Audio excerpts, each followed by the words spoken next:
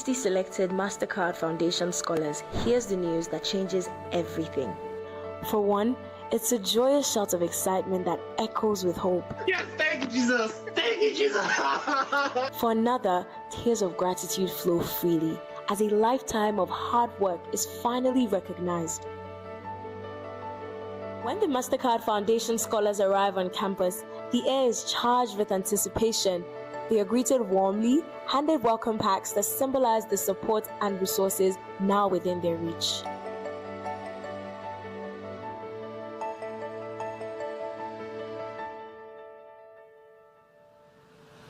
The journey officially begins with the Bridging Program, a careful preparation designed to equip them with the skills, knowledge, and confidence to thrive.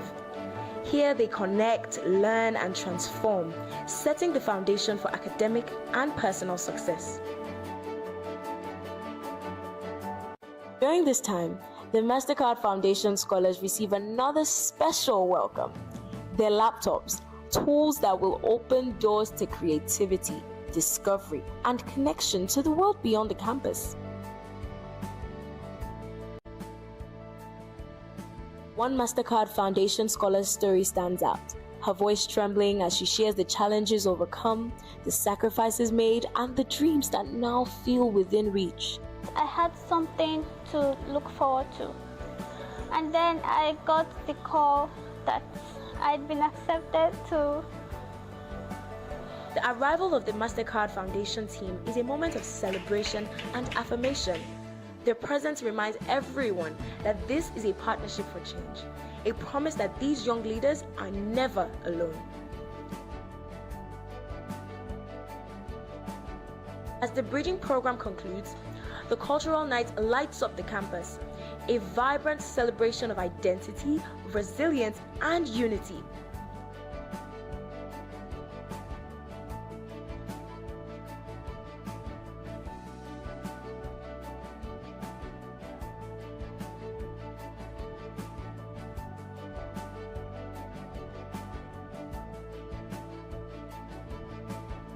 Through song, dance, and stories, the scholars mark not just an end, but the beginning of a powerful new chapter. This is the journey of transformation at Pan Atlantic University. My name is Olisa Osanabo. I have just completed the MAP program at Lagos Business School. The name of the business I'm involved in is called Kate's Associated Industries Limited, Nigeria. We are one of Nigeria's leading manufacturers of personal care products. This business is very dear to me because it was started by my grandfather, and I feel I need to carry on the legacy. Why I came to LBS to do the MAP program is to facilitate that thought process of mine. Taking the program, I better understood how to position myself and how to be strategic in the outcomes of the business. I did that with the help of the facilitators that were very skilled and knowledgeable in the areas of business. And I also gained knowledge from my colleagues because they had rich experiences from different walks of life. This is something that I've thoroughly enjoyed. All I can say is I've been very, very happy and fortunate to be part of this story at LBS. I know that I'll take the experience learned here to my business, and with time, the actualization of my dreams and intent.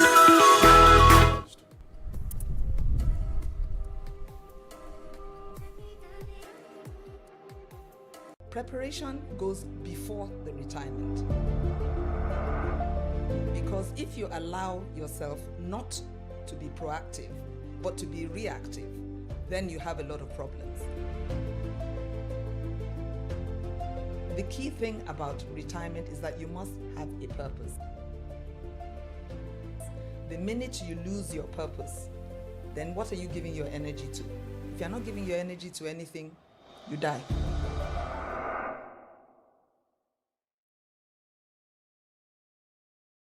Africa's digital transformation won't be driven by machines. It will be led by people, skilled, creative, adaptive. Let's talk about building Africa's AI talent pipeline, the skills we need. To thrive globally, Africa's AI workforce must master both technical and human skills. This includes programmatic skills and the infrastructural development skills to build the environments for AI. On the human side, it also includes AI literacy skills that would help build creativity, creative thinking, domain expertise in health, agriculture, and education. By 2030, we need over 10 million digitally skilled workers. Yet, fewer than 30% of African universities and institutions of higher education offer structured AI programs. We must transform curricula, strengthen faculty, and give access to real-world tools like GPUs and cloud credits. But barriers remain. Limited internet, outdated content, brain drain, and a lack of mentorship. Africa loses over 20,000 skilled professionals each year. Let's reverse this trend by investing in open learning, private and public collaboration, and engaging our diaspora. To retain talent, we need more than jobs. We need purpose, support, and infrastructure. Innovation hubs, remote work options, and career pathways must become the norm. Programs like Data Science Nigeria's AI Saturdays and partnerships with Google, Microsoft, Leap Africa show how mentorship and real-world experience can bridge the gap. Africa's AI future starts here, in Lagos, in Nairobi, in Kigali, with people who are equipped, empowered, and inspired. Let's build that future together. Undergoing the Mastering of Event Management program. It's been a fantastic journey so far. We identified that in the events management sector of Nigeria, the potential is currently as contribution to GDP of about 100 million naira. But if that sector is helped, it can get to contribute about $20 billion to Nigeria's economy. If you have technology in an event and it's not being driven by a proper human management and there is no interactivity and you don't have creativity around it in such a way that it aligns with the cultural nuances of that particular event or people or place, then that event is likely going to fall apart. Curiosity, I think, is one of the biggest learnings for me. The more curious we are, the more we learn. One of the reasons, or one of the pertinent reasons why we had this course was because the entry barrier for the event industry is quite low. Anyone can just be creative and say, boom, I'm an event manager. But you know, when you now have this kind of knowledge, you now understand the professionals from the hobbyists. I've had so many difficulties with structuring and staff retention. The program has been able to open my mind up to other possibilities and other dynamics that we could use or follow. I registered late for this event, and the major reason was because I don't know what I was coming to do in Lagos Business School as a caterer. But lo and behold, my 3 days experience here has been awesome. From the lecture instructors to the staff, to the practical experience and the practical sessions that we have, practical example, everything has been top notch. It is a huge sector. It is a sector that is not as affected by inflation as others, because every Nigerian wants to party, every Nigerian wants to have a good time, every Nigerian wants to celebrate a special moment in their lives. And that is why those who own event management companies, those who form part of the ecosystem, like the people in graphics, like the people in catering, like the vendors, like the venue owners, are all critical stakeholders that need to be looked after. Is there that remote possibility that when you leave LBS, there's something new speaking to you? That's part of the growth mindset. My name is Vera Chinosonwanze, an alumni of the Lagos Business School, Pan Atlantic University, and I'm the head of HR and sustainability at Sika Nigeria, a specialty chemicals company. I hold a BSc in Business Administration, a master's degree in Human Resources Management, and an array of local and international professional certifications. As a business leader, partnering with business leaders and driving significant transformative agenda. Deepening my understanding of the general management of business was crucial. How I could be provide the necessary support to the business leaders. Hence came my decision to pursue an executive MBA program. By the time I came about the member program of the Lagos Business School, it was just perfect fit for me because it provided me the opportunity with regards to the work schedule, flexibility to manage my time, provided the opportunity for me to build a very rich network of professionals who are making waves in both corporate and entrepreneurship levels. One of the key impacts was when I had to work on a project. It was kind of complex, but it was made easy for me because I had to reach out to the network I had built over the period. While I work on this project, it was highly significant and I was able to deploy an excellent result. The program is structured in such a way that for each cohort, you're distributed into smaller groups. And these smaller groups end up being part of your family, right? And with these people, I can't remember at a point when any of us would run out to somebody and then we're not able to achieve huge and excellent results. So it's like having a combination of over 100 years of experience made up in one room, and you can imagine what that will generate for you in terms of result. The way OBS is structured, you will have a lot of networking opportunities. So both local and international, the inter-cohort events, the alumni events, the dinners, the family events, and then of course at the international level, GNAM event, the small online courses, and of course the international module of the program, which kind of exposes you to meet people from other business schools and then keep very large relationship or huge relationship, as you will call it, not just of people, is building very high connection and quality connection amongst the business school from other countries as well. For anyone out there looking at enrolling at Executive MBA, I would say that the Lagos Business School is it for you. You would have the opportunity to build quality connections and learn leadership skills that you can immediately apply on the job. I got into the school for one purpose, which was to deepen my understanding of the business management, how to manage business end to end. However, I ended up with an award as well, the Beta Gamma Sigma Award. For you out there looking at taking an executive MBA, I would say, what are you waiting for? Act today.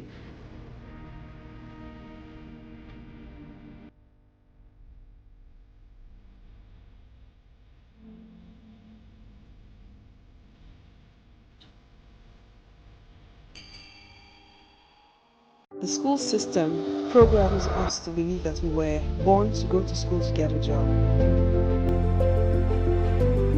It's a subconscious conditioning, and so people see getting a job as the ultimate. If you look at today's society, we find that we're consistently churning out more students and available jobs, which means that we are practically educating people into frustration. Today's society does need more job seekers, and I think that the more highly educated you are, the more the system should be encouraging you towards being a job creator.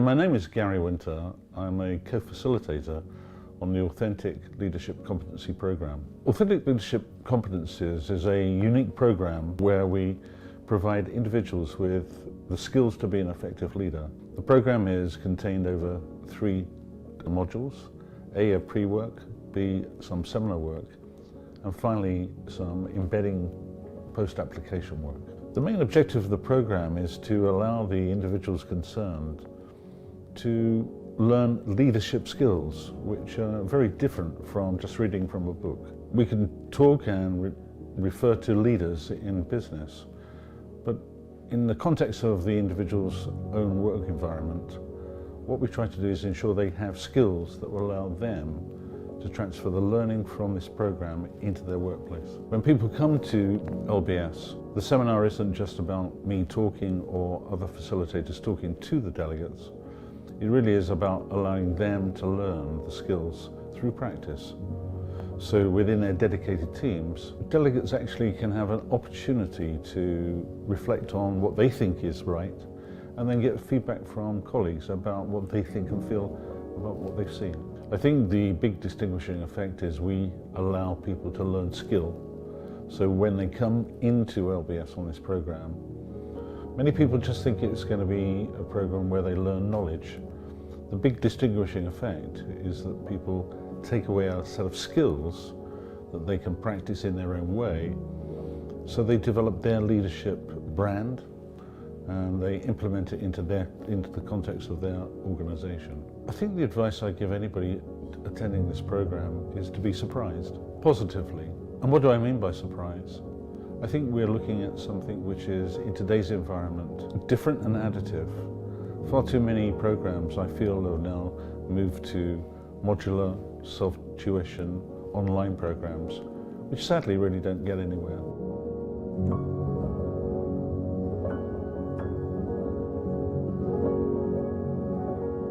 This program is about actually reflecting on an individual's performance through excellent diagnostics.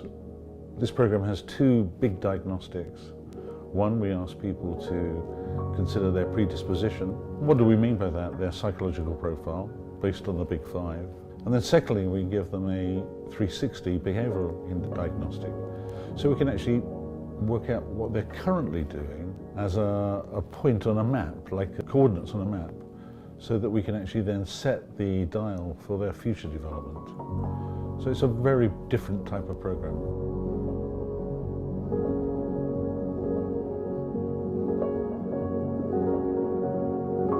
I think very recently we had a participant on the program who said that they'd taken over a new team in a bank, and they were really told that the employees weren't particularly good. They were difficult to manage. I think when coming on the program, she realized that actually by talking to them and listening to them, there might be a little bit more of an opportunity. Why were they employed anyway? Because none of us employ people who aren't particularly good. And through the application of the skills and through the application of her new abilities, she was able to tap into these employees. What was really interesting, it was highly successful. They managed to secure a significant bond of good value and profitability for the bank.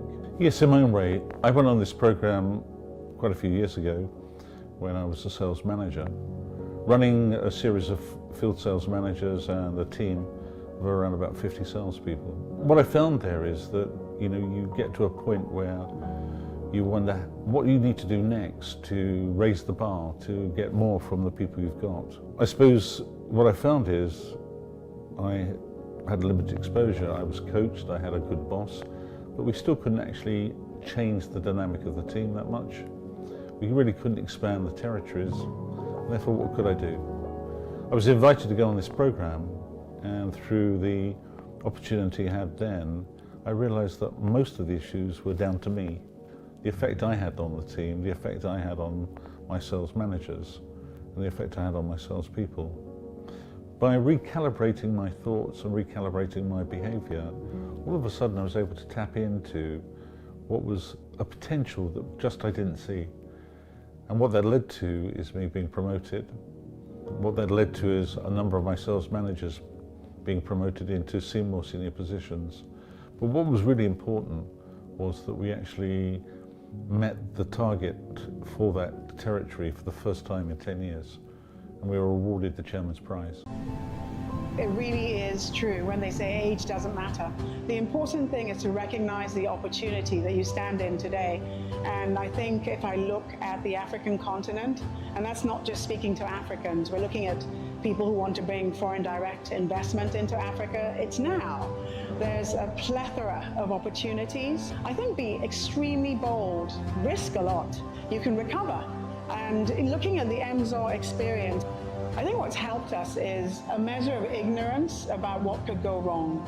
You know, even when you've got it all right and you've got it all together, done is always better than perfect. I think I would encourage you to dare greatly and push. It's not going to be perfect, but it's your journey. There's no bad market, as we say around here. Grab this thing, squeeze everything it's got. You don't like the taste, grab another bunch and squeeze something. Something's going to work. But always learn. Come back and learn from the experiences. Some of the biggest challenges Africa is facing in terms of its development include lack of executive capacity and brain drain.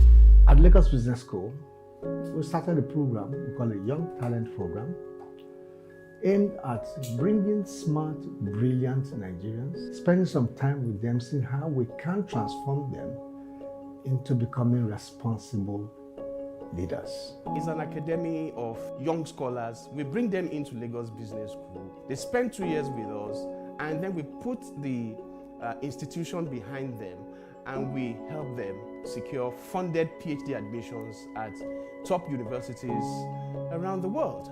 We have been doing so for the last 3 years. What we really love about this program is that it's a platform for young individuals to come, express their ideas, learn, find their calling, find their purpose, get clarity, get more ideas. The kind of skills they don't learn in the university that will enable them fit in properly into different parts of the economy, private sector, public sector, and even the academic. We have people at Manchester, Queen Mary, University of London, Lancaster, various universities around the world. The idea, essentially, is that they will go there, complete their PhD, and if they choose to return to Nigeria, we are happy to employ them as faculty.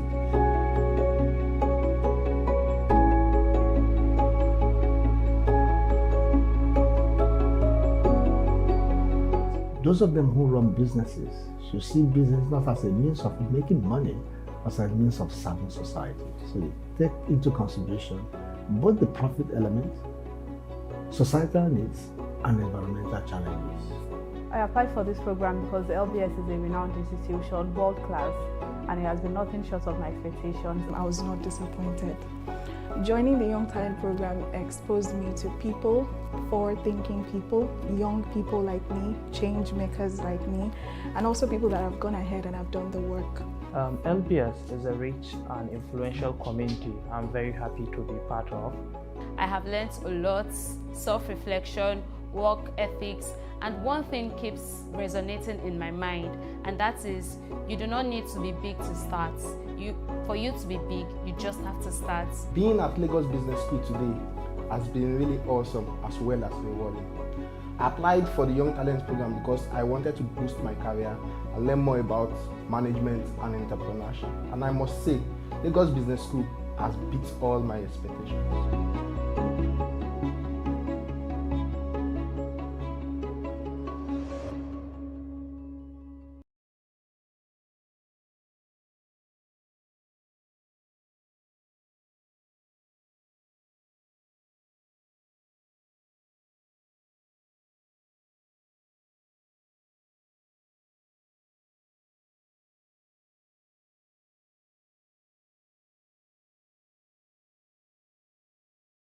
Nigeria, we hail thee.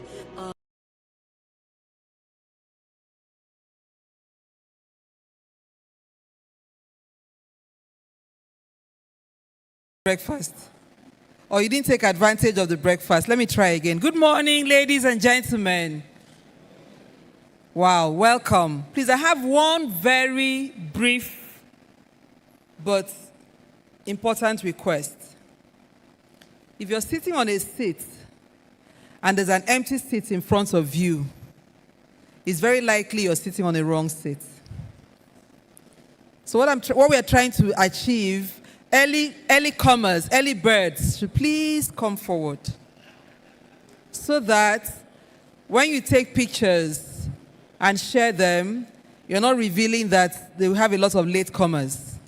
So please, it's a request. If you can fill the seats from row 2, it will give us a better, warmer ambience for the conference. Thank you very much for obliging this request. Thank you. Please just come forward a bit. We are starting in 1 minute.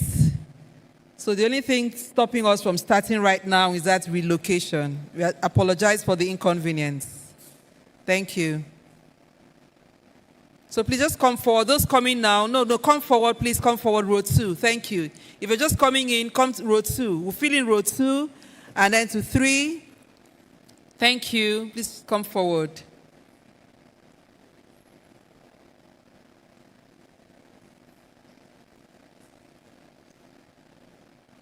Please, row 2, please come forward, come forward, come forward. Row 2, and then 3.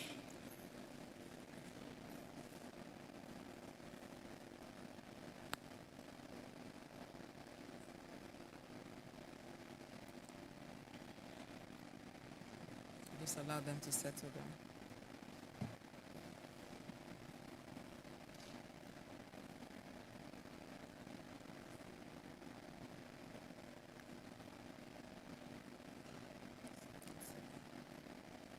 Okay, good morning, ladies and gentlemen.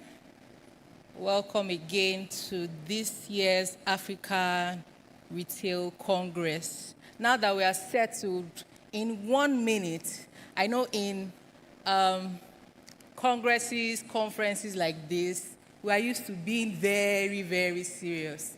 So we're going to tone down the mood a little. I know that some of you are sitting next to your competitors, so you don't want to talk to the person. We are going to do the industry battles after this conference. We are here to network, meet new people. That contract you have been looking for your company, the person that will sign it might be just right next to you, and just because you didn't say hi, you might just miss it. So in 1 minute, look to your left, to your right, smile. Now, everybody smile, because I'm smiling. Everybody smile. Good. Now, let's keep the smile going. Look to your left and to your right. Introduce yourself, what you do, and ask the person what they do also. I'm going to ask you who you met, what they do. Quickly. Some people are still giving me straight face, looking at me. If the person next to you is not communicating, I think you need to change your seat. You're going to be sitting with this person from 9 to 2.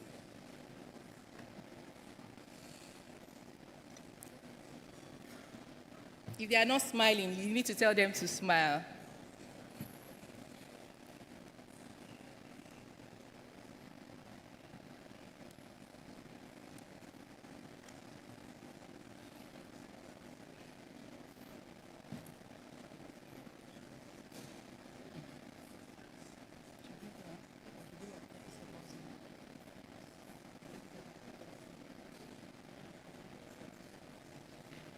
If you are just coming, please sit down, meet your neighbors for today.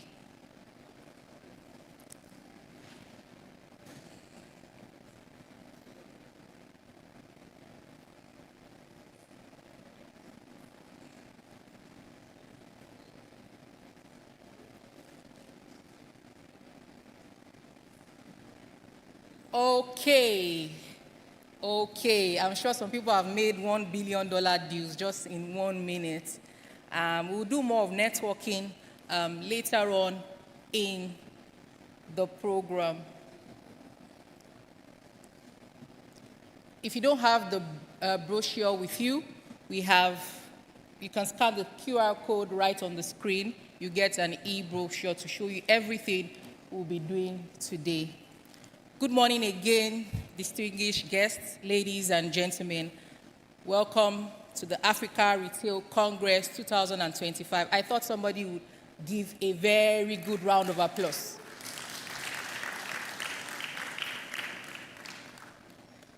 You're welcome to a gathering of some of the brightest minds, boldest innovators, and most passionate leaders shaping the future of retail across our continent. Today, we come together not just about retail, but to reimagine it, to explore how technology, creativity, and collaboration can transform how we buy, sell, and connect with customers in Africa and beyond.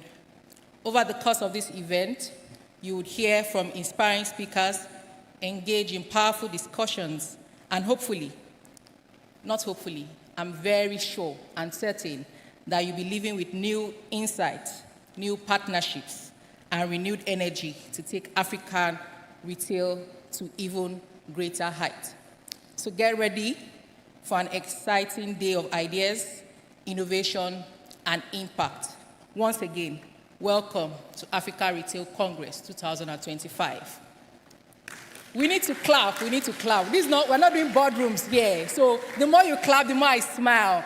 The more you don't clap, the more my smile goes dimmer. My smile is like electricity. You have to charge it with your clap. So welcome to Africa Retail Congress 2025.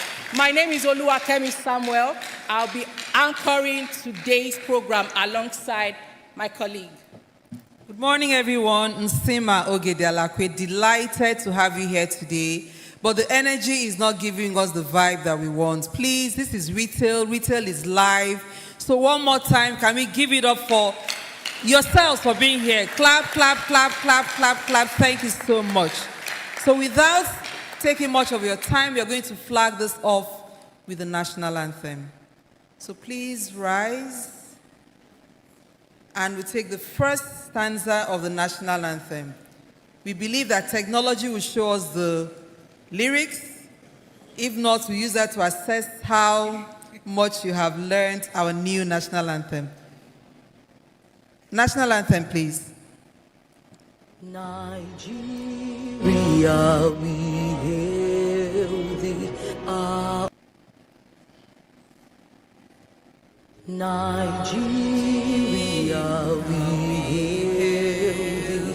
Our own dear native land. Though tribes and tongue may differ, in brotherhood we stand. Nigerians all are proud to serve our sovereign motherland. Thank you. You may be seated. So once again, we welcome you to the 2025 edition of the Africa Retail Congress. Are you excited to be here?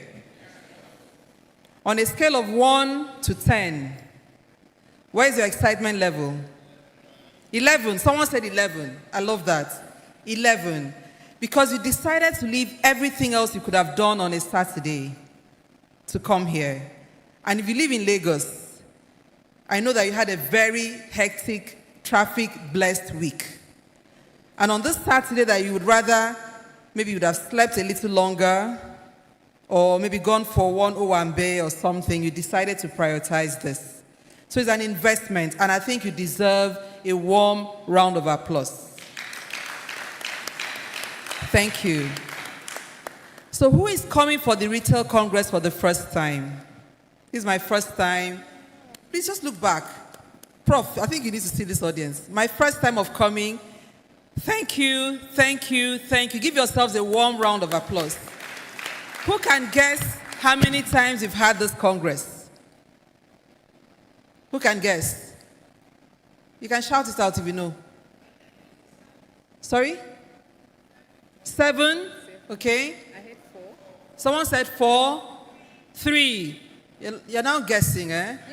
And there are some exams. If you write JAMB and you guess, you will definitely fail it. Okay, so this is the 4th Congress. 4. So 4 years ago, the seed was planted. Not just the Congress, for the academy, the Retail Academy, Lagos Business School Retail Academy was planted. That seed was planted 4 years ago. And if you think about, I like to use that Greek for analogy. Think about what you planted, an orange, mango, it's yielding fruit. So we are here today to discuss retail. And every year for 4 years, we have gone deeper and deeper into issues, opportunities, challenges, retail across Africa. And we are not just talking, we walk the talk. So you're here today for another exciting, practical session. I would encourage you to be part of it.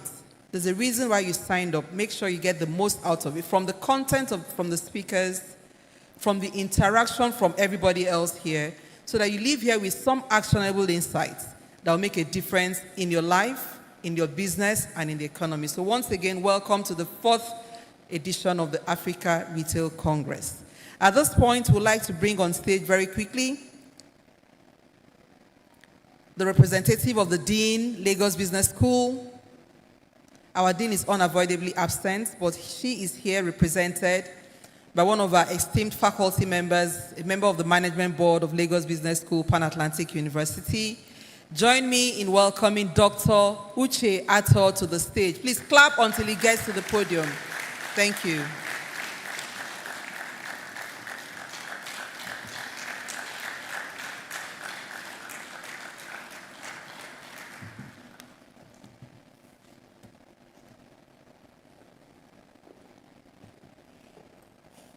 Distinguished guests, ladies and gentlemen, good morning.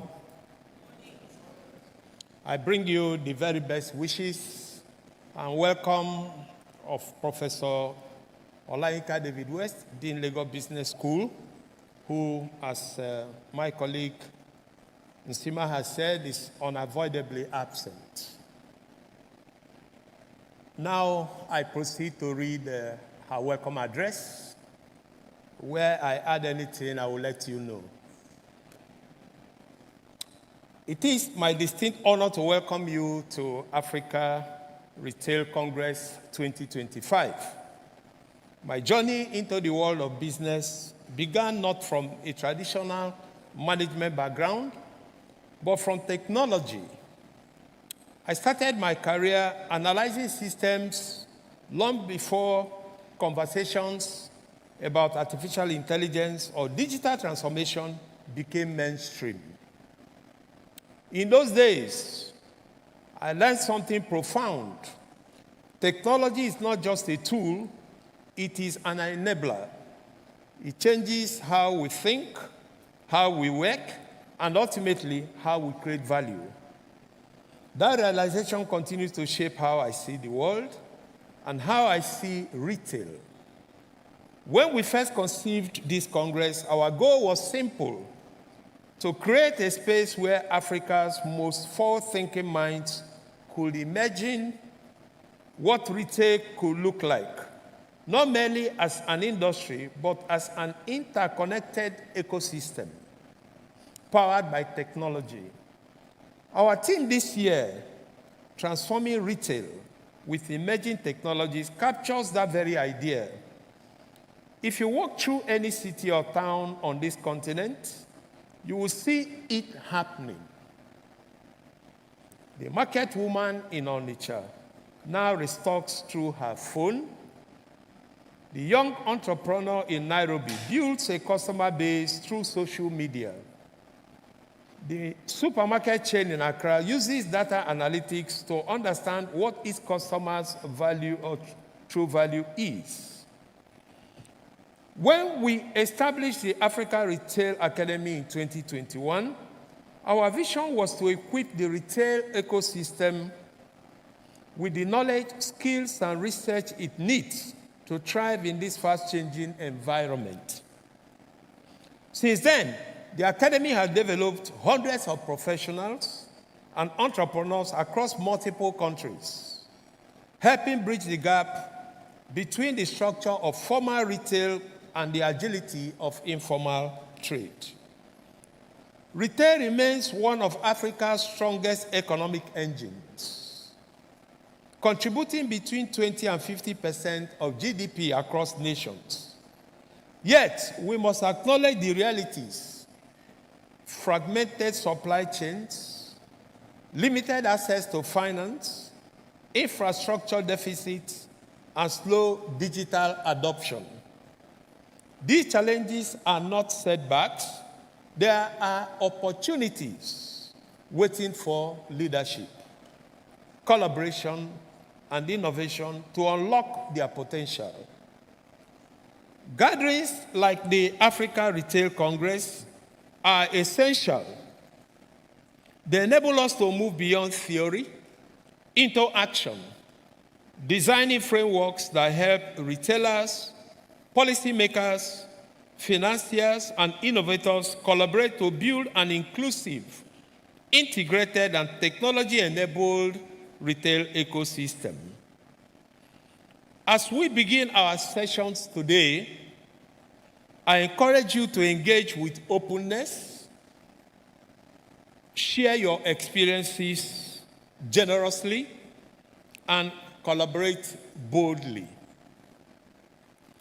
Before I conclude, I would like to express my sincere appreciation to the planning committee, as well as to our distinguished faculty members in the persons of Professor Uchenna Uzo, the Academic Director of the Africa Retail Academy, Professor Louis Nzegu, who is the chair of the Africa Retail Congress, and the man we call Mazi Chidi Okoro, who serves as a or what sometimes we refer to as alternate academic director for the Retail Academy.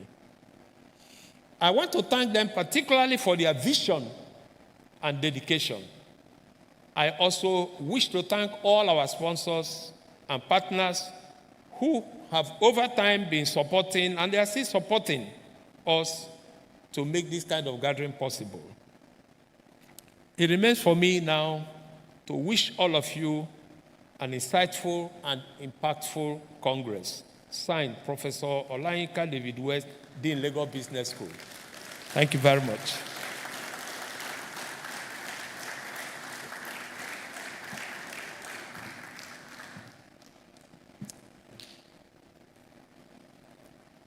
So let's get to know the room a little.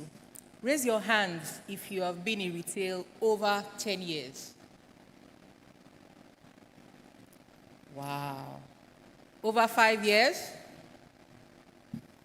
A little above 1 year. So we need to clap for our seniors. So the 1 year, the 5 years, let's hear you clap for, because if you're doing something for 10 years, that means you are doing something right. Quickly welcome with me for his opening remarks, the Congress Chair, Africa Retail Congress, Professor Louis Nzegu.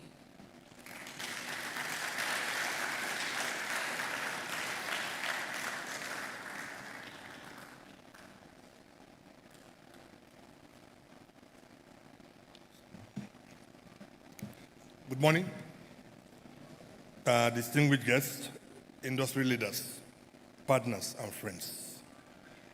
It is a real pleasure to welcome you to the Africa Retail Congress 2025, hosted by the Africa Retail Academy, Lagos Business School, Pan-Atlantic University. Having all of you here today means a lot.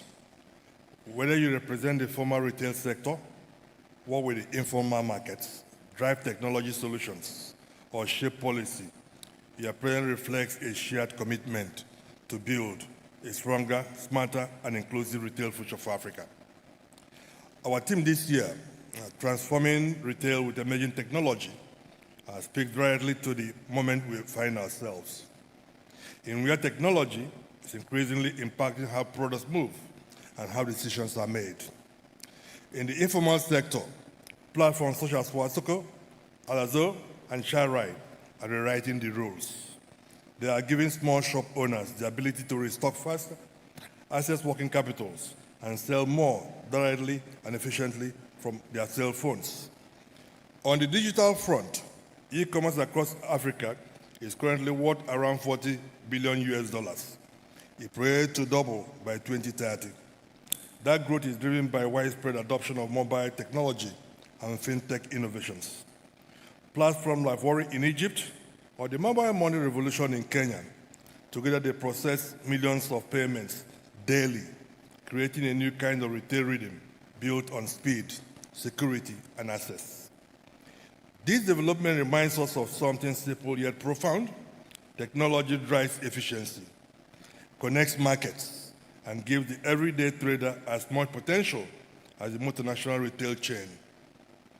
But we must also be honest about the challenges ahead. Infrastructure gaps remain. Access to finance is uneven. Our regulatory systems still need to evolve, and across the sector, there is a growing need for digital scale and leadership capacity. That is why this Congress matters, because progress will not come from technology alone. It will come from collaboration among governments, investors, innovators, community, working together with a shared purpose and vision.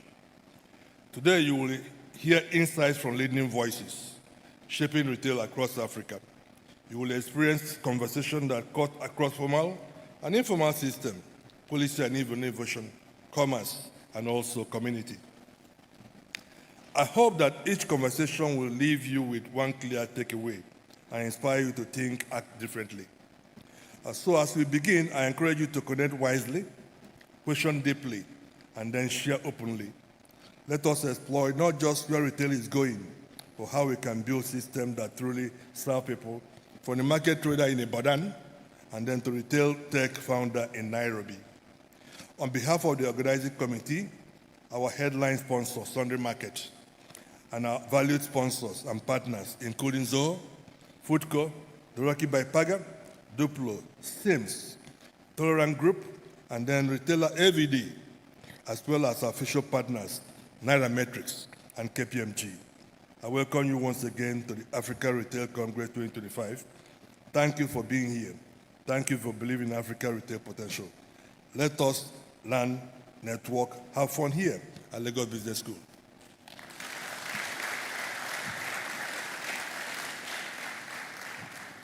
Thank you, Prof. I think we can do better than that. So the one gift you need to give us just to encourage us, you know it's not easy to face a crowd, so that I don't become have stage fright. Just clap. When the speakers are here, let's encourage them. It's one way to keep you alert as well. So thank you very much, Prof. Very quickly, I want to ask how many of us have downloaded the brochure? Do you need the QR code back up here? Please, can we have the QR code again for those that came in later? So in our spirit of sustainability, saving the earth, we reduce the volume of printout that we are doing for the brochure. So we'd like all of us to please take advantage, download the brochure so you can follow with the proceedings. So thank you very much for that opening. We go on straight to the first keynote address. Our keynote is centered on the theme of this Congress, transforming retail with emerging technologies, strategic implications for operations, investors, and policymakers. And our esteemed keynote speaker is no other person than Juliet Anama. As she comes on stage, her profile would come up, but you can see it on there. She's the Chief Executive Officer, CG&R Strategy, LLC Board Chair, Nigeria Breweries. Can we give her a resounding round of applause? This is an industry tycoon, practitioner experience. And bring out your pad to take notes, because if you don't get anything from this session, it will be a great miss. Thank you and welcome.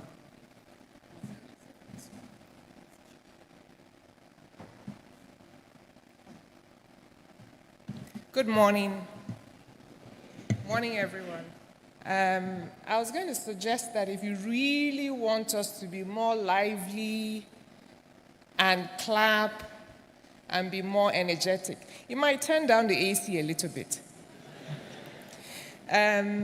Some years ago, I was doing, I think it was a study for a retail brand, highly upscale retail brand.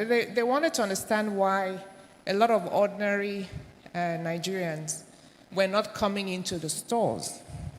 So they were not seeing the footprint. And we did a lot of interviewing and all that. And one woman I remember said to me, so I said, why don't you walk in? It's just next on the street. And she said, Madam, the kind AC where they blow for there, I sure say the price go day high. That's why I know enter. So that's why I said, turn down the AC small so that we can smile more. Thank you. Anyway, I hope I know how to navigate this, but it's not showing. So where do people see this, the slides? Is it okay, all right, thank you.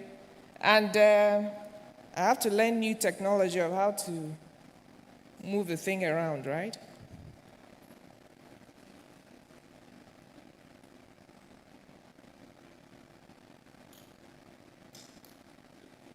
It's moving, but I don't know. Next, the real slides are not showing yet.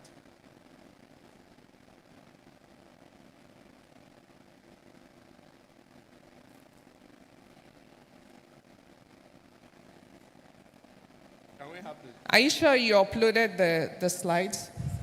Okay.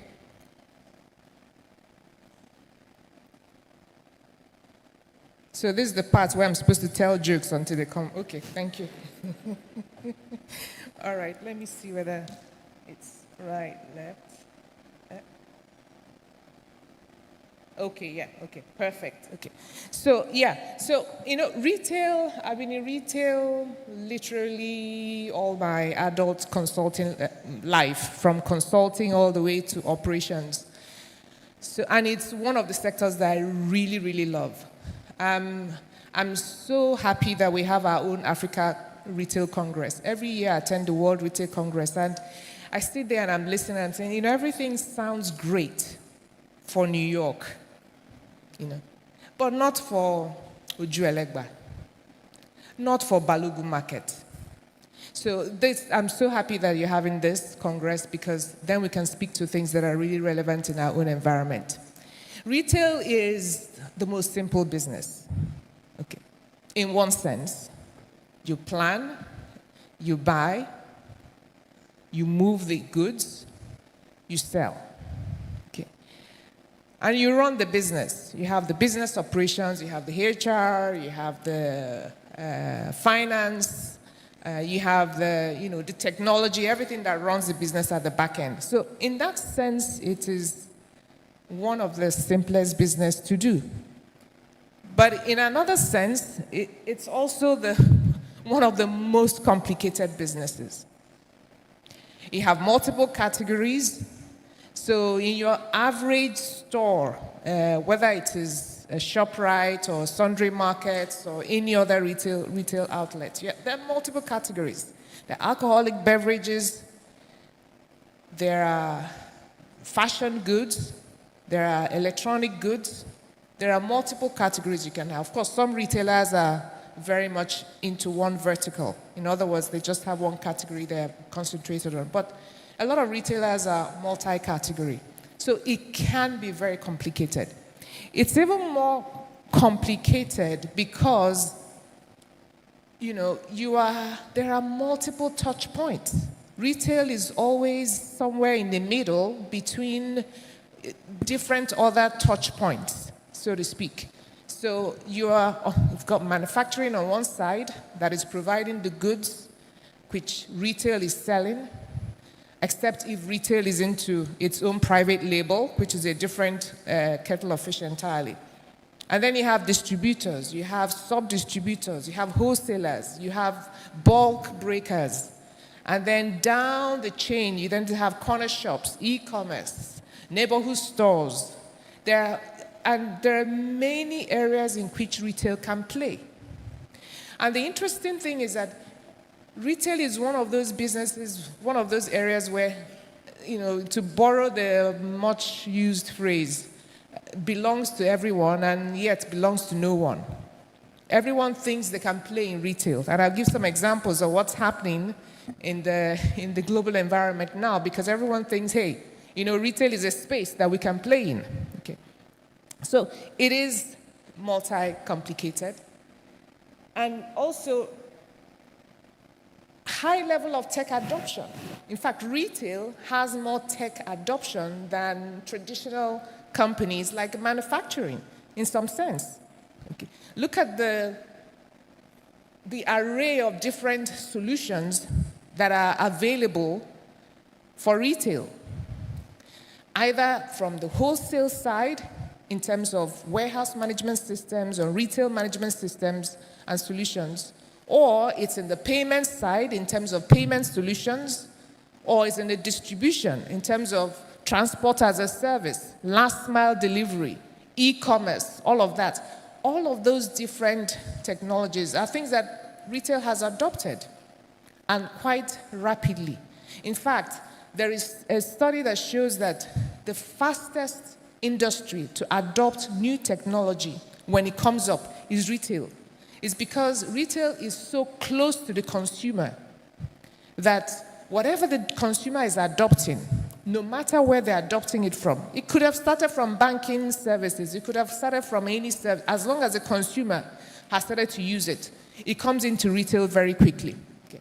So there's a high level of tech adoption. There's also a high level of new tech that is coming. And I'll just share some of those examples. These are some examples of technologies that I have been involved in either implementing or helping clients to adopt them. Look at Pictory, for example. I don't know how many of you have used Pictory. I've used Pictory to design social media campaigns, okay. LinkedIn campaigns, Instagram campaigns, Facebook campaigns for retail promotions.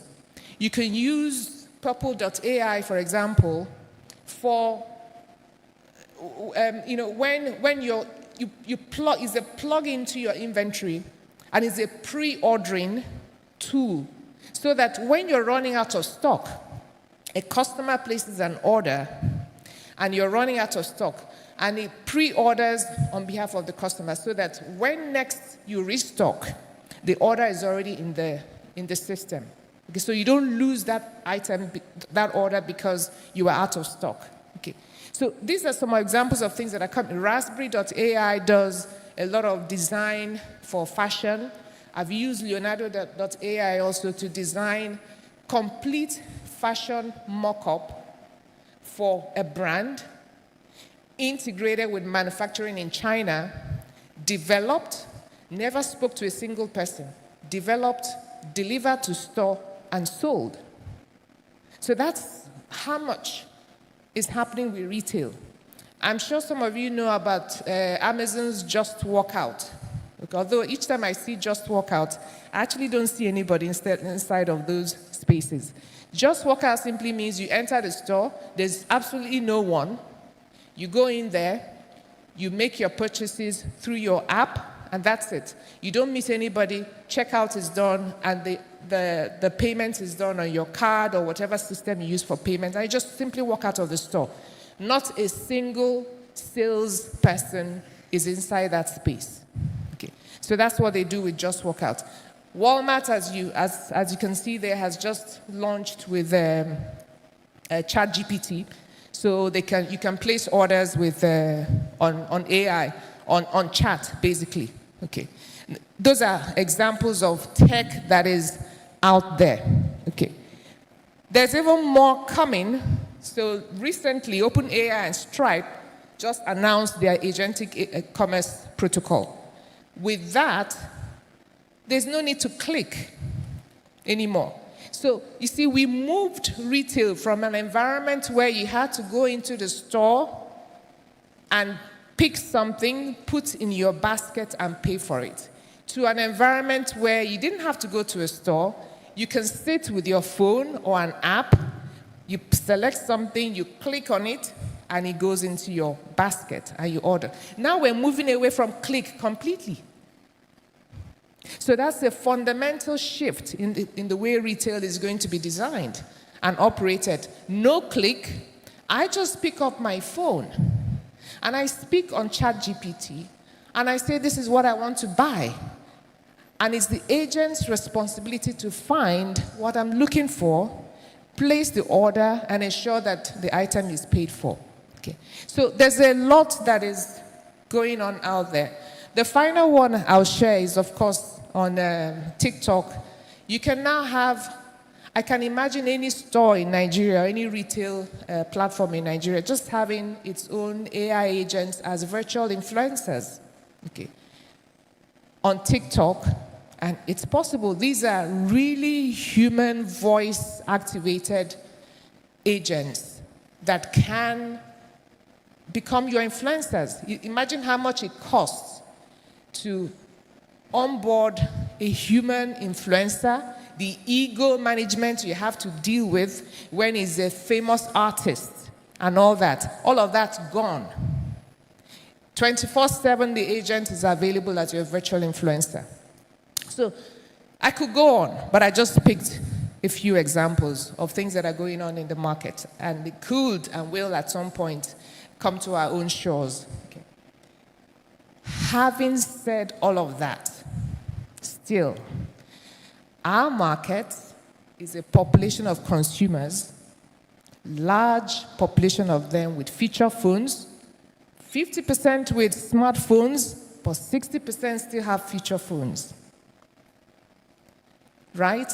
And they have small wallets. Just like India.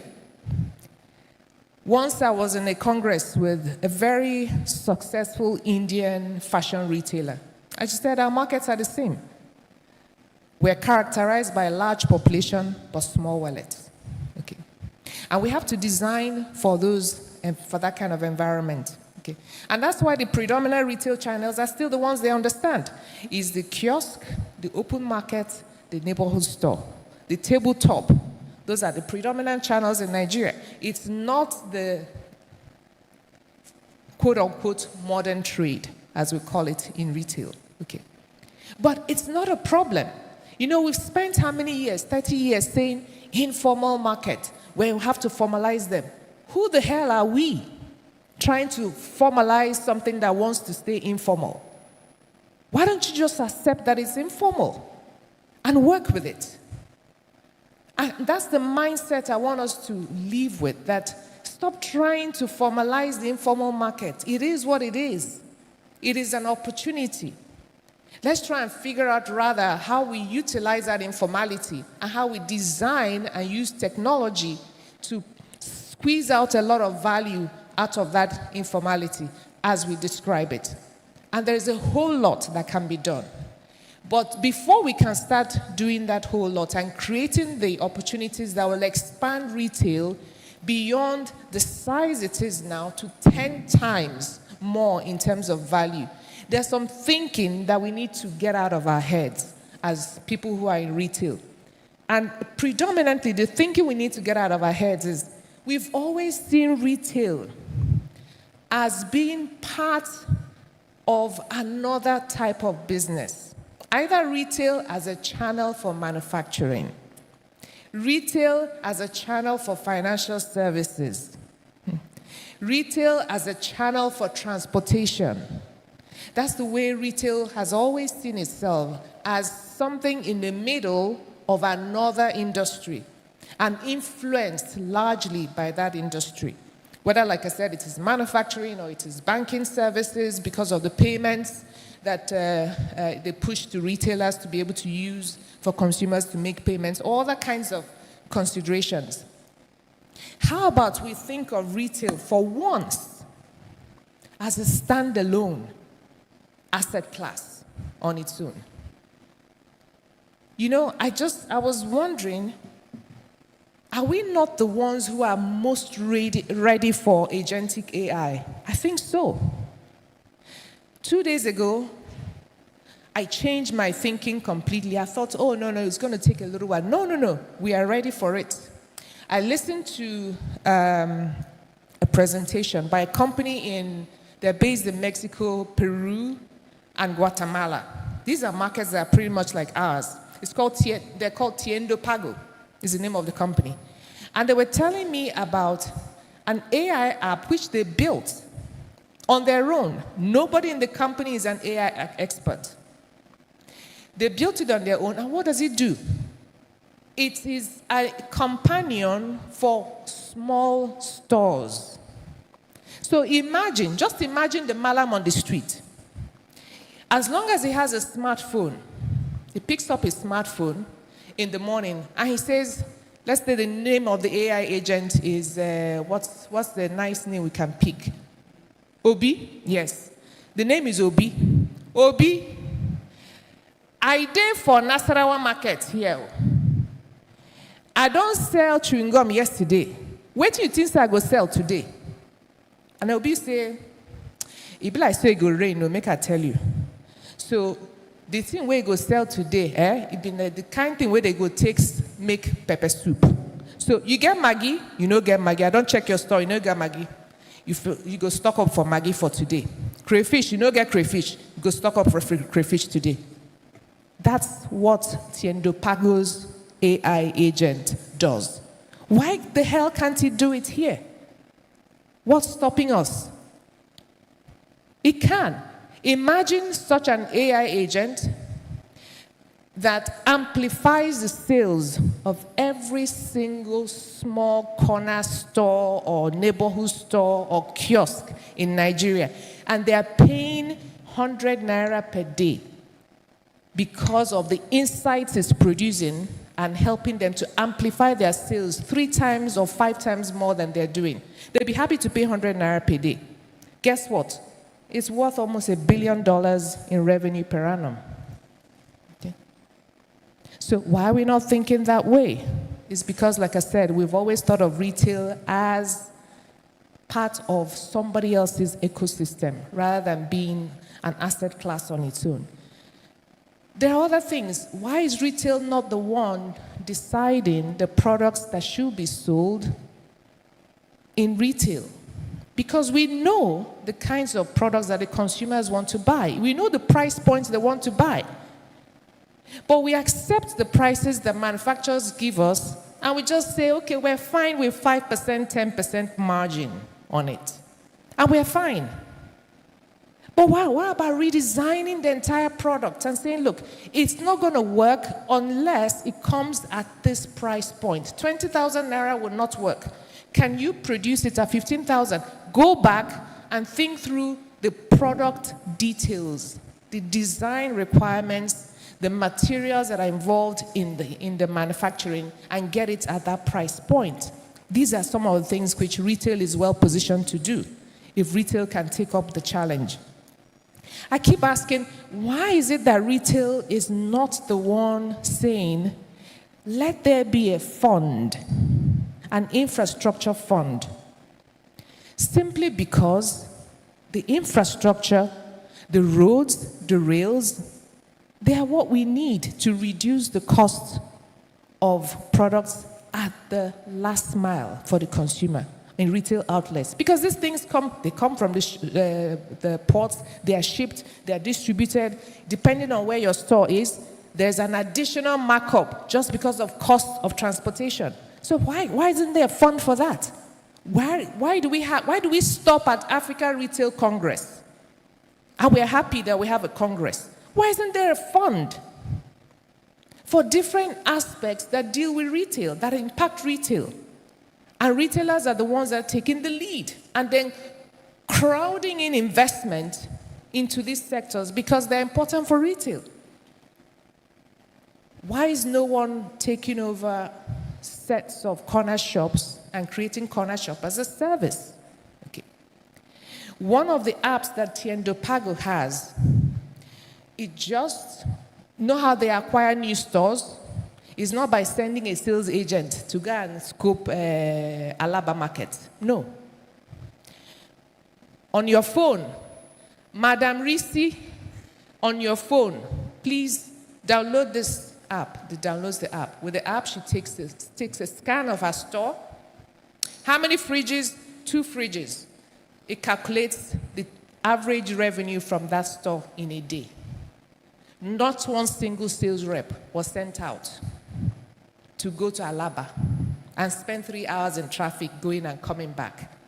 With that, they acquire the store. They know the inventory in the store, and they are able to even offer credit to that store based on their inventory. And then they overlay it with Obi, who becomes AI companion for that store and determines, advises when to order. Sometimes they say their sales rep will call the store. The sales rep will say, why are you calling me now? Me and Obi talked yesterday. We don't agree the thing where I go buy. Okay. So these are very simple things. Then how come with such, you can imagine that open markets, even open markets that feel so unstructured, is so informal, it can be turned into an asset class and attract real investment into that space. Okay. So the last thing is, I'm working now on a project that's looking at increasing, I'm done, don't worry. I never speak for more than, how many minutes have I'm surprised I've gone for longer. I'll be done in 1 minute. Okay. I'm working on a project that's looking at smartphone penetration, increasing smartphone penetration across Africa using Nigeria as a pilot. And I'm wondering, why is Why is it the banks worrying about that? Why are retailers not worrying about smartphone penetration? Isn't that one of the tools that is extremely critical to the growth of retail? So you see, my point is, we have, as maybe because, like I said, retail has been part of somebody else's ecosystem all this while, manufacturer's ecosystem, banking's ecosystem, or other ecosystems. We've never actually thought of retail as a standalone asset class and began to say, how do we redirect investment around us to support retail? So in closing, hope I'm not going backwards. Is it going forward? It's going backwards. Yeah, so in closing, I'm just saying, look, the opportunities are there. I think we're ripe for some of the opportunities and some of the tech that we think is too way forward. We're probably ripe for it, because if there's anything Nigerians know how to do is to talk. So we're ready for agentic AI, in my view. We're ready for so many other things if we can only come together and look at retail from a fresh perspective. Thank you very much for your time.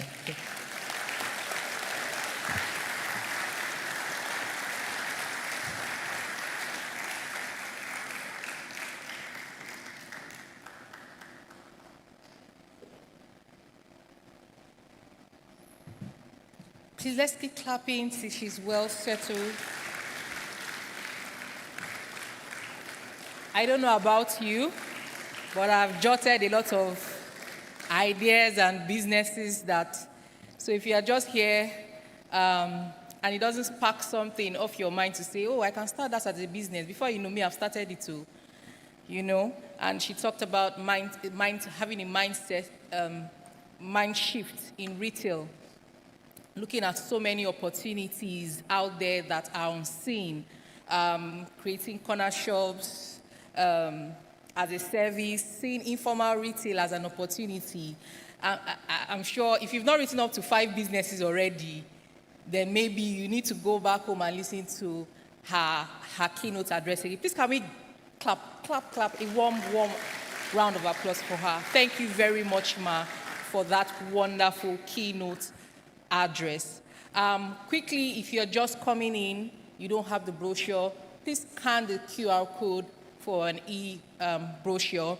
And in this generation of hashtags, we can't have a program without hashtags. So as you take that picture, the selfies, please use the hashtag LBSARC 2025. That's LBSARC 2025 and LBS African Retail Congress. If you didn't get that, I'll take it again.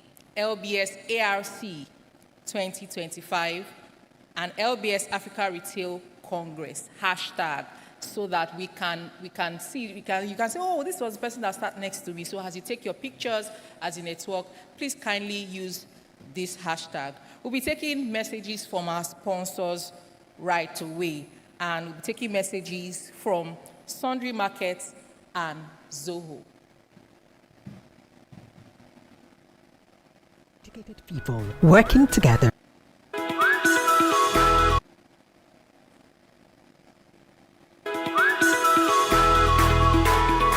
Behind every aisle at Market Square are the hands of dedicated people working together to serve you. From stocking the shelves to attending to every customer, every interaction tells a story of care, quality, and service. And together, we've grown over 37 stores in 16 cities, serving over 30 million Nigerians each year. Because at Market Square, service isn't just what we do, it's who we are.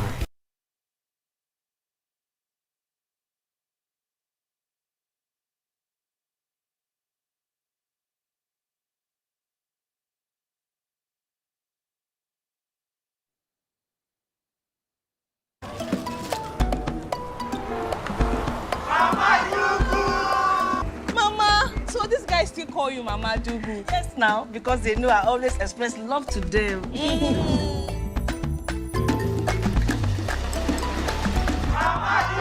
Special lady, take your Indomie Oriental. Pepper lover, your Indomie pepper soup. Take your Indomie crayfish. Thank you. From childhood favorite to new discoveries, keep expressing love with Indomie flavors.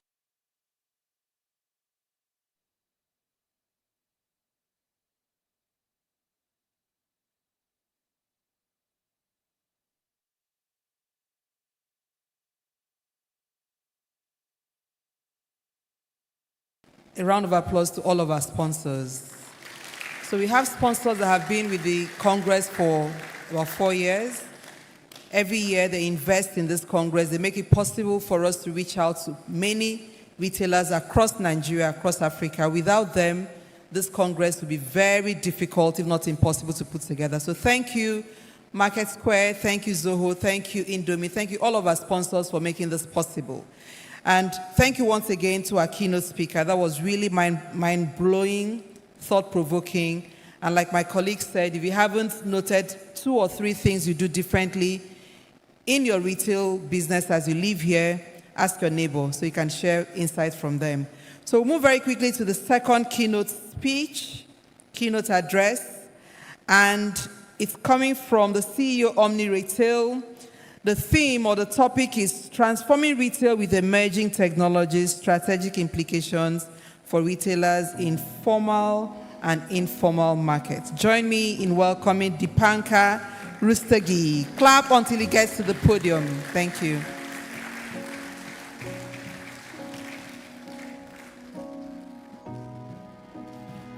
Good morning, everyone. I'm grateful to LBS for this opportunity, to all the esteemed professors and such fine audience.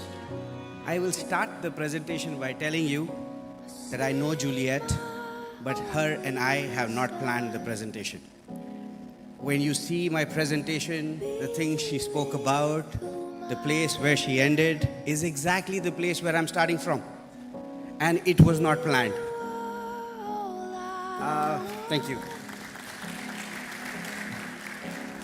Before I go into the presentation, I want to talk about the power of retail. Amazing. So the topic I'm talking about is transforming retail using technology, emerging technology. When we talk, I'm not very used to standing in one place. I'm a fidgety person. So if you see me moving around without the mic, I think I'm loud enough. I can cover you all. But yeah, I'll continue. Which are the technologies? I'm going to start with a few questions. Which are the technologies that come to mind today when we speak about emerging technologies which are changing the world? Anyone? AI. It's not even a second guess. It's top of mind. What is AI based on? Data. Without data, is there AI? No. And why are we talking about retail? Retail in Africa. These are the first 2 topics that I'll cover, and then I'll go deeper into how exactly retail is structured and what exactly is AI doing in retail to transform. One more question before we get in. People talk about artificial intelligence, and I hear some of our brothers saying, it's still time. If AI is going to change something, it's going to be in the US first. It's going to be in the Europe next. And then our chance will come. Are we together? How many of you believe, okay, can you name the countries who are using ChatGPT, one of the examples of AI, in a day-to-day basis? Can you name the countries? Top of mind. Nigeria. Amazing. Any other country that comes to mind? Which is using ChatGPT more than United States? Kenya. India. This is list of countries, and on the left is the percentage of people who use ChatGPT daily. And do you see United States? There is India, there is Pakistan, there is Kenya, there is China. So adoption of technology in our part of the world is not waiting for somebody else to approve it. Are we together? So we don't have to develop a technology that will be second to us. The time has come where we are building, I think Juliet gave some fabulous examples, based on the needs of the market. We are building technology that services this market, and we are waiting for no one. The times of making what has worked in the US, Uber into Nigeria, we are making Airbnb into Nigeria, we are making solutions that are AI first for our market. So you see on the right, 27% of the users in Kenya use ChatGPT daily. Now, why retail and why today? Retail has been big before I was born, and it will be big after I'm gone. Why are we talking about retail today? The emerging trends of growth in retail on our continent are fabulous. Last 3 years, things have changed a lot, and it is continuing to improve. The way retail is structured in Nigeria and in neighboring countries is very different. We don't have a Walmart. And we have some large format supermarkets. We have some sponsors, and hats off to them on how they have built their empire. We just saw Market Square with 37 outlets. Fabulous. But natively, we are not used to going 10 kilometers to an air-conditioned store and buying goods. How do we buy? Mama, I'm sending my son. Can you give her this?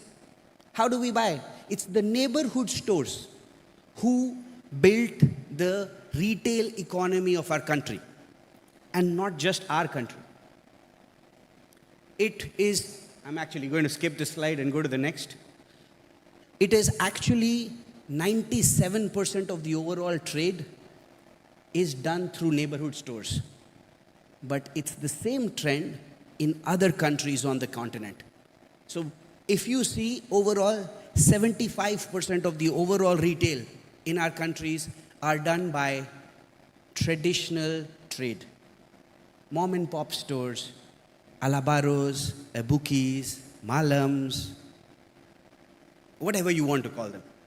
But what makes them different? I messed up. This was the slide I was supposed to cover before. What makes them different? What is the difference? I think Juliet mentioned another point which not many people understand, which is changing. Saying tomorrow's retail in Nigeria is going to be, there will be Walmart in Nigeria, there will be 7-Eleven in Nigeria, or there will be Costco's and Tesco's of the world in Nigeria, is force-fitting a model that was developed for a different economy into an economy which requires and desires something different. What we need is right pricing, and we need is convenience. Logistics is not exactly structured the way it is structured in the United States. So going 10 kilometers and then finding parking to go inside a mall is a very different experience. The difference between a traditional store and a modern store is only one thing, which is data. It is not the shape, it is not the structure, it is not the size and the format, or whether they have a POS by Microsoft or a POS by Apple. What matters is, do they know what they are doing?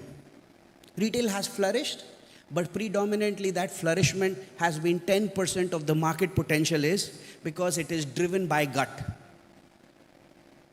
Today, we are scared that a retailer does not want her child to be a retailer. A mama who is running a retail store in your neighborhood for the last 10 years, does she dream of her daughter or her son taking over the store? No. Why? She's struggling with price changes, with margins, with actual technology that can help her manage multiple SKUs. So what she does, everywhere across the world, you have one store where you can get your eggs, where you can get your fresh vegetables, where you can get your noodles, pasta, flour, bread, oil, rice, pounded yam. Here, we have stores for oil. We have stores for packaged foods. We have stores for commodities, where you'll get your rice and beans. We have stores. Why? You have divided one person's income into 5 stores, and you want him to be profitable? How? The difference is they need to capture their data. They don't need air conditioning. They don't need 24/7 generators. They need to know this month, how much am I going to sell? Next month, what inventory should I have? What am I going out of stock? And I think this is what defines the difference. If we can give the power to our traditional retailers to capture, this is the opportunity that stands at hand. We have the largest growing population in the world. We have a market where internet penetration is growing, which is ready to use technology. Juliet mentioned some numbers around the big mix between smartphones and consumer phones, smartphones and analog phones. But the reality today is, with last 3 years, all the policies that have been pushed, if you tell me there is a retailer who doesn't have a bank account, I'll be surprised. For the last 2 years, most of the retailers were not able to withdraw 20,000 naira from their ATM. Every retailer today, I'm not talking about the Alabaros, I'm not talking about the push carts, I'm talking about a fixed store. We've done this study and we say 100% of these retailers who are full-time retailers, not by-the-way retailers, or today I have money, I buy, and tomorrow I sell, and then store is shut. But those people have phones, because without a BVN, without an account number, running a business in Nigeria is not a possibility anymore. Are we together? So these people are equipped with internet. Their style of using internet is different. They will switch off the data when they don't need it, but they have data. They know how to use it. They use WhatsApp. They actually take screenshots of their banking app when their shop boys are doing collections. So we are not running in a market where this revolution of retail we are not ready for. We are absolutely ready. We just have to take the initiative. It's going to be tougher because 97% of those retailers are fragmented in a very detailed manner. There's 6 key areas where we feel there are gaps that we need to bridge. There are more, but these are 6 areas that we feel need urgent support. Not one company, not 2 companies. This is, you don't get one company which changes the future of commerce. You have to have a breed of companies who are not just looking at profitability and valuation, who are looking at consumer behavior and offtake. How exactly is a business being built? The 6 factors here are infrastructure gaps. So, gaps are there. Let's not deny it. Let's work with them. There are gaps. Still, there are markets where internet connectivity is poor. There are still areas where there is market, but just outside the market, after the rain, trucks can't go inside. It's a reality of life. There is a challenge around digital literacy. We want people to learn about Facebook, people want to learn about WhatsApp, but when it comes to using banking apps, banking solutions, they are slower. Access to working capital. There is a huge gap. Everyone wants to give working capital to the person who has collateral. It's a oxymoron. Who do you want to give money to? The person who has money. Why will he take your money? At what price? 3% per month? 36? 32%? How many businesses actually make that kind of margin to consume capital at that rate? And then the amount of time it takes to get a working capital loan, phenomenal. Data fragmentation. If you ask a retailer how much he sold last month, he has an idea. You ask him what he will buy tomorrow, what is his inventory, he will bring out a Kalamazoo. Some of you might know Kalamazoo, it's the notebook which our retailers carry. But that notebook doesn't notify him, Chief, your stock is about to get over, place your order. That's That's how simple we are talking about. He's keeping data, but in a notebook which does not engage with him. Challenges around regulation, I will not go there.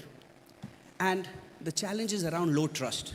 Even if we want to give working capital loan, even if we want to give payment solution, today we have seen how penetration of POS is changing, how KYC is becoming important. But even now, when I speak to younger startups, they say, we are not doing KYC now. We will do once we reach a height. Basic trust building has to be done from day one. Someone is telling me I need to move forward faster. So these gaps are being bridged. There are still opportunities. Some of you would be looking at creating your own businesses, creating your own startups. Sorry, I went back. The opportunities here are in infrastructure. We need to find solutions that can invest into penetration. You can actually buy bandwidth and service markets. There are still villages who are servicing 10,000 households, 8,000 households, and internet is crappy. How do you connect those people? How do they do digital transactions? How do they work on POSs? We still have the challenges around literacy. Investment in educating people is super important. Challenges around building trust so you can actually have a credit score that works for our country. What is a credit score that works for our country? Why do we need collateral? We need that so we can actually see their data and know what is he selling and how much exposure a company wants to take. If we are going to continue asking for collateral, it will be a very few people working in the business. The quality of data that is coming in, I spoke about how important data is, but then people say, I have data in a notebook, in a register, or I have data in an Excel sheet. But I will be very honest, some of the large manufacturers in the country don't have a clue about how to use their data. This is a small slide which talks about two utilization patterns. One is the flow of data, where you have a funnel. You have raw data being available, you start doing analytics, you start building insights, and then you use those insights to take action. But the one at the bottom is very important. On day one, you can't start doing prediction with your data. On day one, you actually become descriptive. What is happening? Where is it happening? How do you deepen? Why did it happen? So you start to give diagnosis and explanation. Now you can do forecasting. Now you can do predictive analysis. And then finally, how can you be prescriptive? Exactly why did this happen? This month, my sales was low, but this was the reason. Is not juju. Is actually data being prescriptive in its own way. And that's the real use of machine learning and AI. I have a few case studies. All of you know about it. I think Juliet also mentioned about it. Today, the times of building an e-commerce store where you actually list your products is gone. If you're doing that, you're working on a technology that is getting depleted. You need to work on how exactly your products can be explored on ChatGPT. How can you click and order your products on GPTs of the world? Are we together? And that's what Amazon is doing. If Amazon is doing that, and you starting a new e-commerce business don't do that, we'll be lagging behind. These are some of the examples from our industry, our continent. This is a company called 4G Capital in Kenya. They've built an algorithm that enables them to see the history on M-Pesa and other platforms and can give you a loan without you having to queue up in their stores. Simple. This is another company from South Africa. It was acquired. It was acquired because a large giant called Checkers said, we will not sit back. We will ride the D2C commerce wave. We will not wait for people to come to our stores. We will go to their houses. And I think it was a very important thing. Thinking about business is going to be done the way it was done when I was younger. Tomorrow is not the right way. And I think a case study about us, what we do at Omni Retail is we are building the infrastructure. Some people ask me, are you OmniBiz or Omni Retail? Are you OmniPay? Who is OmniPay then? Omni Retail is the name of our company. These are the 4 solutions we provide to digitize the different stakeholders in the value chain. Omni One services the manufacturer. So we have the right products listed. We don't have to go and list these products again. We don't have to manage pricing at various levels.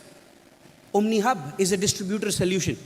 which enables people to become distributors, which enable distributors to manage their inventories effectively, which enables them to get financing without having to step out of their warehouse. OmniBiz is a retailer solution, which is the one many people know about.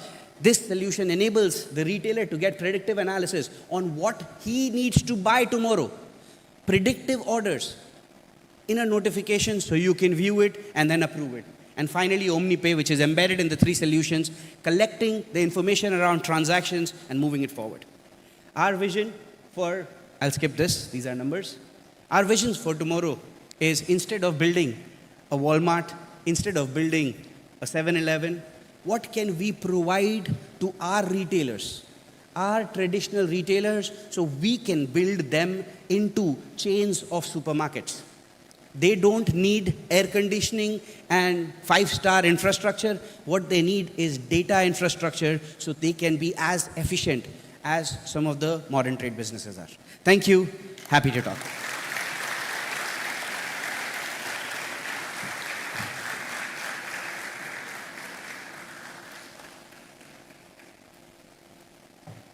I think we can do better than that.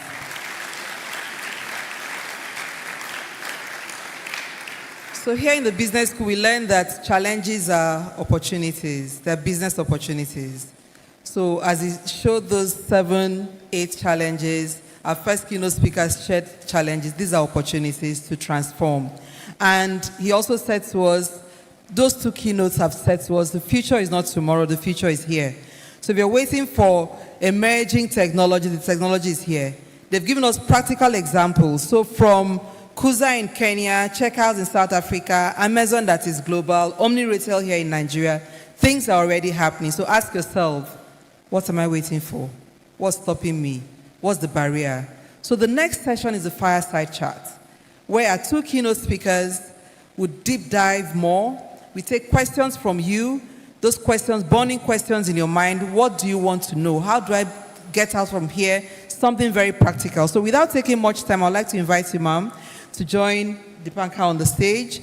And then this session will be moderated by Mr. Chidi Okoro, who is the alternate academic director, Africa Retail Congress.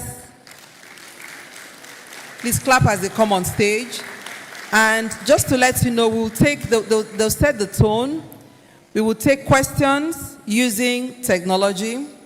So we have Slido that will come up. Please scan the code when it comes. You put in your questions. So we'll take maybe only 2 live questions here when the time is right. And then the rest of the questions will be taken through Slido. So please bring out your mobile phones. Smartphone technology is here. Let's use it. You scan the code, you put in your questions, and then the moderator will take them as relevant. So we are ready to take so you just have setting the tone, the questions will come in. We'll take 2 live questions from here, and then the rest of the questions will come from Slido. So I think you have higher chances sending your questions here than depending on the 2. So Chidi, over to you. Thank you. Okay, where's the question? Yeah, do you have the name? Okay, so we have someone else joining us for the keynote, for the fireside chat. Sorry about that. So he's a representative from Standards Organization of Nigeria, head of conformity. Thank you. Please let's give her a round of applause. And it's good that she's here because we touched on regulatory. So she's here. If you have all of those regulatory questions, let's bring them on. Thank you. Please clap until she takes her seat. Thank you.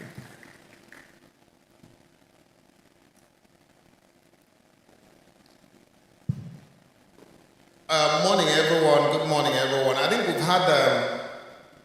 we had some insightful presentations on retail, transforming retail with emerging technologies. Both Deepak and Juliet, I think they did justice to that. Nsima had kindly summarized that. Deepak spoke about a $2.5 trillion market. That's massive. And I think Juliet did choose some question that really keeps all of us thinking.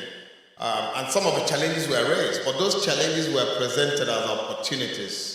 And one of the big takeaways is the technology is already here, it's in use already, and one poser is how do we adapt technology in a way that it fits into the traditional market environment that we have here? I don't know if it was Dipanka or Juliet that said 97% of the trade is informal, and I'm not sure that's going to change soon. And then that technology is already penetrating that informal sector. So I think we have 20 minutes. We're not going to dwell on trying to go through the presentations again. If you do have questions, you can raise your hand or you can send it through the channel we set up. And the panel would do justice to it. Great to have a regulator in the house, because regulatory can be an enabler or a frustrator, in quote, of the evolution of retail. I see Namdi smiling there. Yeah, I didn't say that. Yeah, so if you do have questions, please pass that on. Who's going to pick up? Okay, good. So if you have questions for the panel, please put that together. We'll have a hand up there. You can also chat in the question, and we can direct them to the necessary person to take. Thank you.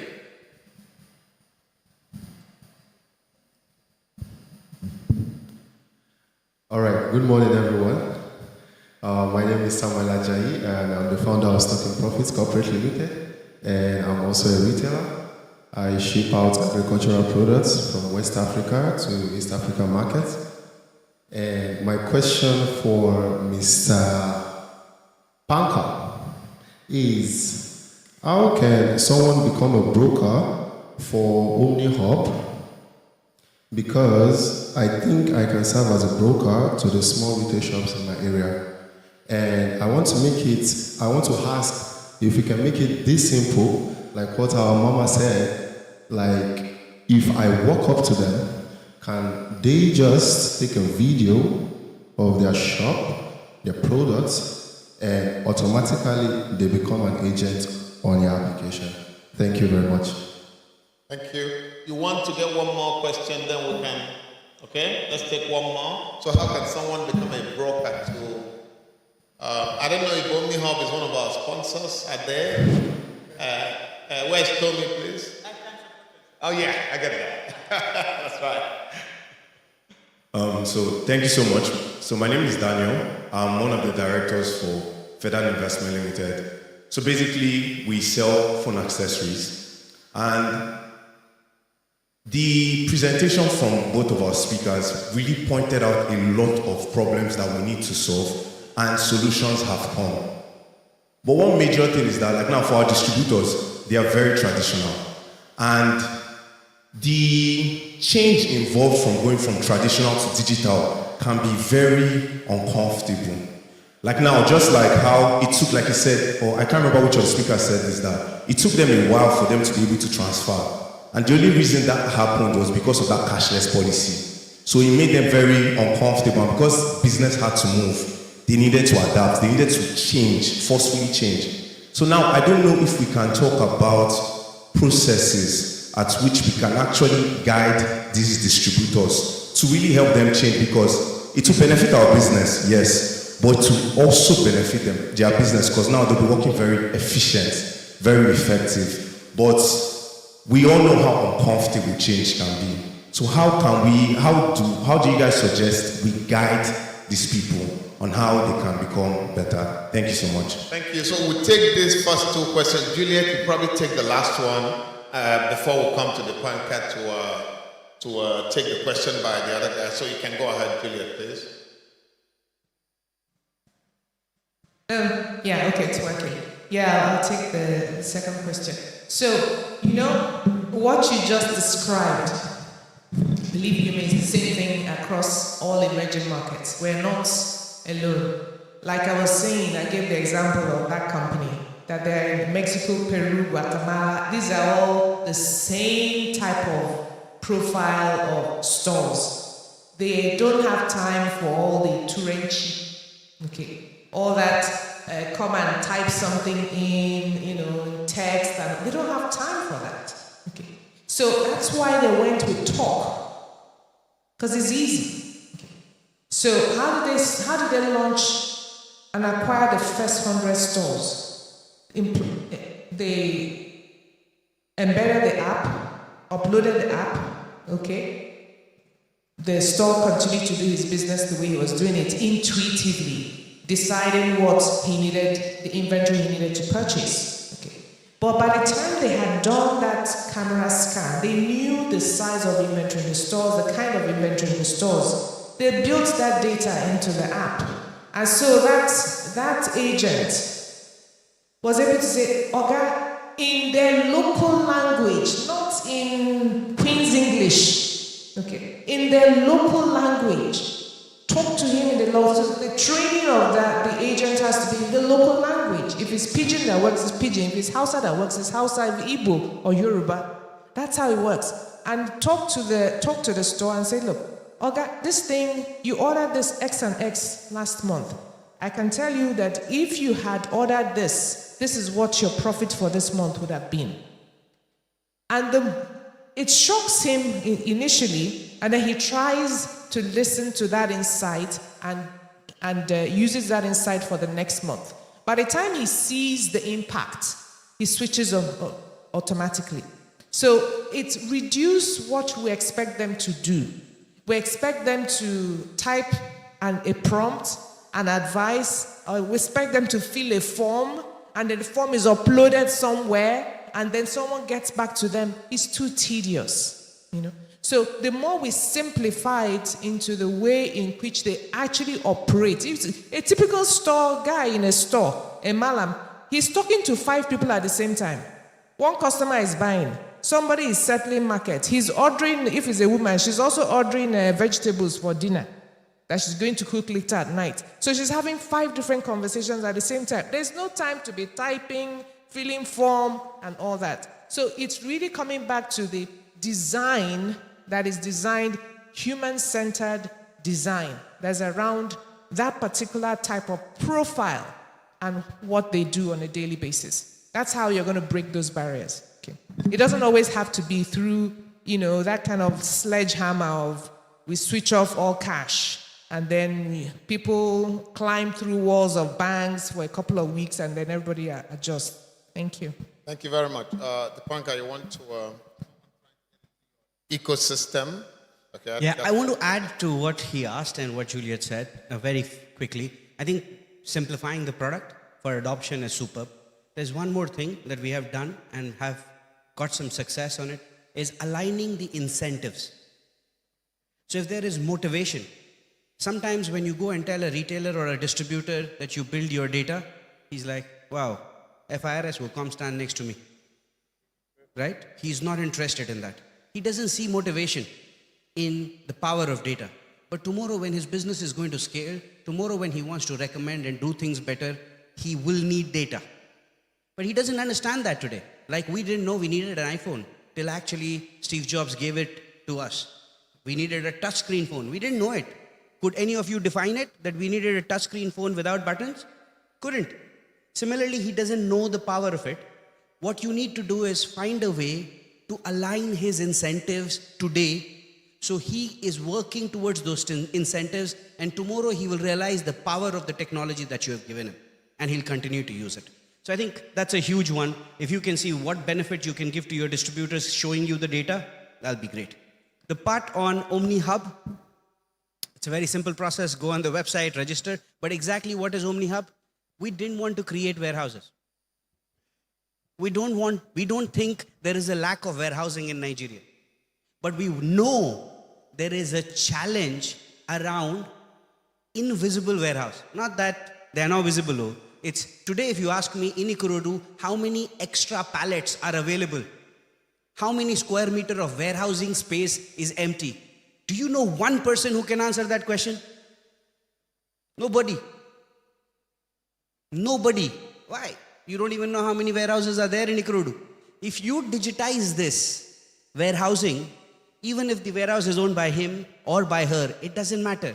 What we are saying is, if there is a central place where you come and say, this is the amount of warehousing space SON needs to give to one of their manufacturer, there is this space available in Ikorodu itself.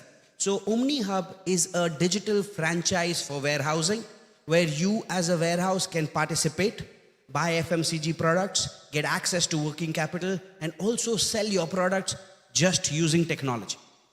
So you need to become a part of the franchise and grow. I forgot the second part of the question. You want to give me a... Loud now, your voice is loud.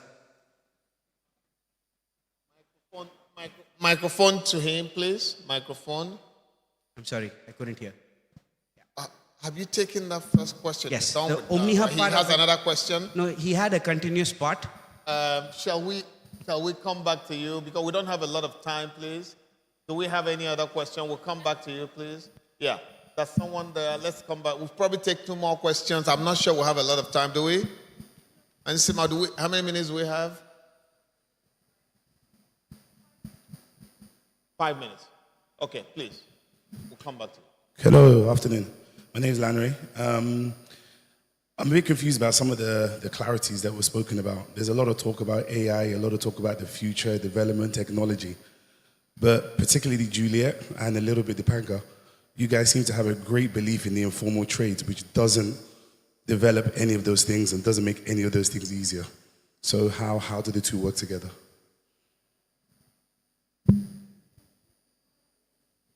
Sorry, you want to take that?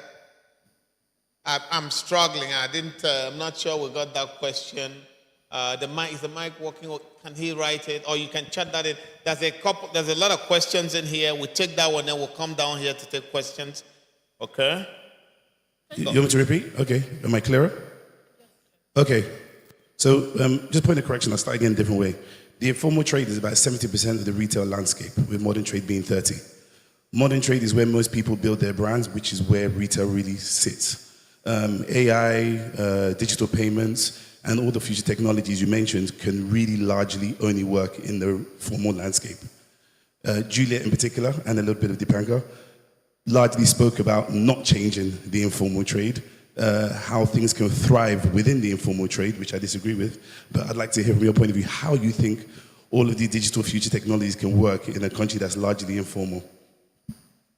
Okay, so if I paraphrase the question is, how will all these AI applications actually work in an informal trade environment?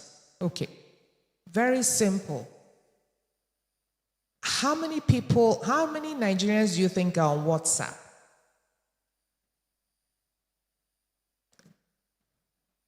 What percentage? I mean, just guess, 40, 50%, 60% of Nigerians on WhatsApp, right? So let's agree there's a large percentage of Nigerians on WhatsApp. Okay.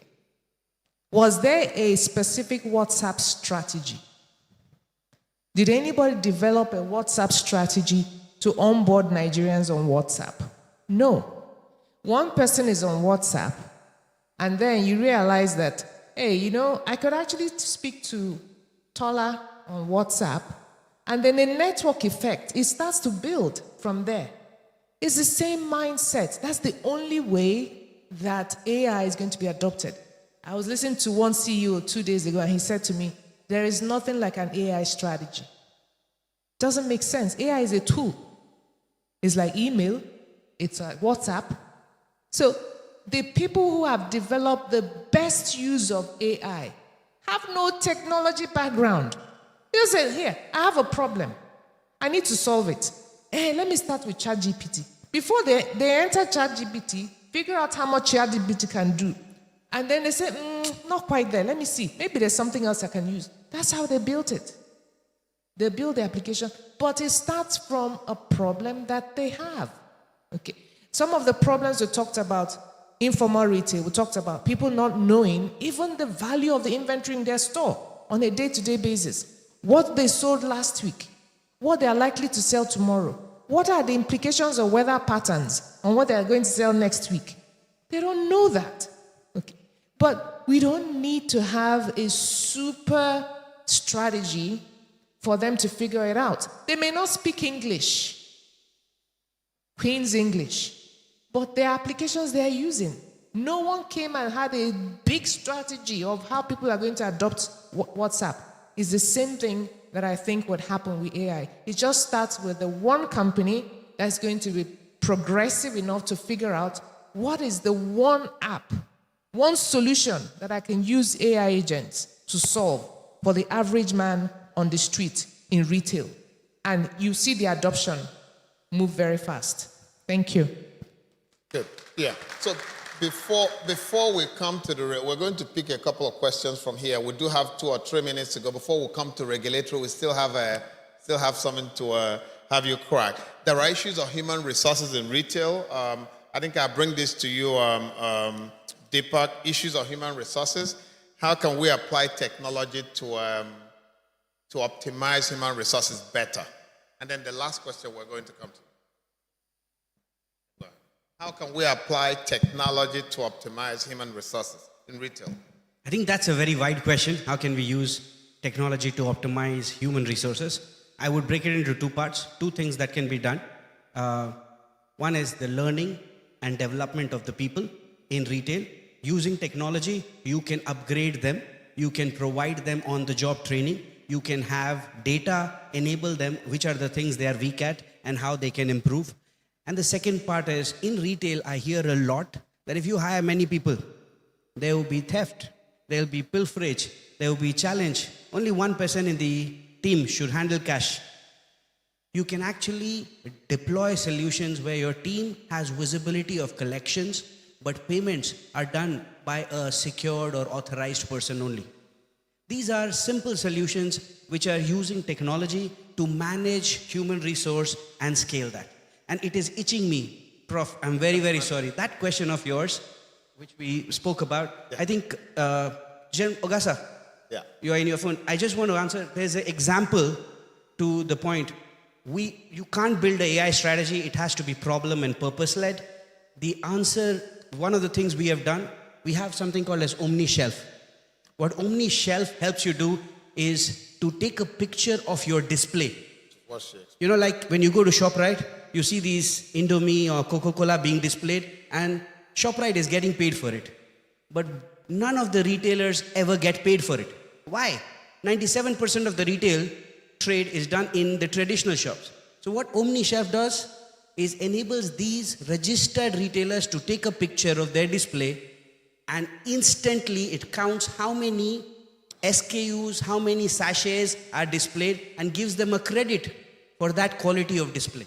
You can't put a picture, you can't, all those things, the magu things you are thinking about can't be done on this, because this is reading the images real time. So these are ways you can align and improve quality of display for your product in the traditional trade. You have to find the problem and then use technology to solve it. Brilliant. Yeah, so Chidima, we'll come to you now as we wind down.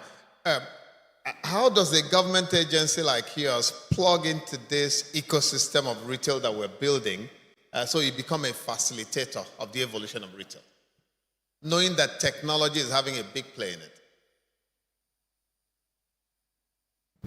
Yes, thank you very much. On behalf of the Director General, Chief Executive of Standards Organization of Nigeria, who I'm here to represent, Dr. Ifeanyi Chukwunamso Okeke. I thank you all for, especially the management of LBS, Prof, for bringing SON into this discussion, because it's an area that the organization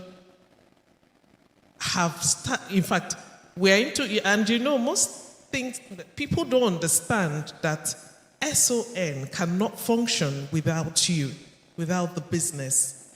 And for your area of activity, we have national mirror committees. Okay, maybe let me calm down. We have standards that you are supposed to subscribe to or get certified to. And I can see that Omni Retail is certified to ISO 27001, which is for information security. And I've also seen that you're also, because I had to take, because I read the profile and I saw that you're going to be there.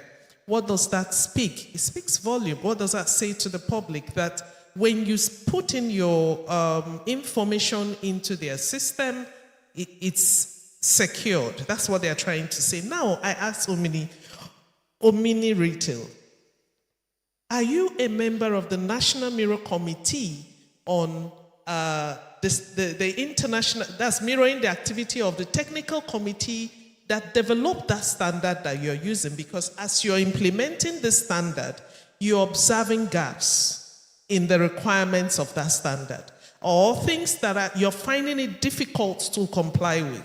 So SON have a mirror committee on information technology, which is ISO TC JTC1 on information technology. And I would want at the end of this, for most of you who are into e-commerce, online businesses, retail businesses, to subscribe to it. We also have TC, international standards, that are into data analysis. We've collated a lot of data, madam. I was listening to your presentation.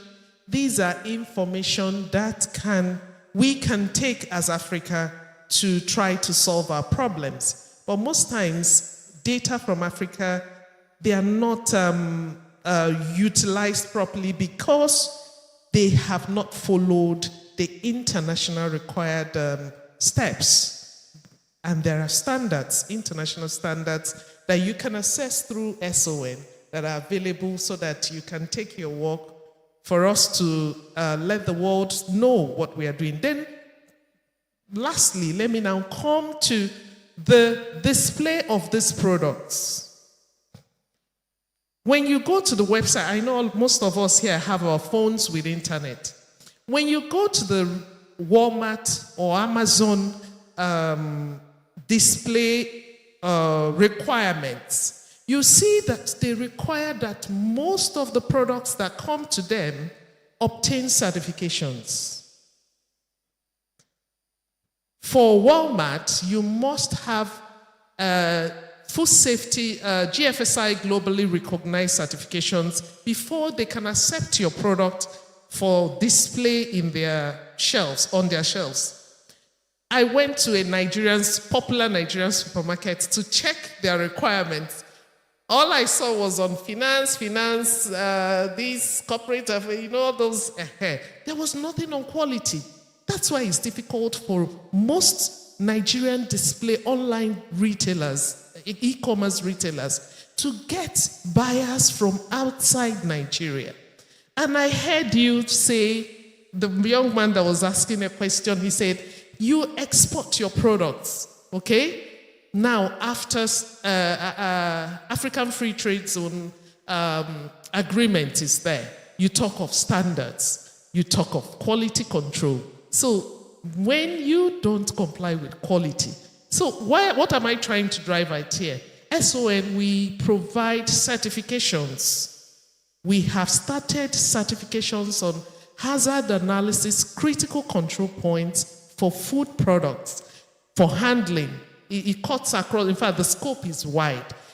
In most developed, let me not use in the West, you cannot talk on food, handling food or processing food or anything on food without this basic hygienic or food processing requirement. So we just started it in Standards Organization of Nigeria, and we encourage most of our business, retail business owners to try to subscribe to these certifications. We provide also the Food Safety Management System certifications. We even provide the information. I can see your own is not from Standards Organization of Nigeria, so you can transfer your certifications also to SON so that it will reduce your cost expenses. Thank you very much. Thank you very much. We do have a couple of questions, but we're out of time. So we take some final word from Juliet. 30 seconds, your final word, how technology is having a play in retail, and then we'll come to Deepak, we'll round up. I think what we'll do is the questions we have, Tommy will organize them and we'll revert to the people who put those questions forward. Go ahead, Juliet. Thank you very much. I think if I have any final word at all is for retail to be brave. Brilliant. Retail needs to be brave. Everyone else wants to eat our lunch. Okay. Everyone else, from banks to telcos, everyone else wants a piece of retail, you know. So we are the ones who need to be brave. And the way you're going to have to be brave is to say, look, stop, guys, let's stop thinking, formal, informal. This market will be informal for the next 20, 50 years. So let's just live with it and figure out, this is the profile of the customer, this is the profile of the consumer. How do we use it to advantage? How do we 10x retail in the next 5 years in Nigeria? And the only way it's going to happen is to think completely differently. If the way we're thinking is the same path, we're going to be growing, 5%, 10% here, then inflation rises, we drop. To really be transformational, we just need to think differently. Thank you. Thank you very much. Deepak? Yeah, thank you. In a lot of conferences, you would have heard, by 2050, Nigeria will be the third largest population in the world. 400 million plus. And we are so proud of it. We should be. But the reality is, how are we going to service 400 million people? How are we going to deliver their food, their water, their milk, all the necessity products they need in their household to run their household? If you don't build the power of distribution, the power of retail that we have, people say Nigeria has 1.2 million retailers. It's too many, we should reduce. It is the only sector that hires 55% of the employment in the country. Major employer of the country. So we don't have to reduce. We need to invest into strengthening that sector. We need to tell those manufacturers who are also going to build the standards and structure, but we need to tell those manufacturers if the margins are not right, we will not keep your product. The strength of retail has to come out, and we have to say we need to be profitable, just like every manufacturer who wants to put the products on our shelves so we can help them distribute. Thank you. Thank you very much. Thank you very much. I believe they've done justice to this. Retail is here to stay. Technology is already having a major play in retail. I think one of the big takeaways I want for all of us to bear in mind is about whether you call it informal or formal, technology is already having a big play there. The other one is to meet the customers where they are. So talking about modernizing the informal, it should be about how do we work with the informal the way they are. How do we understand them, work with them to build to the future they desire. So thank you for listening to us. Any more questions, I think we can, the Congress can get back to you in other way. Or you can also meet people when we have our time out here. Thanks, everyone. Thank you very much, Chidinma. Thanks for bringing that perspective. Juliet and then Dipanka. Thanks, everyone. Thank you. Our panelists stay for a group picture, please. Be bold, be brave. What a wonderful conversation. Can we have our photographers take our panelists, please?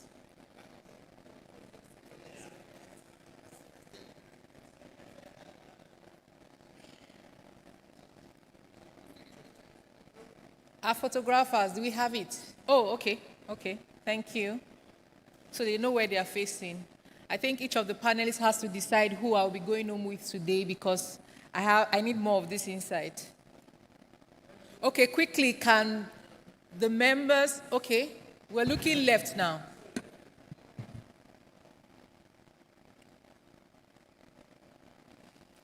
Quickly, can the members of the advisory council join them? Please, 1 minute. SARS and Ma, please 1 minute. We'll be taking pictures with our advisory council. 1 minute, just 1 minute. Please, can the members of the advisory board join them for a group picture? Members of the advisory board, please kindly join them for a group picture. If you still have questions during the networking sessions,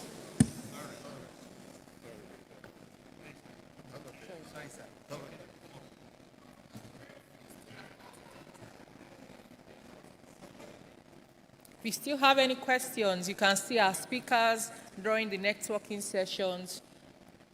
And the Academy will be will try to answer as much questions as possible and send to our registered emails. So we're looking right now.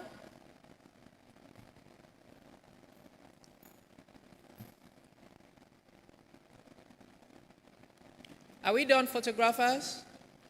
Thank you very much. Thank you, our moderator. Thank you, our panelists. Can we give them a warm round of applause, please?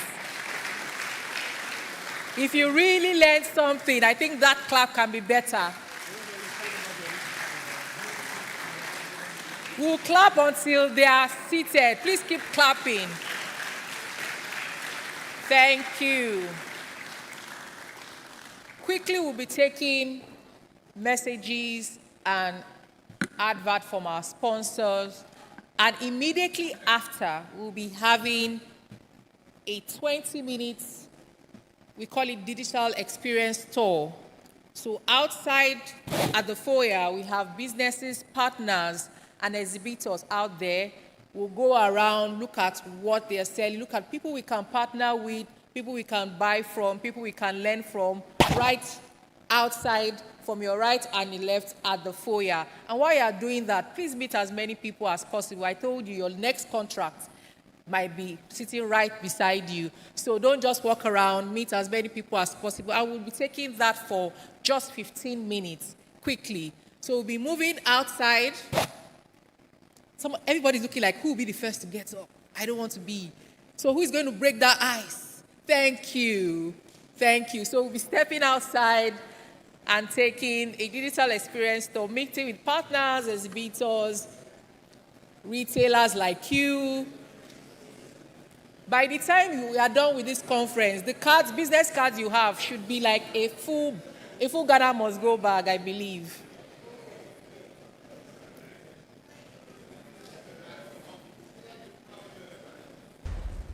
Some people are still seated. I don't want to meet anybody. I just want to listen and go. Your retail business won't grow that way.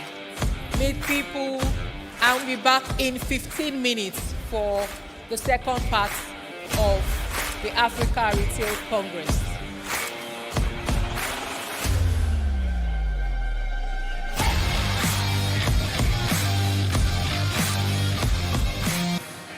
Okay, so if we look at reports and a lot of analysis that has been done, we can see that the small and medium scale businesses are the catalyst, right, for economic growth. And in growing the economy and growing their business, those businesses need to digitize their business so they can actually take advantage of digitalization to grow, expand their business. So Doroki has come in to help them digitize their business, both their operations around inventory management and also around payment services, accepting payment digitally, taking advantage of the government no cash policy, and also helping them to have data, like clean data that can help them access loans to help fund their business. So Doroki is well positioned to help these businesses to expand and make the best use of the opportunities out there. Doroki offers solutions to different types of businesses, but I'm going to give you an example about a restaurant, a bar and restaurant that we were speaking with on taking on Doroki to manage their business. And so prior to when we met them, they would usually, their waiters will usually get a paper and they write out their menu or whatever customers wanted, and then they take it to the kitchen. But after speaking with them, we realized that the problem they had was what the waiters write on the paper sometimes is different from what they would bring out from the kitchen or even give to the person. It could be their friend or whatever. So immediately we introduced Doroki to them. Doroki has a feature that is called kitchen order ticket. So from the front end, as the waiter is taking the order, is punching it in, and then the kitchen is picking it up. And then there is a trail, an audit trail, to check and be sure that, okay, whatever it's requested is what was served. And also it helps them to also manage their recipe as well. So it's not just enough that, okay, you've made the order to the kitchen. What the kitchen is using, there's also a recipe management on Doroki for restaurant. They can manage the quantity of each item in their recipe. And there's also an audit trail, which you can check. So this really helped them. And I mean, the manager was like, wow, Arike, you saved us a lot of money. And I'm like, psh, that's good. Doroki is all about helping you to grow your business.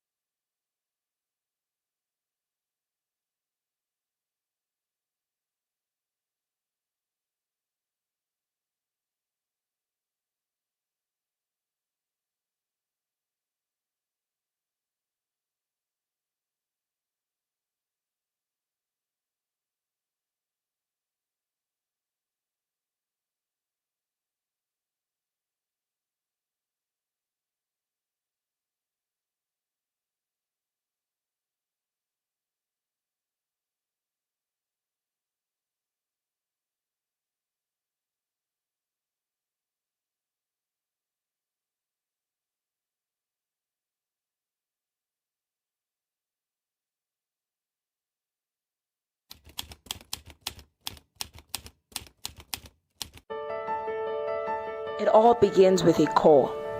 The moment each of the 60 selected MasterCard Foundation scholars hears the news that changes everything.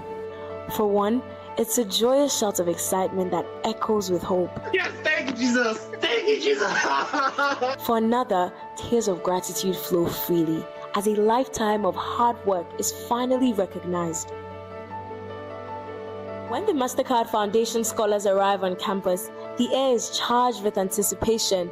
They are greeted warmly, handed welcome packs that symbolize the support and resources now within their reach.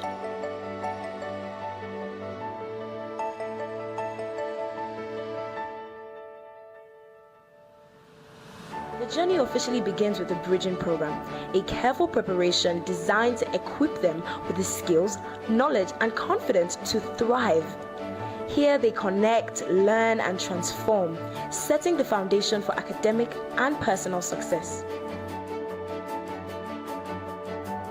During this time, the MasterCard Foundation scholars receive another special welcome: their laptops, tools that will open doors to creativity, discovery, and connection to the world beyond the campus.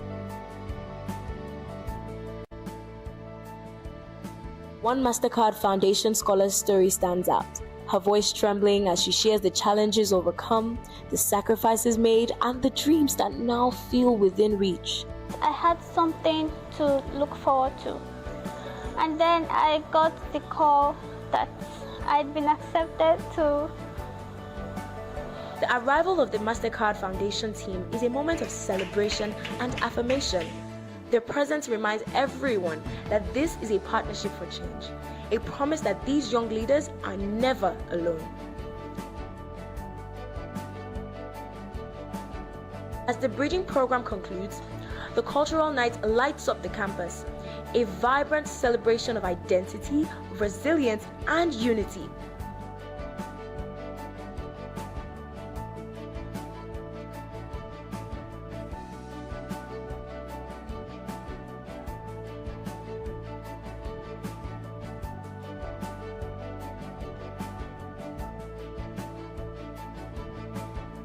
Through song, dance, and stories, the scholars mark not just an end, but the beginning of a powerful new chapter. This is the journey of transformation at Pan Atlantic University. My name is Olisa Osanabo. I have just completed the MAP program at Lagos Business School. The name of the business I'm involved in is called Kate's Associated Industries Limited, Nigeria. We are one of Nigeria's leading manufacturers of personal care products. This business is very dear to me because it was started by my grandfather, and I feel I need to carry on the legacy. Why I came to LBS to do the MAP program is to facilitate that thought process of mine. Taking the program, I better understood how to position myself and how to be strategic in the outcomes of the business. I did that with the help of the facilitators that were very skilled and knowledgeable in the areas of business. And I also gained knowledge from my colleagues because they had rich experiences from different walks of life. This is something that I've thoroughly enjoyed. All I can say is I've been very, very happy and fortunate to be part of this story at LBS. I know that I'll take the experience learned here to my business, and with time, the actualization of my dreams and intent will be realized.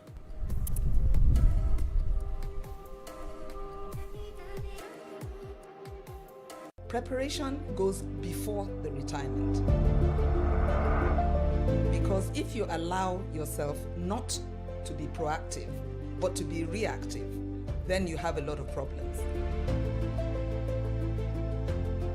The key thing about retirement is that you must have a purpose. The minute you lose your purpose, then what are you giving your energy to? If you're not giving your energy to anything, you die.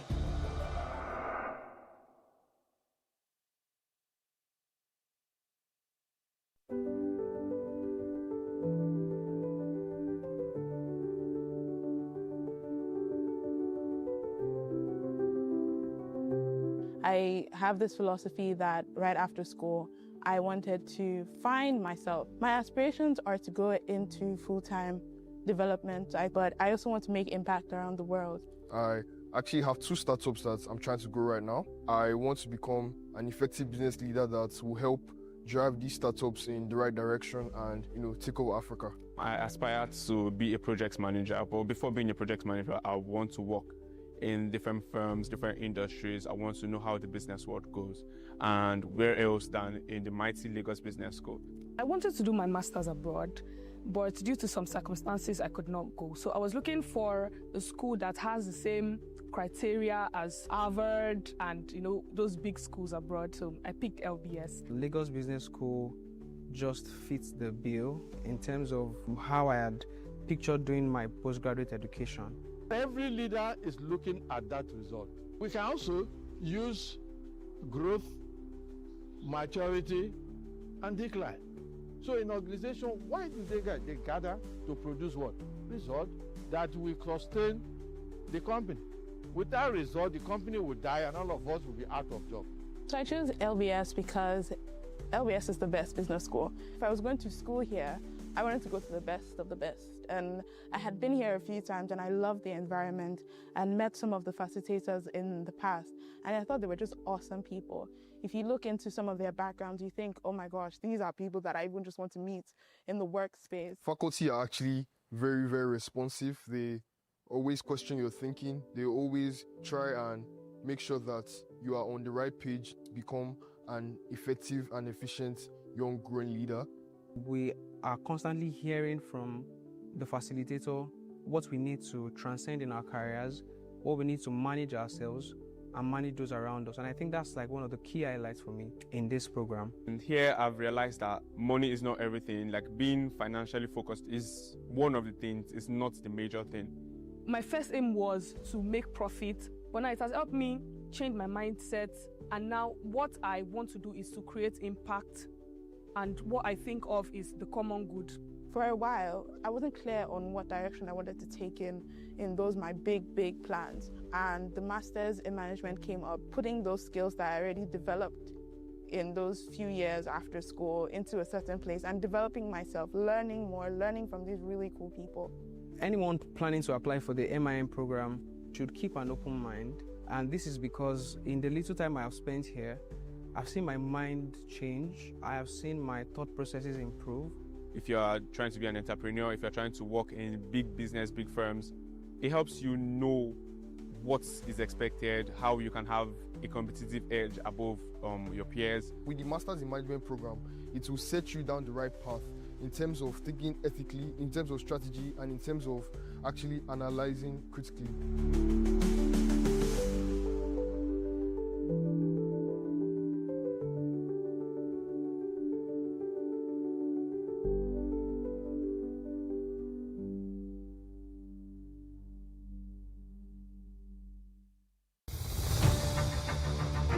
At the Lagos Business School, we have designed an 18-month program, the Masters in Management program, just for you.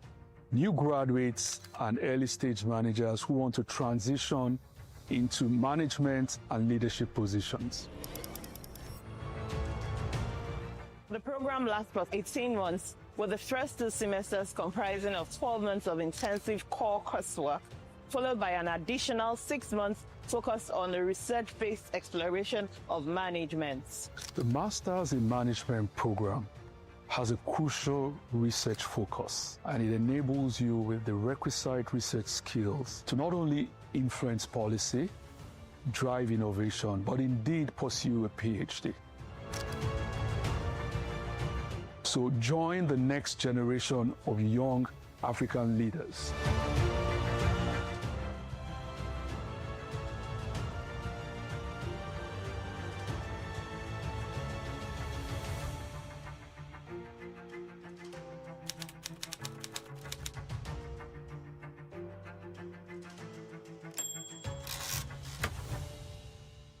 Africa's digital transformation won't be driven by machines. It will be led by people, skilled, creative, adaptive.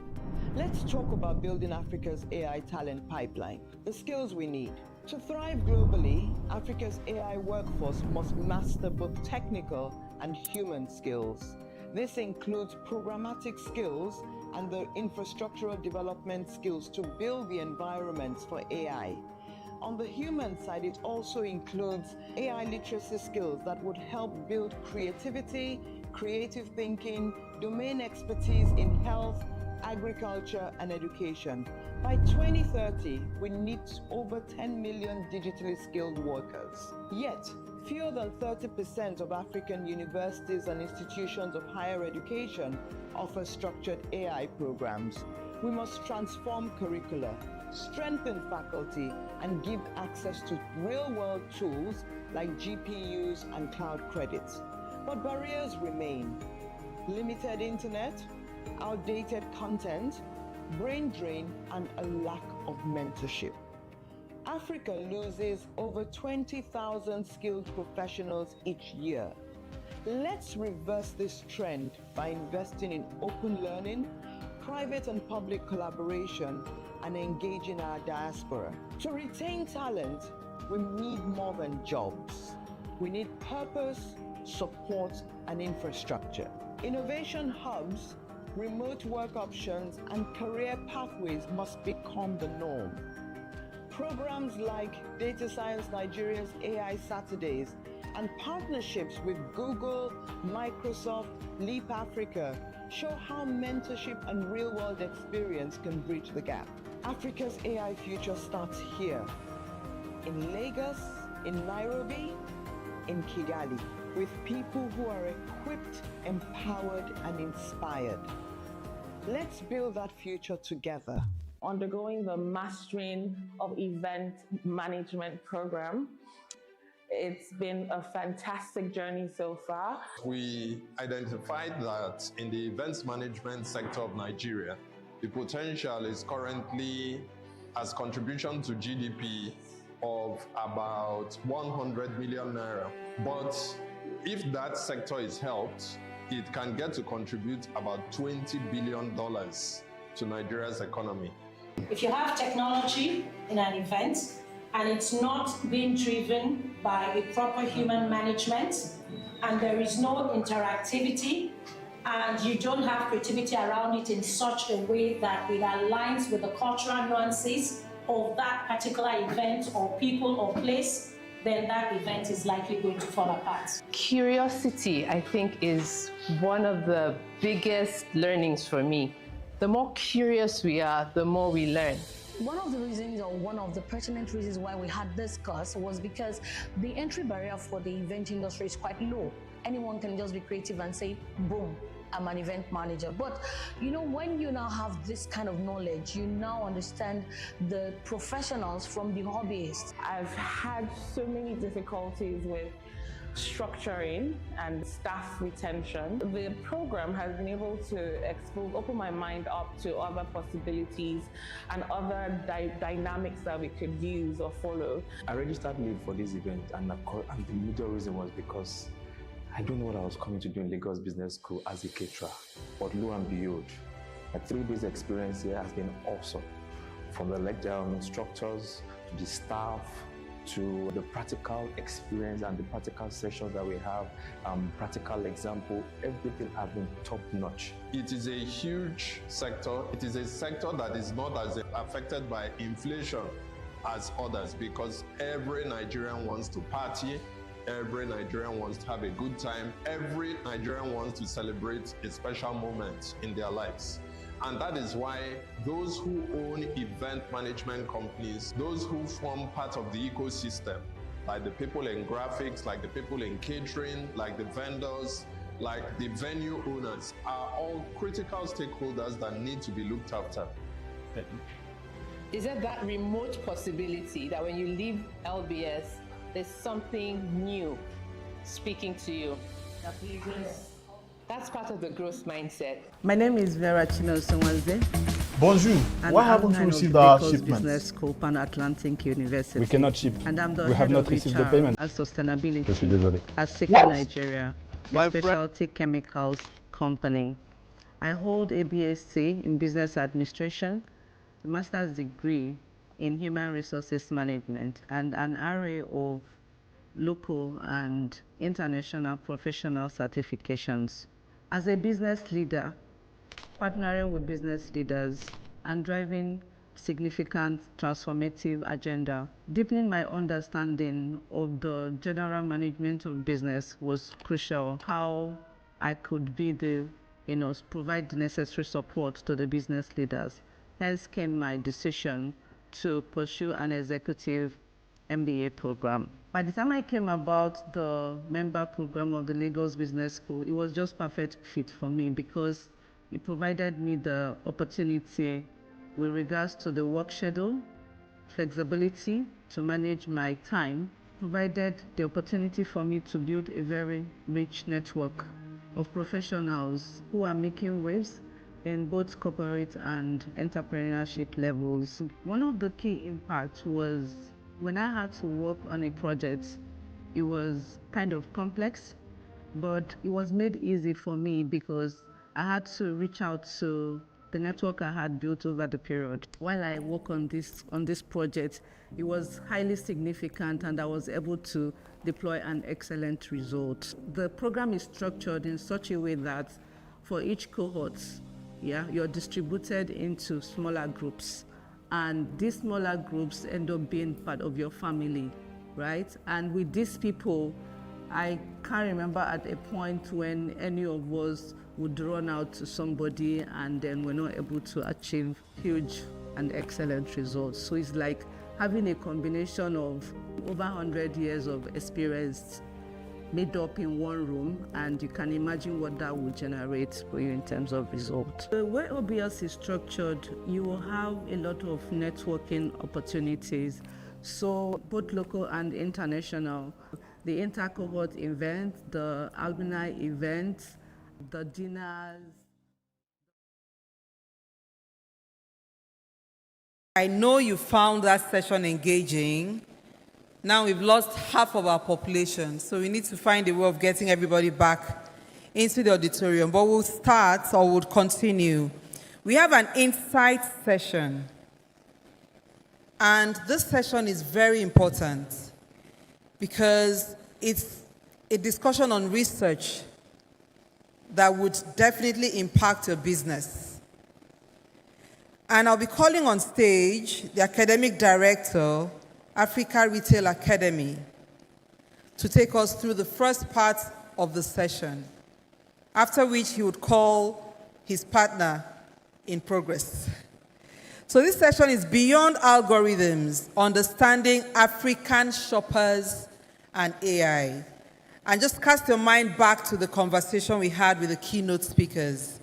So welcome Professor Uchenna Uzo to lead the conversation here. Please give me a warm round of applause.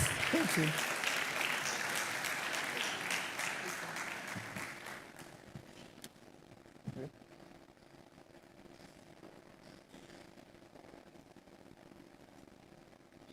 All right. Good morning, ladies and gentlemen. Good morning. Excellent. Thank you. Hope you are having a good time so far. You're taking away a lot. We are moving to an interesting, a new part of the Congress, which we're introducing today, which is the Insight session. So imagine that it's your birthday. You just woke up from sleep. You go to get ready for the day, and while you are getting ready, the doorbell rings. And when the bell rings, you open the door, and who do you see? Do you know who this person is? What's the name of this person? Razak, what's the name of this person? Elon Musk. And Elon Musk tells you that, happy birthday. I have a gift for you. It's a check. Tell me the amount you want and I'll put it in there. How would you feel? You feel great, right? Anyway, the point is that this is the 4th birthday of the Africa Retail Academy. And this Insight session is a birthday present that we're giving to you. Yeah? So it's our birthday present. I hope that at the end of this conversation, you will take away some interesting things, some surprising things, because for us, as the team put this together, we encountered some surprises. And where we started was to ask ourselves, how is next year going to look for those of us in retail? What is the outlook for 2026? What are some of the big challenges that those operating in the sector are going to face?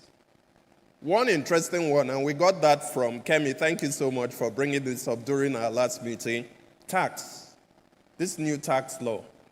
How it's going to affect us when it takes effect from January. Are we all ready for the impact of that? There's going to be some costs involved, transaction costs involved, at least at the beginning. There are also some regulations around electronic invoicing, tax reporting.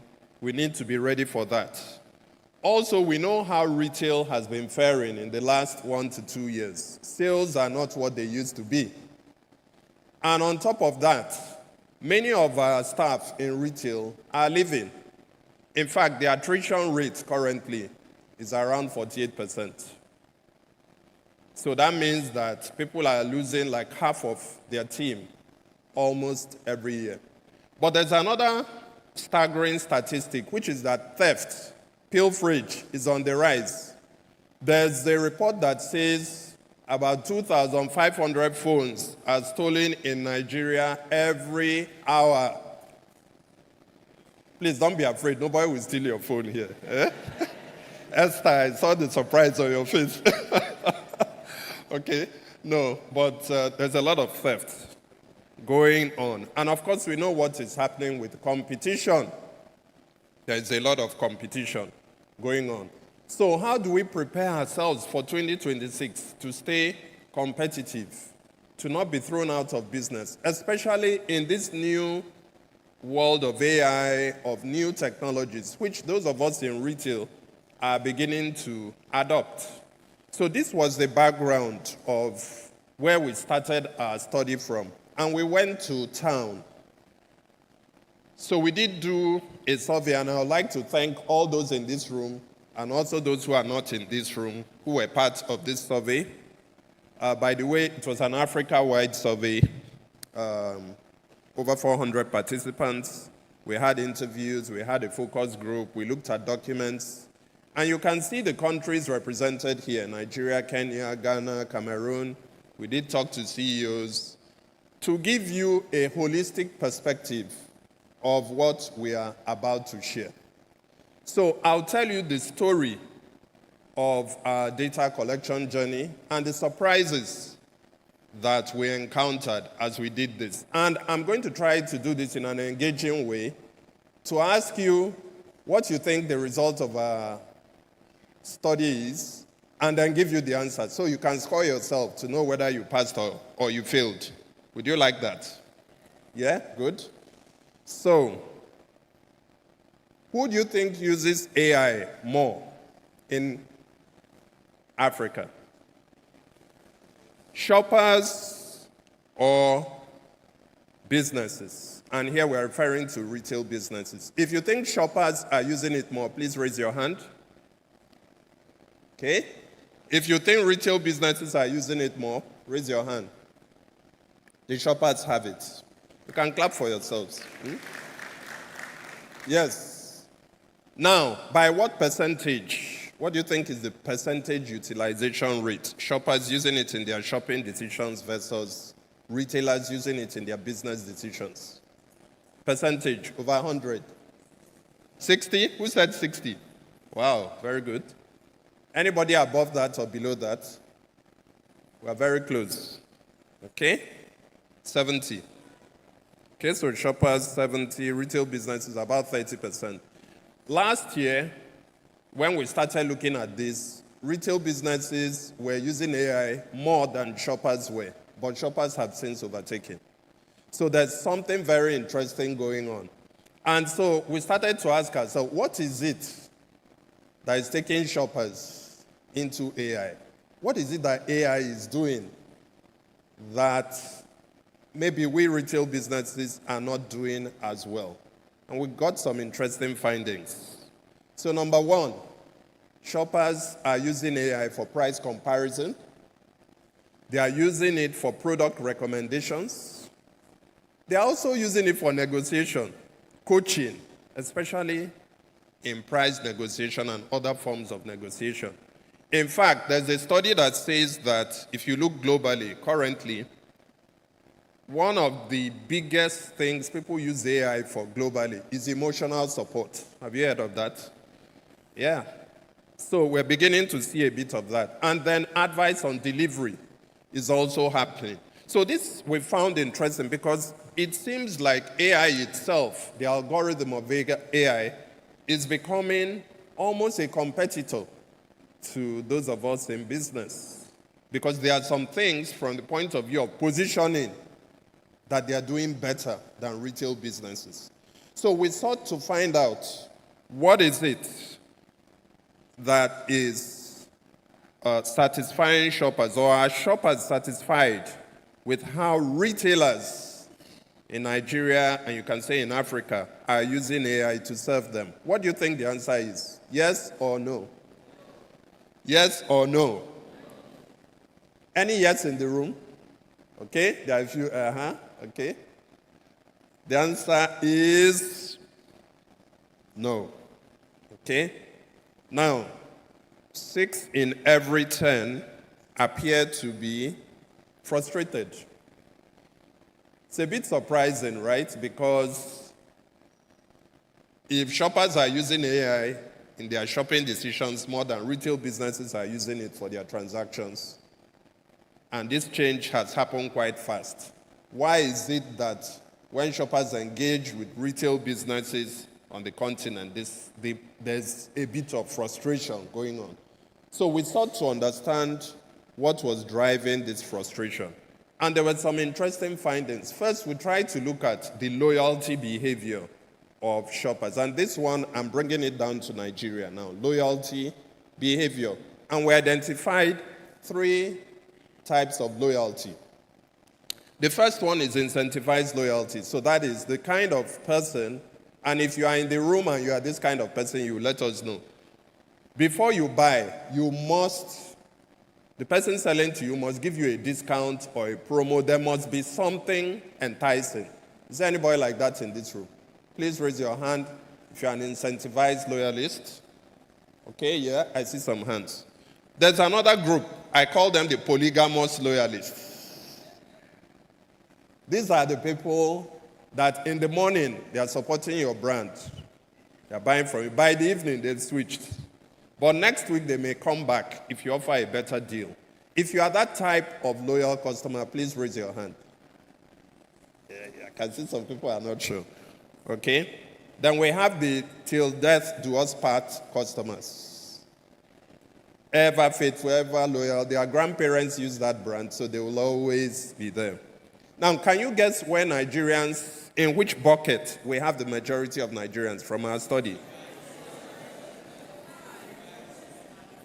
Which one?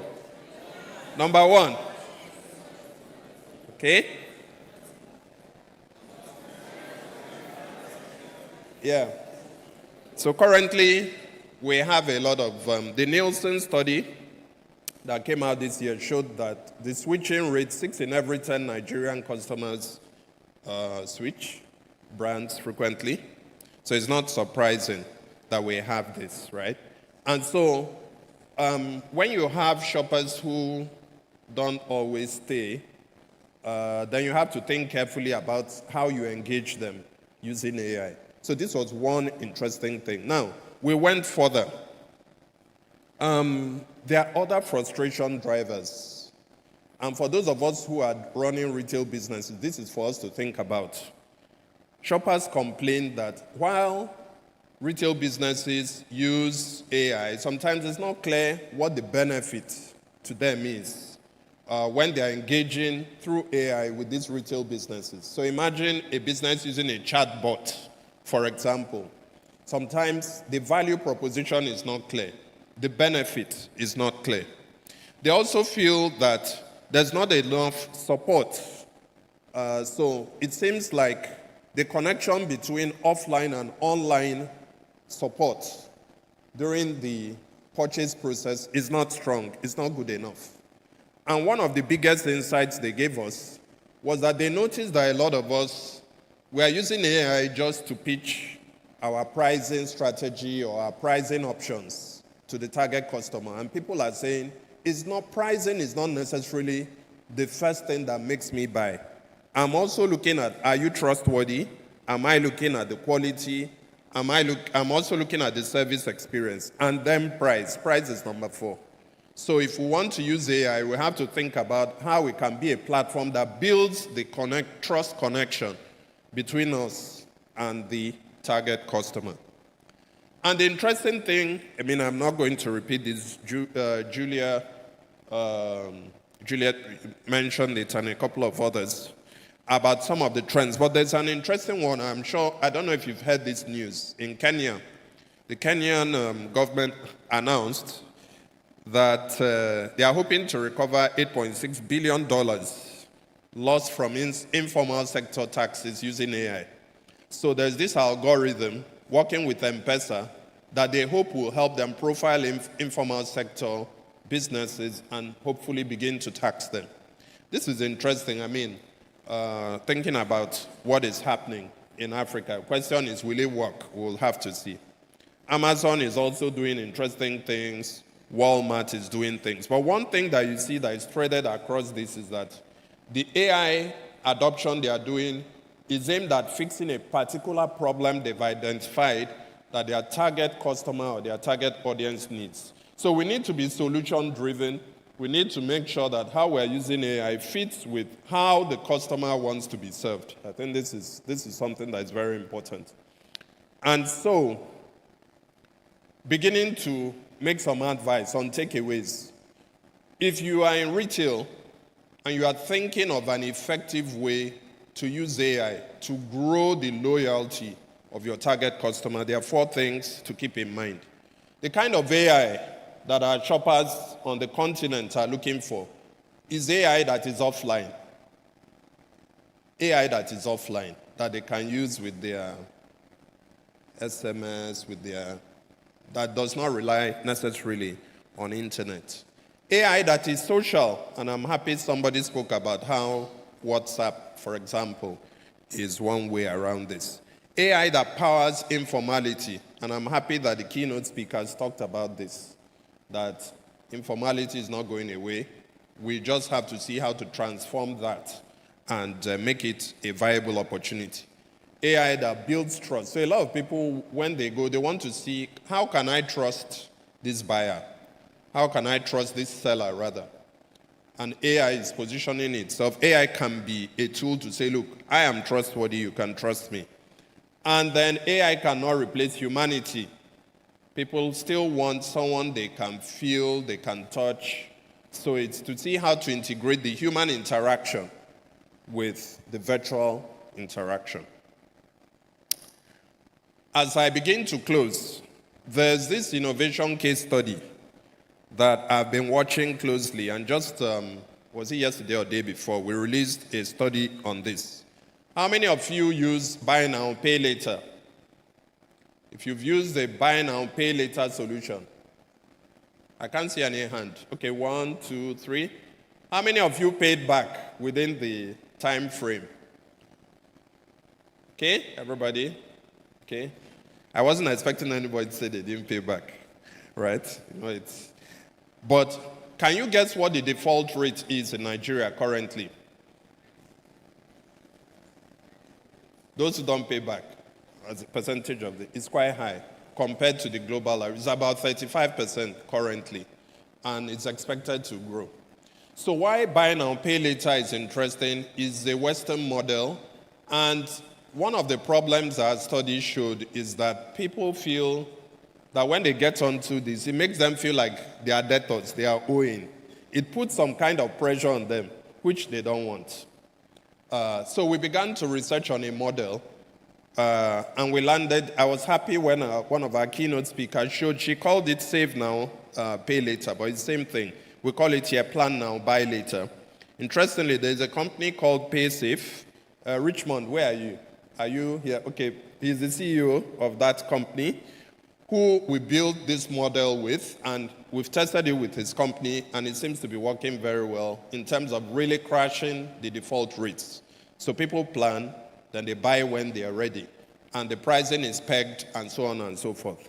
So again, I'm presenting this so that we realize or we see that AI is not that magic wand that will solve all our problems, as we know very well. We have to be very strategic about how we use AI and technologies, especially in 2026. For those of us in retail, if you want to use AI, if it fits with your business model, use it. But bear in mind that shoppers still want that informal connection. They want it to be social, they want it to be offline, they want it to promote trust. All those are important.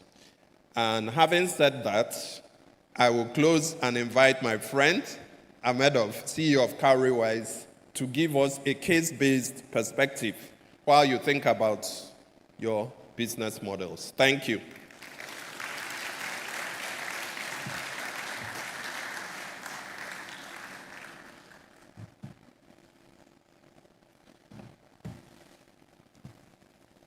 Okay, good afternoon, everyone. I think this will be very sweet and quick, as Trump said. Thank you, Prof, for inviting me here. So I just want to add a layer to what Prof has presented and what some of the speakers had presented earlier as well. And this is about how we are applying AI as a solution to serving customers. As some of the speakers said earlier, AI in itself is not an end. I think it's a means to an end. And that is very important so that we understand how we are looking at AI as a solution provider rather than the end.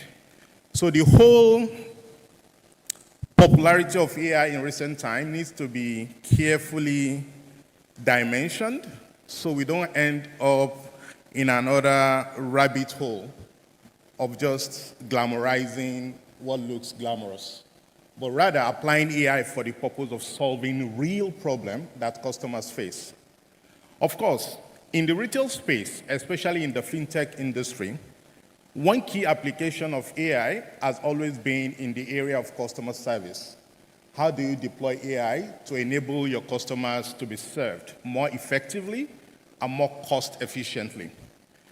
While we've done that, I will focus on one key area that we've applied AI to right now to solve some of the pain points of our customers. By way of introduction, I started out my career as an investment analyst. So I used to analyze companies. I used to analyze companies listed on the exchange and give investment recommendations on what investors should buy, what they should sell. So I could say, yeah, buy Zenith Bank today, sell Access Bank tomorrow. So I have a clear understanding of how much knowledge you need to have, how much research you need to do, how much data you need to crunch to be able to come up with a decision to advise customers or retail investors to buy. You need to gather the data, financial analysis, you need to do valuation, you need to do competitive analysis, and a lot more. So recently at Cowrywise, we launched stock investing for retail investors. We've always been focused on retail. And one key area we've identified from the feedback of those who are using the product is, which stock should I buy?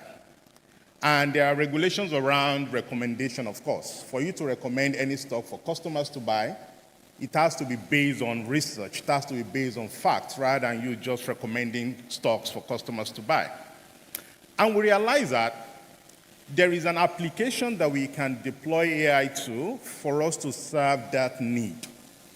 If we had to set up a research team today, an equity research team, we'll probably need 3, 4, 5 people. We will have to go through the process of being trained. We will have to go through the process of gathering data, developing databases. And we will have to go through the process of analyzing companies' results every quarter when those companies release their results. For context, there are about 150 companies listed on the exchange today. And on quarterly basis, each company is expected to release their quarterly results. So you can multiply that by 150 times 4 every year. That shows you the frequency at which these companies are churning out results. And for you to serve your customers, in order for them to take decisions effectively or efficiently at the right time, you must analyze this result, this data, as quickly as possible, because time matters when it comes to investing in stocks. If Access Bank releases results today, you want to analyze that result so your customers can make decisions based on that. But if 150 companies release results today, how many people do you need to analyze the data, to do financial analysis, to do valuation before they make recommendation? And this is one key area we saw that we could apply AI to, which basically means we're using AI to clone who Razak was when Razak started as an investment analyst. So what the AI does basically is to consume the data and analyze the company's financials and give simple recommendation that an average retail investor can understand. To us, we feel this is one key area of applications that AI can help solve. If we are to employ, this is not to say we are not employing people or to reduce employment. All I'm saying basically is that it makes it faster.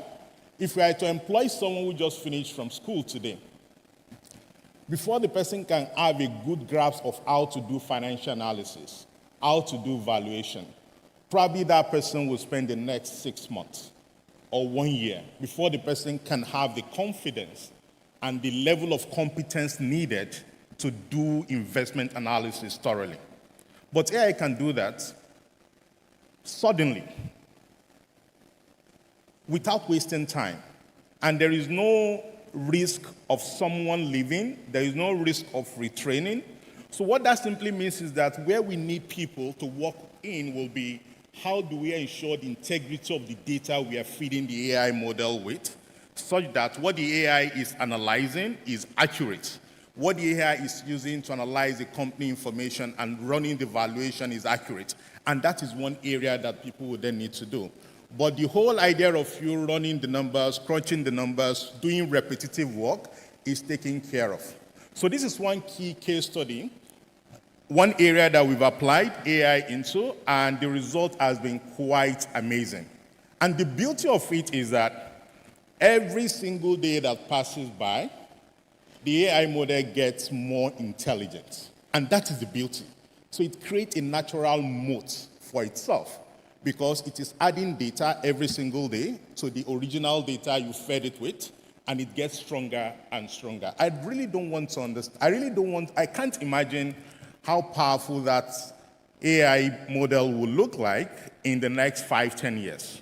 Because what that simply means is that you can ask this AI model in the next 10 years from now, and it will tell you the valuation trend of, say, Access Bank from 2015 to 2030. And you can see clearly if Access Bank has habitually been overvalued historically or habitually been undervalued historically. That level of intelligence is something that human alone might not be able to provide in a very simple and consumable format. So thank you so much for listening to me. That's just one key area of application of AI that we've done at Cariwas.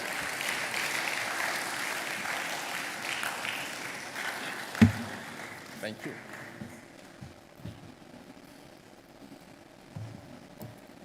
Thank you so much. So when we said the future is here, it's really here. So I know how many of us are curious to learn more about this AI? I think we all are. So I think a lot more we need to engage to find out how do we make this work in addition to what he has said. Thank you so much. This Congress is just revealing quite a lot. So the insights are bold, the insights are new, and they are practical. I just want to say that if you have more questions that you want to ask, you can ask our speakers during the next break towards the end, or you can log them onto Slido.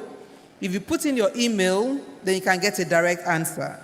So if you have questions, burning questions, you can engage through that platform. But in addition, the Retail Academy is here to attend to all of our questions. So the next exciting thing we're going to do, can you guess? It's a book unveil. So if you've attended this Congress almost every year for 4 years, right? I think 4 years, we have unveiled a book. Can you give ourselves a round of applause?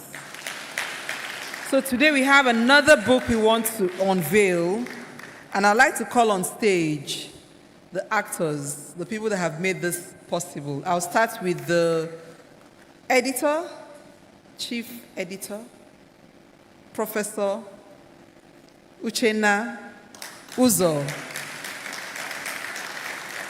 the academic director. I also want to call CEO Terragon. He's not here, okay. And then I'll call Olu Akomu. To join them on stage is the publisher for this book, Dr. Machuku. Please give them a round of applause. It's not easy to write. If you think it's easy, when you go back, just try to develop the notes from this Congress. Publish it on LinkedIn tomorrow and hashtag everyone. It's not easy. So let's please appreciate the work that they're doing, trying to document knowledge. Okay. So I'll invite Prof to just tell us a bit more about the book between himself and the two other gentlemen. Thank you. Okay, thank you. So Olu will do more of the talking, but just to say that most of what I shared today is in the book, so you can learn more. We also have chapter contributors, so our friend Razak is one of them, and you'll see Bayo Adekombi and a couple of other experts who shared very practical insights on the book. But I think Olu Akomo will do more justice to why we wrote this, so let me call him. Olu? Thank you, Prof. So very briefly, the book title you have seen is Scaling Smart AI, Retail, and Imminent Disruption. A lot of the things we have been discussing since the beginning of this session, especially some of the answers and best practices on how retailers are using AI to scale their business in Africa, are what are contained in the book. I want to particularly say that, yes, informality is very important in Africa, so there's a whole lot about retail AI in informal markets in Africa.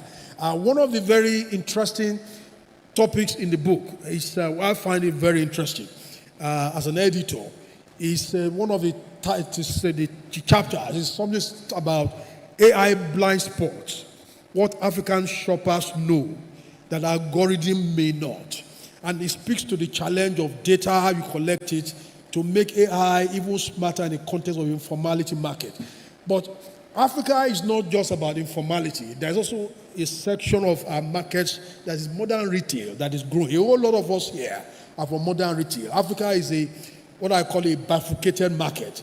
Whereas you have the Alaba, the Dumotas, you also have the Just Right, going to Abule Egba, the grocery bazaars. And the best practices around Africa in terms of how AI is being used to scale, some of those businesses are what you find in the book.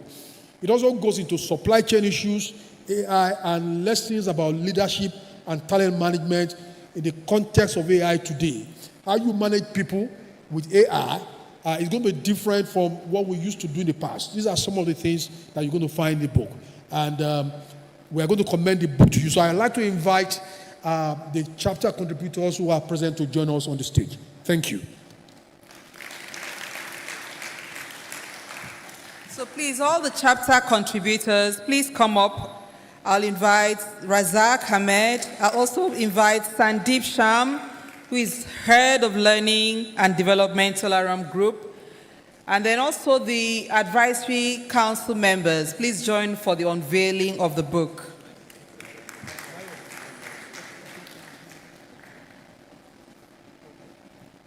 Please, can we clap for them? It's not easy to write a single post on Twitter. It's not easy.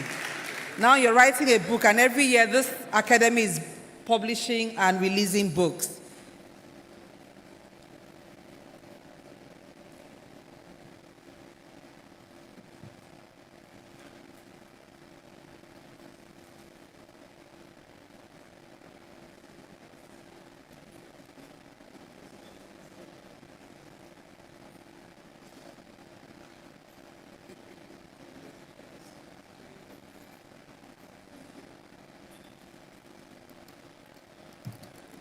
So you can see the chapter contributors. Please, let's give them another round of applause. I respect writers. So we'll carry on with the unveil. It's a very simple, not AI-driven, very manual, reliable process. So I'll ask the one lady that has helped us to diversify this group, along with Razak and Professor Uche Nozo, to hold the lovely white cloth. So when I spell retail, all of us will spell retail. As we get to L, they would lift it up. Okay. So what's the first letter in retail? R. And the second one, E. And the third, and another, and another, and the last one, L.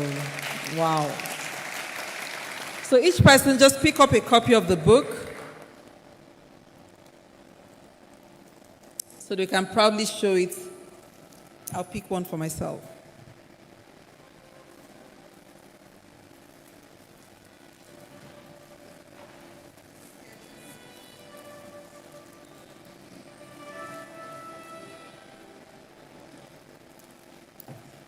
Photographer, please.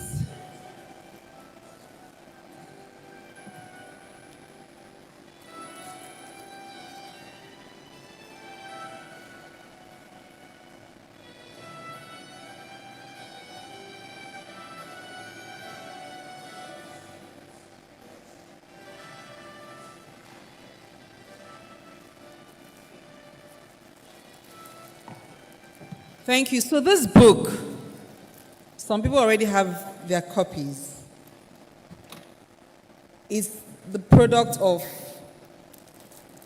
lots of research.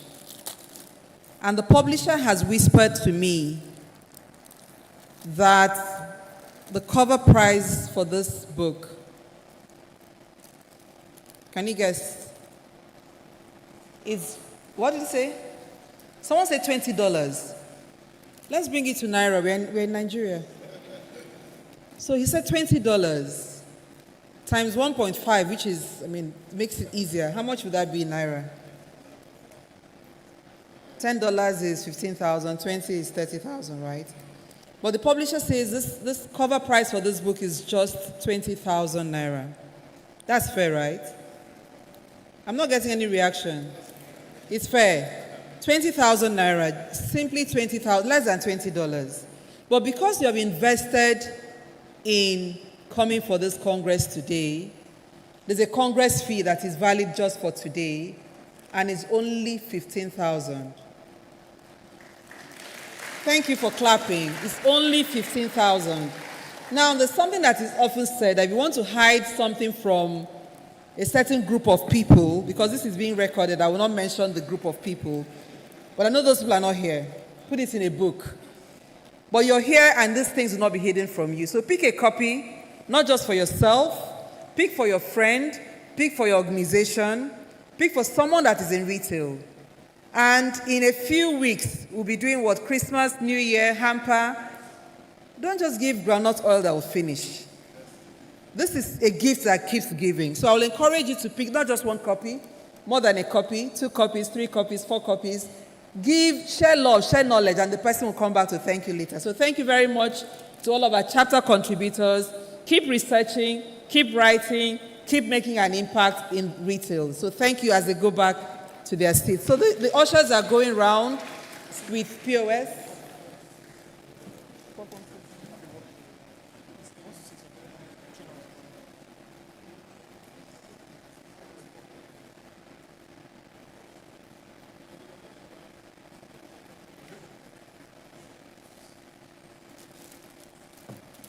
Thank you. If we run out of copies today, the publisher says we can reorder. We'll use that AI model. How many books did you sell today? How many should we print in November?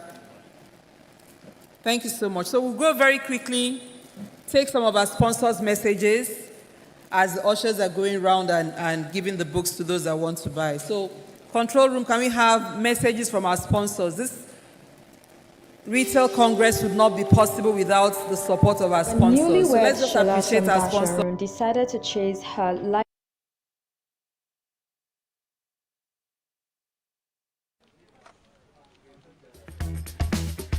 Bonjour, why haven't you received our shipments? We cannot ship. We have not received the payment. Je suis désolé. What? My friend, why has my container not landed? Nah, can you name me? Why I never see my goal, so? We see no money. Sorry. Charlie, How far with the cocoa we ordered? It's 2 weeks now. We didn't get the payment. I have checked 5 times. Sorry. With Duplo, payments are fast, reliable, and secure. Managing business expenses is just as effortless because now your entire financial workflow runs on one smart platform. Use Duplo. Pay us with Duplo. Charlie, this thing with Duplo, big.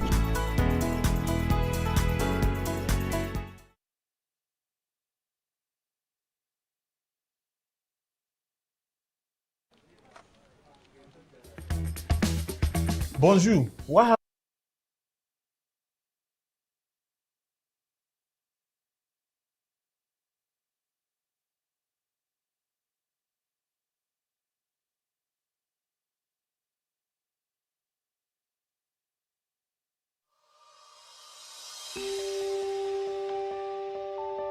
When newlywed Shola Sonbasharun decided to chase her lifelong dream of setting up a supermarket, she probably did not envisage that it would crystallize into a retail powerhouse. With the humble proceeds from a wedding and the support of her husband, late Adegbenga Sonbasharun, she quit her job as a librarian at the University of Ibadan and redesigned her fresh fruits and vegetables store in a supermarket, or more fittingly, a small corner shop.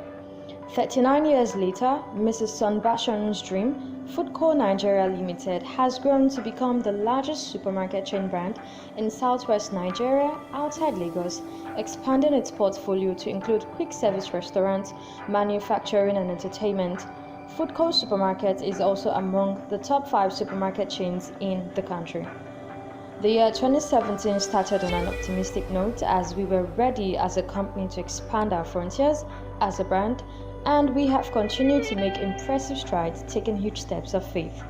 Foodco Nigeria Limited now boasts a wide stock range of thousands of products spread across groceries, household goods, toiletries, apparel and cosmetics, servicing over 5 million customers.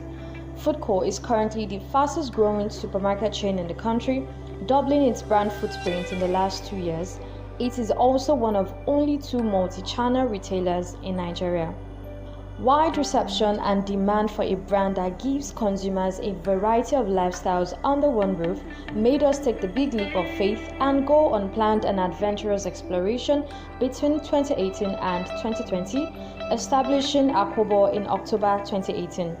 The store has grown to become one of our 5 biggest stores.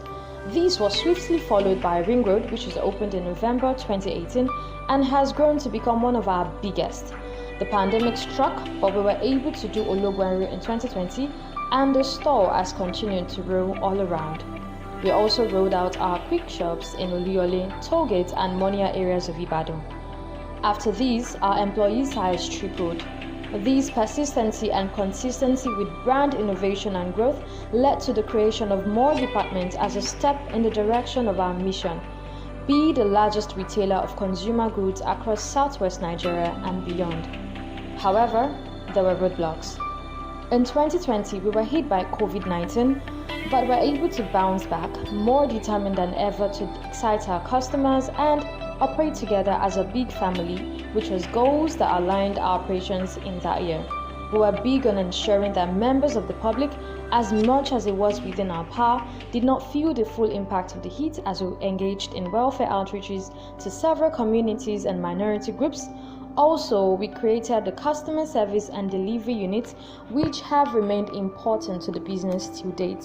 In addition to these, we were strategic with maintaining the workforce, and instead of bowing under the weight of the peculiarities of the era, rather our employee size increased sporadically. Never stopping on the track race of being the leader at what we do, we came back with full force and began operations in Lekki, Lagos State, Nigeria, following up with a swooping takeover of one more southwestern state, the ancient town of Abeokuta, which was a major hit. We recorded our biggest opening in the history of the brand. We did not stop there, but went on to crown the year with an increase in value offering and customer base by launching the Sunfresh Water project. Grills by Foodco also brought Sunfresh ice cream to home base Ibadan. In fulfillment of our commitment to growing local industry, In the year 2020, Foodco organized the Big Break with Foodco contest where selected budding entrepreneurs between the ages of 18 and 30 were trained in business skills, and the top 3 winners were given the opportunity to stock their products across Foodco stores. Our efforts as a brand did not go unnoticed by the numerous awards and recognition we have been receiving across the board. Retailer of the Year 2020 Marketing Edge Brands and Advertising Excellence Awards, Retail Company of the Year, the Business Day Nigerian Business Leaders Awards, Multi-Generational Company of the Year 2019 Business Day Nigerian Business Leadership Awards, Excellence in Enterprise, Best Bread in Africa 2019 African Brand Congress. Sales figures increased year on year in 2018 by 24.1%, 2019 by 49.5%, 2020 by 30%, and 2021 by 62%. Summarily, we have remained undaunted by pressures and surmounted obstacles, never stopping in extending our brand footprint into untapped areas of Southwest Nigeria, expanding our network of local vendors and suppliers, hitting 5 million customer milestone, expanding our products portfolio with Sunfresh Water, Sunfresh Ice Cream, Grills by Foodco, graduated our first batch of fellows and promoted 150 staff across the branch network. We are optimistic, ready for more, and are ready to take flight into the coming years.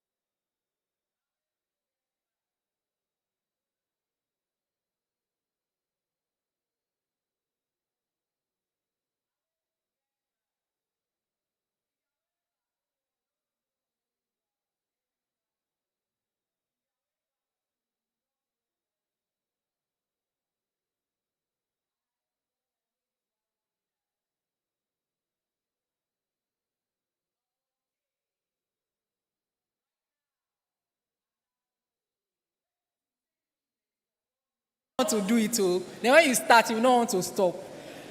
We wanted you guys to have another networking break, but the stress that it took us to bring you back in, so we decided let's just do it on our seat here. So right now we'll be going straight to another panel session talking about leading in an AI age, and our panelists are Sam AJ, the CEO of Grocery Bazaar. Please, you know I'm here. You know I said it, that it's your clap that charges my smile. So until they are all seated, we are going to keep clapping. CEO of Grocery Bazaar, Sam AJ. We are going to keep clapping. We are going to keep clapping. The CEO of Data Science Nigeria and Equalize AI, Dr. Olubayo Adekombi. Please keep clapping, keep clapping. And the CHRO of MTN, Esther Akinukawe. Please keep clapping, keep clapping. Keep clapping. You will not clap now. You want contracts from MTN, you will not clap. Clap so that she can note you. The CEO of Intent AI, who will be joining us online, Jonathan Larkin. Please clap as you can hear us online. And the General Manager of Doroki by Paga, Arike Okunowo. Please keep clapping, keep clapping. I'm moderating this session is the CEO of Hydrogen, Kemi Okusoya.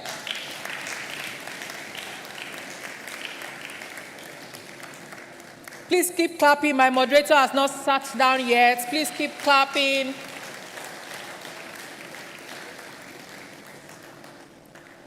Moderator, over to you. Thank you very much. And good afternoon to everyone. So I think it was when Juliet was speaking, she started off on that slide and we had the breakdown of retail. I don't know if anybody saw that slide. You saw the retailers, you saw the wholesalers, you saw those at the last mile, and you see that there are various segments and all within that space. I started my journey with my mom within that space. And every time I think about it in context of this conversation, I recall vividly how business was planned. And this was in the early 80s.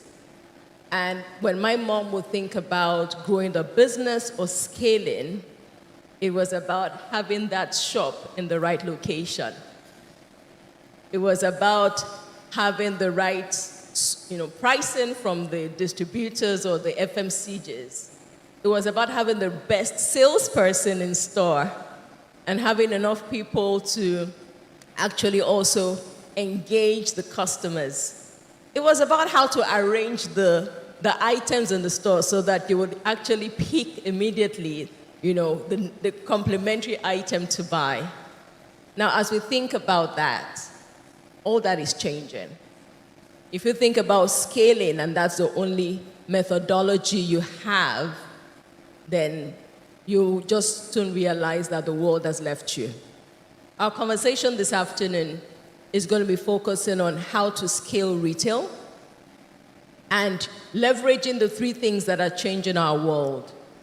One is data, one is digital innovation, and one is technology. So I have my panelists, so please welcome my panelists with me this afternoon. Thank you very much. My job is the easiest. They have all the smart ideas and we'll be learning from them. And we have Jonathan as well. Jonathan, say hello to us here. Can we see you wave? So by the way, Jonathan, thank you, Jonathan. So just so you know, Jonathan is a true African and he speaks Swahili fluently. So we're going to start off with, thank you, Jonathan. We're going to start off with him. We heard earlier around AI adoption and how Kenya is leading. So there's no better place for us to start. So we're going to go right to Kenya. And we're going to ask Jonathan this question. Now, with AI adoption that is growing across the globe, one of the things that you see is the world is changing. We've seen this in the financial space. We've seen this in technology. And very recently, retail is catching up and is beginning to change the whole dynamics of that space. Now, based on your experience, Jonathan, share with us, are there opportunities that you see for AI adoption, particularly in the African retail sector? And of course, you know how dynamic that space is and unique in itself. So we would be keen to hearing from you your own thoughts around that space. Thank you.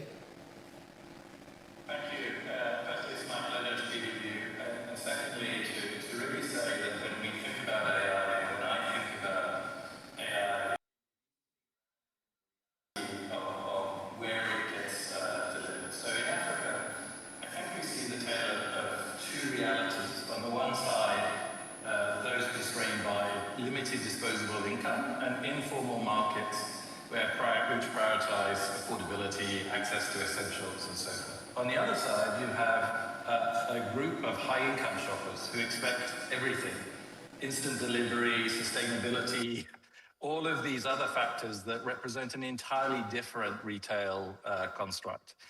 And yet there's a third force which is coming in, which is this tech-enabled middle class that's really demanding broader access and has come through education and opportunity. And each one of these, we want to treat differently in this hunt for value. So if we take the first group of these, The key is in shared infrastructure and figuring out how to take what is actually a very expensive commodity today in AI and translate that in Africa's own language, which actually means dealing with things at the edge. Like, how do you take your AI and embed it on the mobile, right? So that it's actually in the hands of the individuals. And there's an African proverb I love, which is, if you want to go fast, go alone. If you want to go further, go together. Right? And when you take that, that's a story of how do you as retailers start to not just think about yourself, but how do you start to share things with others to allow a new economy to come in, a shared infrastructure and so forth, because we want the $20 mobile and so forth to become the reality or the handset. The second thing I would call out is hyper-personalization, particularly in influencing the consumer ahead of your visit to the store, right? That's where it's been happening elsewhere in the world. If you look at Shane's rise in Europe from literally nowhere to number one in the space of 2 to 3 years, that happened through influencing in TikTok. So the decision that's happening in the consumer mind, and as AI becomes our companion, and the companion of the consumer, that influence is going to be where hearts and minds are one ahead of actually the purchase. So that becomes a super important aspect, I think, to focus on. Amazing, and thank you so much. And I love the example of Shane that you gave. I mean, from nowhere. I've lost the audio, yeah. From nowhere, and they're just everywhere today, and it's the power of AI, is the power of what we can actually do with this space. I gave the example earlier of how business started, and something that came to mind just now is, we all talk about OPay. OPay is a financial service, in its financial services space and into retail. I'm yet to see one branch. And so you see how the power of technology has really changed our world. Let's go to Sam. Sam, you've been in the grocery and retail space for almost 2 decades. And with the changes in technology, especially AI, I'm keen to, hearing your thoughts on areas that you think should be considered for us to scale, grow, in our businesses, because the people here want to hear that. They want to hear some thoughts around that. Thanks for the question. So having been in retail for a while, the environment is different. It's not the same anymore. It has changed significantly. I remember when I started my first store, along the entire stretch of that road, I had just one store, and it was the only store there. That was 2010. If you go to that same location today, you have over 15 stores. Bigger, mine start looking older. It doesn't make any sense anymore. And in addition, my own view is simple. Technology, especially AI, has actually commoditized the idea of retail. Because effectively now, almost everybody here is a retailer. They all use WhatsApp, they send things, they buy things. Every person is involved in our business today. I remember when I was a kid, you need to get the magazine to actually see ladies pose. These days, Instagram is there. Everybody is posing. It's the same thought process with retail. Retail has been commoditized. Technology has commoditized it. It's not the same thing anymore. And in reality, if you're thinking about that carefully, almost every person has become a retailer by implication, because of technology has changed that. With use of WhatsApp, and AI coming into the picture now, it's even going to accelerate that process significantly over the next few years. For us, what we've done over the past few years is we're actually thinking in that direction as well, trying to make some adjustments. What we do today with AI are primarily 3 things. We use that to sort of forecast some of our forecasting, inventory forecasting. We also use it for some sort of automation in our business. So simple things like leave forms, all sort of things are not done automated. They're simpler to do with AI. And I think we use it for one more thing as well, which is to actually try to predict customer demands and stuff. So inventory on one side, but customer on the other side as well too. Problem is simple. If you don't have good data, then you struggle. And that's one of the challenges we use in AI as well too. Sometimes if you have corrupt data, then you have very bad results. Thanks. Thank you so much for that. There's something is said. They use it for forecasting, inventory management. And someone mentioned earlier, I don't know if it was Deepak, when he said that AI is a tool. And so you see how in Grocery Bazaar, they've decided to see it and utilize it as a tool for their business. They've identified areas where there's a problem, and they're using it to fix that problem. Let's move on to Bayo. Bayo, you practically live and breathe data and AI. At the heart of AI is data. If there's no clean data, there's nothing we can do. Can you share experiences where data analytics has helped to identify new business opportunities? Because there are people here that they're at the time that they're in a business, but they're beginning to think that, there are times you feel in your business that I think we need to pivot. Anybody feeling that way? I need to pivot in my business. And so how can I use data to actually start to help me think about, can I create a new business out of what I'm doing, or can I start to adjust my pricing somewhat? We'd love to hear it from you. Thank you very much. Just as is a dominant fact that retail is powered by data. Like we say, retail is detail with trail and long tail. The more detailed you are, the more retail you can become. And that means that you need every bit of information. Formal, informal, structural, unstructural, anecdotal evidences that you need to bring together to be able to understand the market better, understand the white spaces, and then find what you can do different. This goes beyond just the fact that I understand my transaction data, also understanding the macro of the customers, understand the weather forecast, for example, understand even for large businesses that have things as simple as retail audit data, or even social media data as well.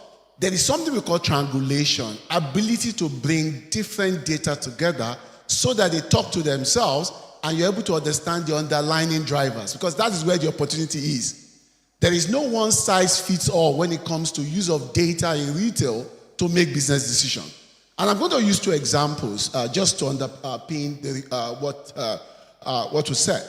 Now, we had a client, a global multinational, that does retail audit. They think they understand the entire universe of opportunity until we came in and then we brought in satellite imagery, for example, and what we call Ookla. I will explain what those two mean. The reason why I'm explaining this to you is just to have a broader view of what is possible with data powering retail. Now, with satellite imagery data, we're able to understand fast-growing areas across Nigeria. What do you mean by that? New buildings emerging on a daily basis. There are satellite images that shows it. And it's not just showing those buildings, but what is the nature of the rooftop of those buildings, so that I can use that as a proxy of the economic value of those buildings that are emerging. And then when you extrapolate that on Ookla, Ookla measures data download anonymously across the world. So I can overlay all of that and say there's a new cluster emerging in Lekki Axis, or somewhere in Magodo, or somewhere where people are heavy data users based on anonymized data, or there are new buildings emerging. Or let me even go to the traditional data sources, just to also establish the fact that we're not talking about big business. There was something we did, which Professor Uchenna is aware of, where we use this till receipt. I'm sure many of us will know till receipt. When you go to any mom and pop shop, supermarket, they give you a small receipt which comes automatically from a machine. And after you collect it, what does 80% Nigerians do with it? They drop it off. So we collected young boys all over who are picking it by coordinate. And they just take the picture and upload it for us. With that, what are the data points? The date, the time, the product type, the SKU, the volume bought, the value, the pricing, the total bought, the time of the day. With that, we're able to do market basket analysis. What do people buy together? What is the maximum purchase in the morning? By hour, what is the purchase? Weekend purchase, Sunday purchase, and interestingly, what do people buy together? For example, we saw an amazing trend where you see people buying sexual reproductive product plus baby food together. Unbelievable combination. These are amazing insight. And somebody will tell me there's no data to do that. But yet, paying people, cleaners, extra money across all stores in Nigeria, just take the picture. As you take the picture, for every picture you take, we give you small money, which when they compare with what they hand is a big deal. And mind you, those data are anonymous. So many things are possible. And if we want to play retail, we have to go into detail. And that's where data makes a difference. And when we say there's no data, there is data. One more point I need to make. Somebody will say, what about Ojuwoye market? Now, we just started a new frontier where even a woman in Ojuwoye can voice her transaction so that we can also understand what is happening in the informal sector. What are they selling, and how can that also enrich that body of knowledge? So essentially, if you want to play detail, look for the data and you're going to get it. Thank you. Thank you so much, Bayo. Am I the only one curious? Who wants to see Bayo after this? I really want to know that data. We'll go straight to Arike. So Arike, you are in the financial space. Paga has been there forever. I've always respected Paga. And you guys have driven a lot of the innovation, even when some of us were sleeping. From your own organization's perspective, is there a process or a function within your organization that has been transformed using emerging tech? Maybe an example, because sometimes, we say these things and people just feel like, okay, maybe it's still something that it's not for my own type of industry. So we'd love to hear from your thoughts, particularly for financial services. Yeah. All right. Thank you very much for that. There are about 3 areas that I would like to touch on, and that's because they are very similar to each other. I'm going to speak on onboarding, support, and then scaling. When we started Paga, right, if you needed to onboard a customer, right, you needed to take a physical paper. People had to fill a form. Someone had to take it to the person, go back there to collect it, bring it back to the office. The back office has to check and then do due diligence, which was very much open to human error, right? But today, we had to reimagine that process, right? Because if you want to scale, right, you can't continue on that manual leg. So we had to leverage AI and technology. And today, just by a click of the button, facial recognition is there that you can use to check the KYC of the person. You can also just upload document onto the system, and then it verifies it within minutes, and then you have that customer onboarded. And also in supporting the various, the numerous retailers across the country that we needed to support, right? We had to also leverage data, right? Predictive data could tell us, right, what is this person doing? How is this person performing? And then we could proactively, right, reach out to the person, or even proactively on our own part, develop products that we feel would meet the needs of the market at that time. And finally, in scaling, right, and this way, we then looked at retailers as a whole, right? As we're scaling, right, how do we help the retailers to scale as well? Yes, we started by saying, accepting payment, financial, and all of that. And that was when we thought about the Doroki by Paga, right? Because analysis had shown that a lot of these businesses accepting payment still had gaps to manage their inventory, manage their customers as well, and even make decisions that are data-based, data-backed, right? So we came up with Doroki to help them manage their inventory, make decisions that were data-backed, real decisions that helped these businesses to even access financial services in other places. There are businesses that need loans, but because they don't have like clean data to support whatever they need, they are rejected. So this time you have a clean data, and then it helps you access a lot of things that will help your business to grow. And that way, we've been able to manage our businesses, our retailers, whoever comes on board. Like, for you to grow, there's no gainsaying. You just need to go digital. You just need to embrace technology. That's the way forward. Thank you so much for that, Arike. There's something you said, we spoke about the onboarding and the laborious process it took before. without you saying much, my sense is you probably realized there was a bit of waste and you had to cut back on some employees. So that means that there's more efficiency now. So maybe if you needed 10 people, you probably just need 9 today. So I'm going to go to Esther. So Esther is our HR chief. And very often, when we talk about AI adoption, you start to hear of concerns around employees losing their jobs. People are getting paranoid, and they're like, oh, they're here to take our jobs. The company hates us. So as HR executive, how would you guide, how would you advise organizations to manage these concerns that could come up? Because they are real. Okay, thank you very much, Kemi, and good afternoon, everybody, the speakers, the audience, well done to the organizers. The truth of the matter is that in some instances, AI is actually here to take some people's jobs. And I do not want to leave anybody, in la-la land, thinking that if you don't make certain changes, the job that you were occupying yesterday, 2 days ago, last year, will remain next year with the advent of AI. It is not so.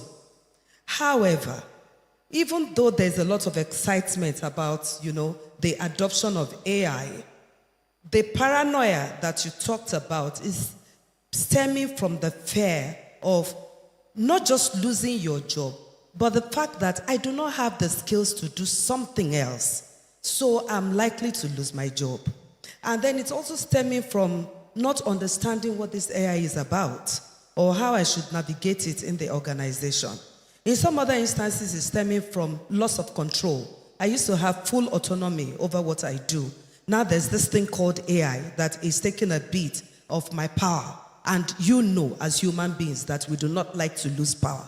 So what we have done in my organization when we decided to go the AI route, where we are adopting AI, was to first and foremost look at the myriad of, change management models out there. And there are so many of them. There's the Kotta, there's the Lewin, there's the this, the that. But we decided to go with the ATCA. And you can take it down. ATCA is awareness, desire, knowledge, ability, and reinforcement. Very simple to implement. But what does that mean? First, create an awareness of what the change is. What is the change and why is the change? For organizations, and I'm not talking about big organizations. I'm talking about the mom and pop shops. I'm talking about the grocery businesses. I'm talking about the small, medium, and even the large shops. Why are we going the AI route? Is it because it is now the in thing, or because there's a real problem we want to solve in my organization? And if there's a real problem, what is that problem? Is it a problem, or is not a problem, but it is to improve what we currently do? So once you have a clear understanding of why you have decided to adopt AI, which I dare say you do not have a choice now because the horse has bolted, then you find a way to communicate that to all your stakeholder groups. That means you have to do a lot of stakeholder mapping. Your executive committee, starting with them, because they say fish rots from where? The head. If the head gets it, chances are that the rest of the people will be able to get it. So you identify them, identify the employee groups, the customer segments, your regulators. We had an ISON, representative earlier on. They need to be carried along on the journey as well, so that even as regulators, they know how to regulate and how to support when you infuse AI into what you do. You look at government, the general public. And then once you have communicated effectively what it is you're trying to change and why you want to change it, then you can now go to driving that desire for people to participate in the change, which is the D in the ATCA. And that means you are positioning AI not as a threat, but as a helper, as a teammate, as a tool to augment what you do. Yes, I know that AI can be, to augment. It can be full automation. It can be to create new jobs. In the process, some people can lose their jobs. However, it's the human assist you want to emphasize. and you get champions, early adopters. That's what we did. We got early, we didn't go straight to the entire organization. I was one of the early adopters when we wanted to introduce AI. Not only because I'm an executive, but because also I'm very interested in things like that. And because I understood it, it made it a whole lot easier for me to be able to even, train the people around me.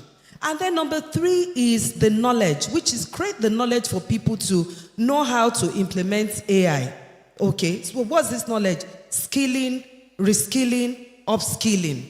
We introduced an AI-ready AI appreciation workshop, which is in line with our AI-ready workforce. We also conducted AI maturity surveys, where we wanted to know how ready people were for the adoption of AI, and we used the gaps to be able to train and train and train. As I speak, trainings are still going on. For instance, one of the generative AIs that we implemented was Copilot. And we took it in batches where everybody in the organization today now has been trained on the use of Copilot. And the reason we did Copilot, we could have done ChatGPT, but we wanted something proprietary that will use only the information in the organization so that we protect the integrity of our organization. And now we make it almost mandatory that if you want to respond to me, to an email that I have sent to you, I don't want you wasting time, thinking about how to respond to it. Just type in Copilot whatever it is you're thinking in as crude a form as possible. And let Copilot do the work for you in less than a few seconds. It's giving you what the response is. You refine it to how you want to shoot it out to me. Shoot it out to me. When I'm responding to you, Copilot is my aid. Also shooting it back to you. We are shooting it to ourselves. At the end of the day, what is happening? I am able to spend more time driving experience, driving high-value work and tasks in the organization rather than the rudimentary ones. And then in terms of ability is helping with support, with coaching, hand-holding people to be able to implement this change. And as you do it, we reinforce it. We support you, we celebrate the quick wins. Honestly, as simple as it is, if you implement ADKAR, you'd find that you minimize the paranoia and the anxiety that people feel in trying to adopt AI in the organization. Thank you. Great stuff. Thank you so much, Esther. Esther spoke a lot around adoption. And sometimes you're ready to adopt internally, but there are factors that are external that make it difficult. So I'm going to go back to Bayo, because you have been in this space much longer. And I'm kind of curious to get your thoughts on external factors that you think can actually inhibit or slow down the adoption of emerging tech from your own experience over the years. Thank you very much. To be very frank, people are shy of technology, and so therefore we must situate technology within their context. And that speaks to the issue of infrastructure. And most of the time, we so much focus on technology and we forget the people. Today, I've had issues around design thinking. We build technology and we're trying to force people into technology, not thinking about if I want adoption, people must see it as an evolution of their normal life. So you are bringing it to complement, to enhance, and just get them into a world that is similar to where they're coming from.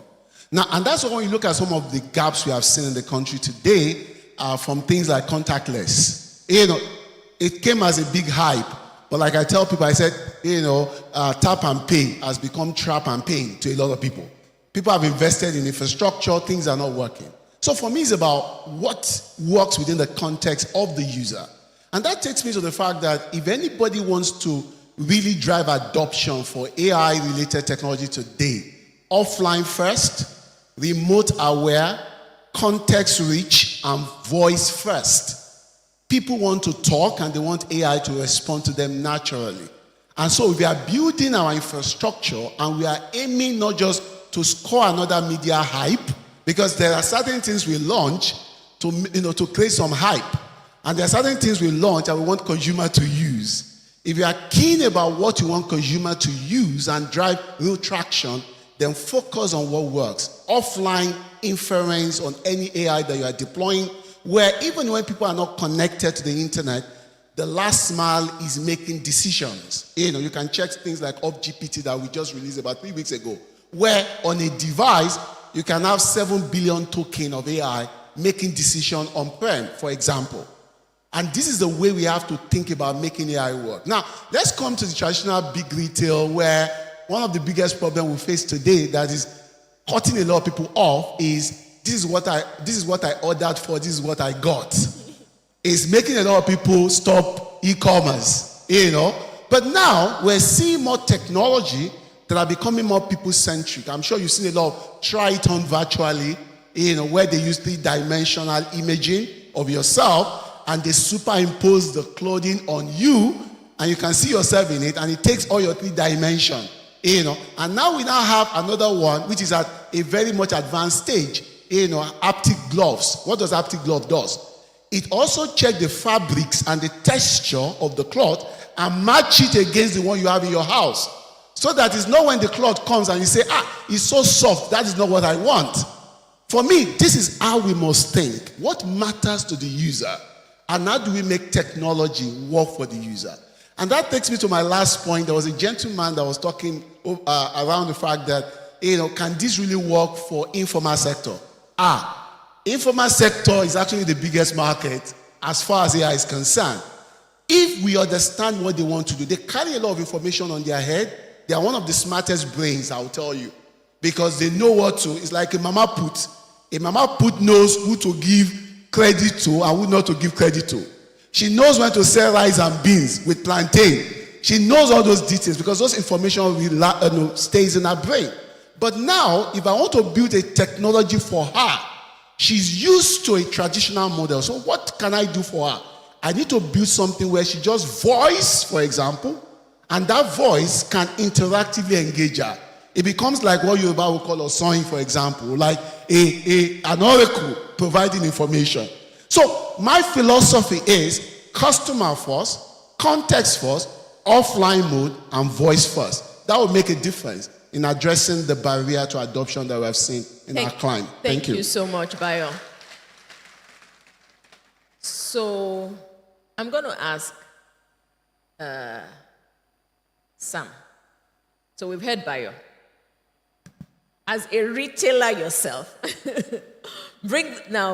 what are those barriers that you see? And it might just be very well with what he said, but what are those barriers that you see is actually slowing down that retail space from adoption? Because you've all heard these things before. You've tried it, right? But what are those things that you are seeing? 1, 2, 3 things that you are seeing, and what do you think can be done to overcome them?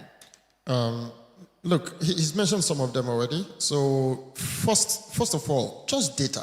Just getting clean data.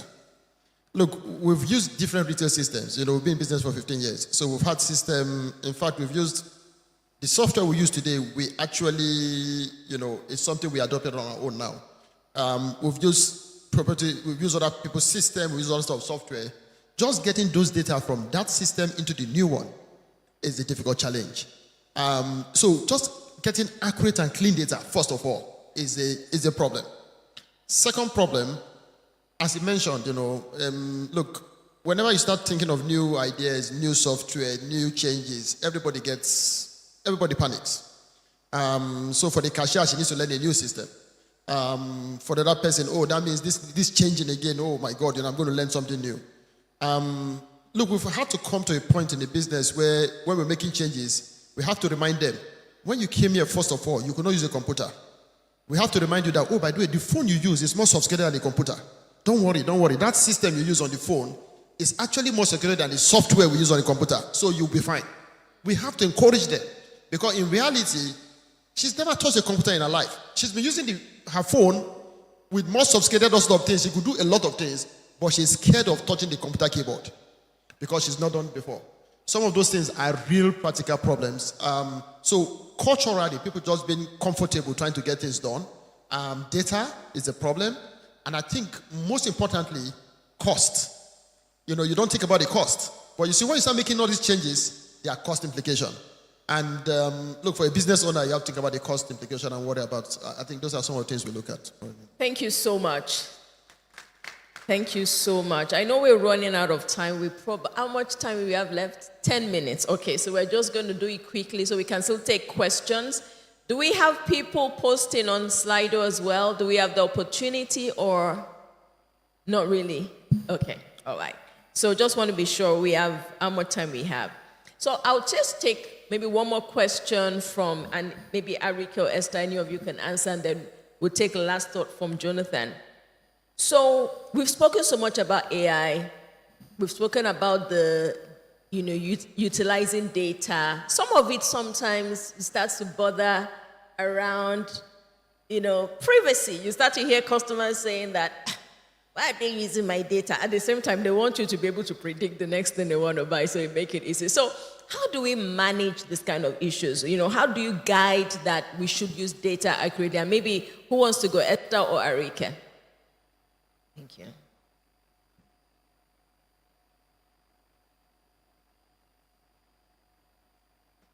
Very clearly, in our society, trust is a big issue, right? And to get people to trust, to give their data, right, trust has to be really at the forefront.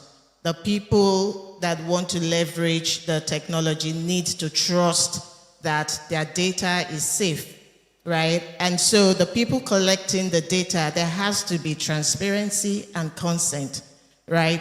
The data, what data is being collected in the first instance, right, has to be very clear. What is that data being used for, and how is it going to be processed? Because you can't tell me that you want access to my contacts, for instance, and then you're selling it without my knowledge. So that transparency and consent need to be very clear. And also, right, data protection, it's also very key, right? What are you doing with sensitive data? Is it in line with the different data protection regulations, right? You need to, the data has to be encrypted from end to end so that people can trust that my data is not just flying around.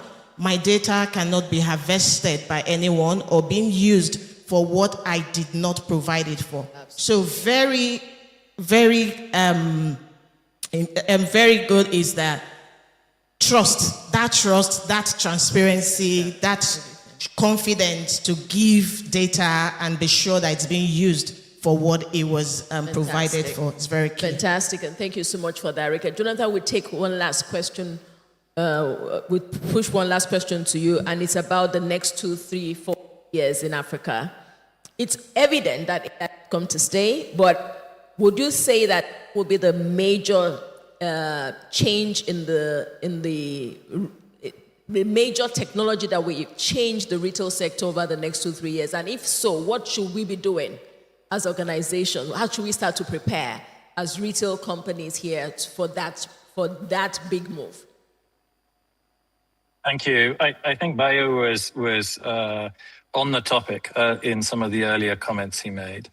When I think about it, the change that will happen and needs to happen is a change from understanding your customers from your historic transactions. Like everyone's trying to predict, as you say, the next thing to buy. But the reality is that's being done on limited information, the transactions you have with that customer, the receipts. What we want to understand is what's the real intention of that person in real time. Like how do we really understand so that we can stop spending money spamming that person and actually give them something they really want at the right moment in time? That intelligence to do that will be the biggest transformation at the heart of it.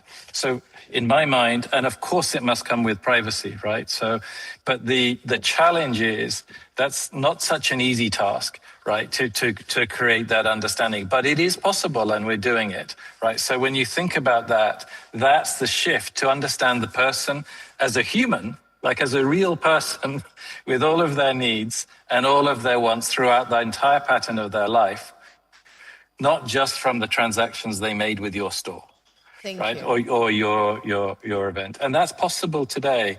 then I call out MTN for going in that direction and leading in that front as well. So just the final thought that's really it. Understanding and acting on people's intent in real time is really the biggest transformation. Amazing. And thank you so much for that, Jonathan. I know we've really run out of time, but I want maybe just some few words. I would ask Esther, what would be one parting word you want us to go with? We can go around everybody. So I'll take from Esther, I'll take from Sam, just few words I think we should go with. Okay, so I think people are not resisting change just for the sake of it. They want reassurance that their concerns are valid and that the organizations that they work for are taking note of those concerns and that they would lead even as AI or any emerging technology is adopted in the organization, that there will be a human-centered approach to deployment that makes sure that even if they can't fit into that particular job because it has completely changed, they can be upskilled for another job, that nobody is going to be left behind. And if we go with that mindset, most of the time we'll be able to get our people along with us on the journey as we implement AI and technology in retail. Thank you so much, Esther. And Sam? Look, I think AI is here to stay. Technology is always evolving. It's not going to go anywhere anytime soon. Remember when I was secondary school and we did math, and the first time you touched a scientific calculator, you're like, oh, I've been wasting my time all this while. So I could have been doing this thing without all these troubles. I think AI is the same sort of mindset in a way. It gives you tools that actually in the past you thought you couldn't actually deal with. You had to hire somebody to do those things. You have to, and that's changed it significantly. There are many things I used to do when I started my business. In my past life, I worked for Citibank. I used to type memo. It takes me some time when I started typing as an engineer, a young engineer. It took me 30 minutes thereabout to type a memo. I used to recall. These days, I can speak into the AI and they will type the whole thing and everything is done in no time. So, look, it's here to stay. It's not going anywhere. The earlier you get used to the idea and start getting along with the program, the better it is for everyone. Thank you so very much. Please, let's give them a big round of applause. And I just want to say that the truth is AI has come here to stay. We can't fight it. The only thing we can do is embrace it and use it as a tool to scale in our business. Thank you so much.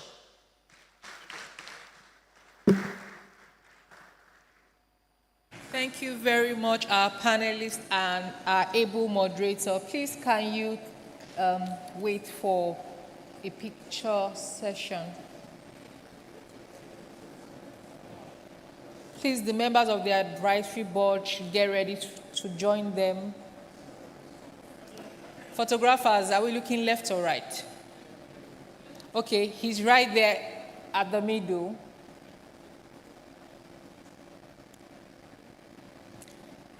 Please, can the members of the advisory board join them? The members of the advisory board, please.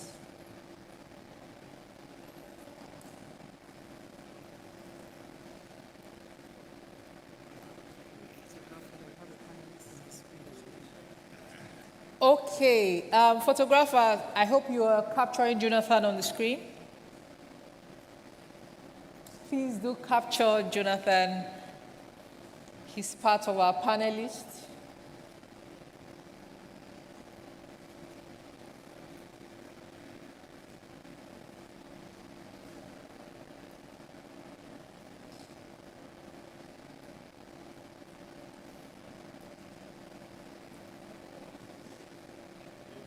Have you gotten a good shot?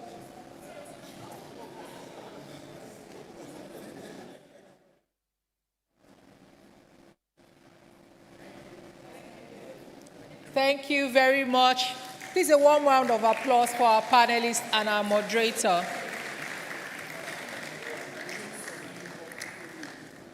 How many people have their notes full already?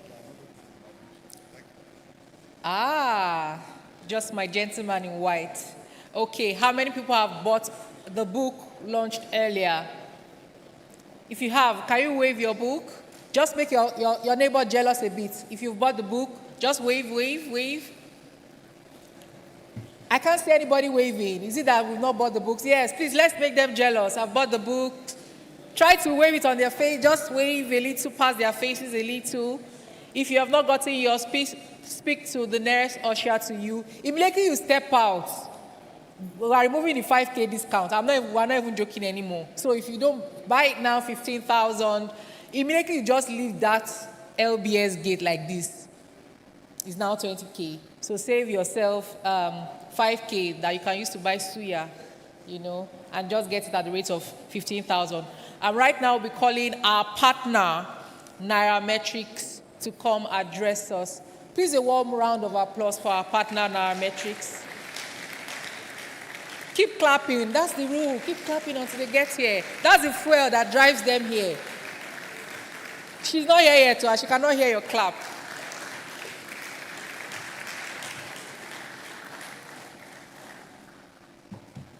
Okay. Good afternoon, Prof. Good afternoon, everyone. Good afternoon, ladies and gentlemen. It's such a delight to be here today at the African Retail Congress 2025. My name is Oluwase Fale, and I'm the head of partnership at Nairametrics. So for us at Nairametrics, being part of this year's Congress is truly special, not just because of our long-standing relationship with the Lagos Business School, but because this year's theme sits right at the center of what we do. At Nairametrics, we often say we create wealth through information. So that is more than a tagline for us, it's our philosophy. We believe that access to the right data and insights can shape better decisions, empower businesses, and move our economy forward. That is why this partnership with Lagos Business School is such a natural one. While LBS continues to shape minds and build leaders, Nairametrics is helping those leaders stay informed through data, through analysis, and through conversations that make sense to the economy. In many ways, this partnership brings together two forces that believes deeply in the same thing, knowledge that drives transformation. Now, speaking of transformation, we have been very intentional about how we are expanding, right? And in the coming weeks, we will be unveiling something we're very excited about. That is the NMX 100. It is our brand new ranking of the top 100 companies in Nigeria based on their annual turnover. It is bold, it is data-driven, and it is designed to spotlight corporate excellence in Nigeria. So stay tuned for the official launch on the 14th of November, 2025. Then we also continue to grow our content platform that keeps conversations lively and insightful. There is Drinks and Mics. I hope we're familiar with Drinks and Mics. Our flagship podcast, which sets business leaders and creators for open, refreshing conversation. Now, the season finale is coming up on the 5th of December, 2025, and we're doing it big. So if you're not already, please subscribe to our Nairametrics YouTube channel so you do not miss out. And of course, there's the ever-popular Follow the Money with Ugo Dre, where we break down business and economic stories in the most relatable way possible. If you truly want to understand how policies, how markets, how investments affect our everyday life, you should definitely subscribe and follow the Money with Ugo Dre. On behalf of the entire Nairametrics team, I would like to thank the Lagos Business School for hosting this very important Congress and for always creating spaces where ideas and partnerships can thrive. Thank you all for listening.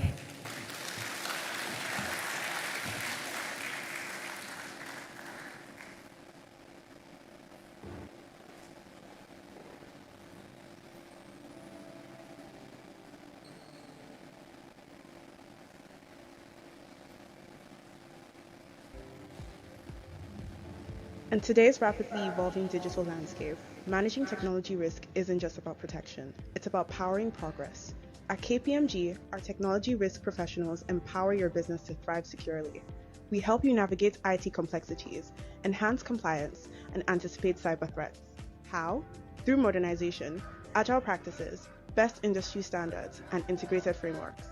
Our service offerings include IT internal audits. We assess your IT to boost efficiency and ensure compliance. RPA for controls and assurance. Automate your controls with intelligent robots for matched accuracy. Revenue assurance and analytics. Protecting your financial integrity by safeguarding every revenue stream. Technology gap and maturity assessment. Pinpointing tech gaps and mapping your path to innovation. IT deal services. Guiding your IT through mergers, acquisitions, and critical transactions.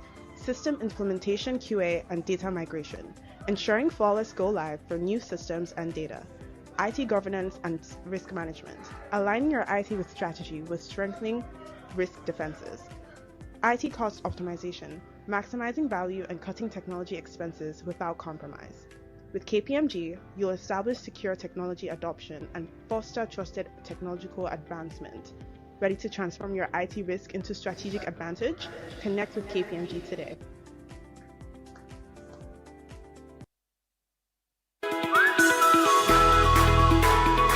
Behind every aisle at Market Square are the hands of dedicated people working together to serve you. From stocking the shelves to attending to every customer, every interaction tells a story of care, quality, and service. And together, we've grown over 37 stores in 16 cities, serving over 30 million Nigerians each year. Because at Market Square, service isn't just what we do, it's who we are.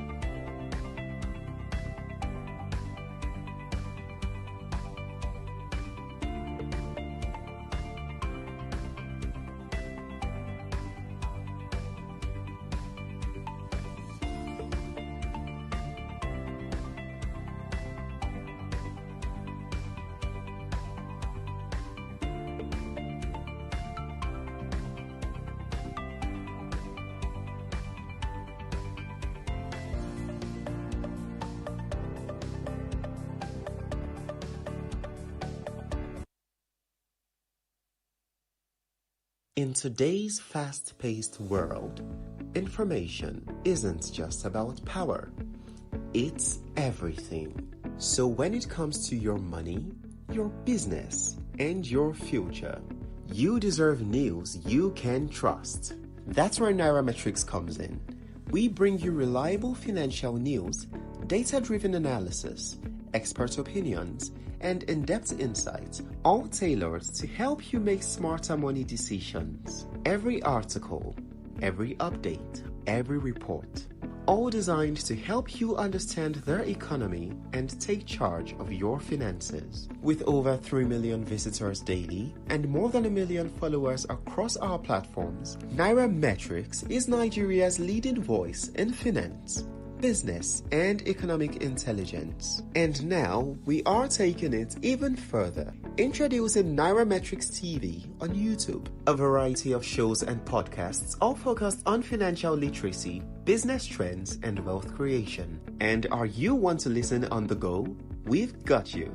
Catch every episode on Spotify and other podcast platforms. So whether you read, watch, or listen, Nairametrics keeps you informed, inspired, and ahead of the curve. Visit nairametrics.com, subscribe to our newsletters, and follow us across all social media platforms today. Nairametrics, creating wealth through information.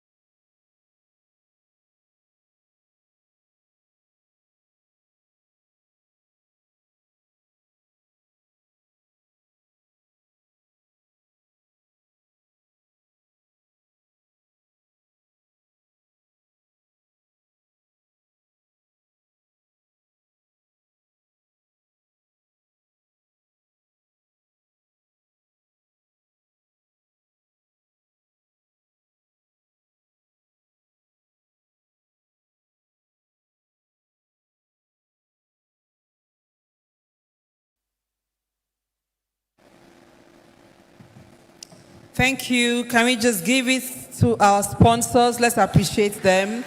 Thank you to all of our sponsors for making this possible.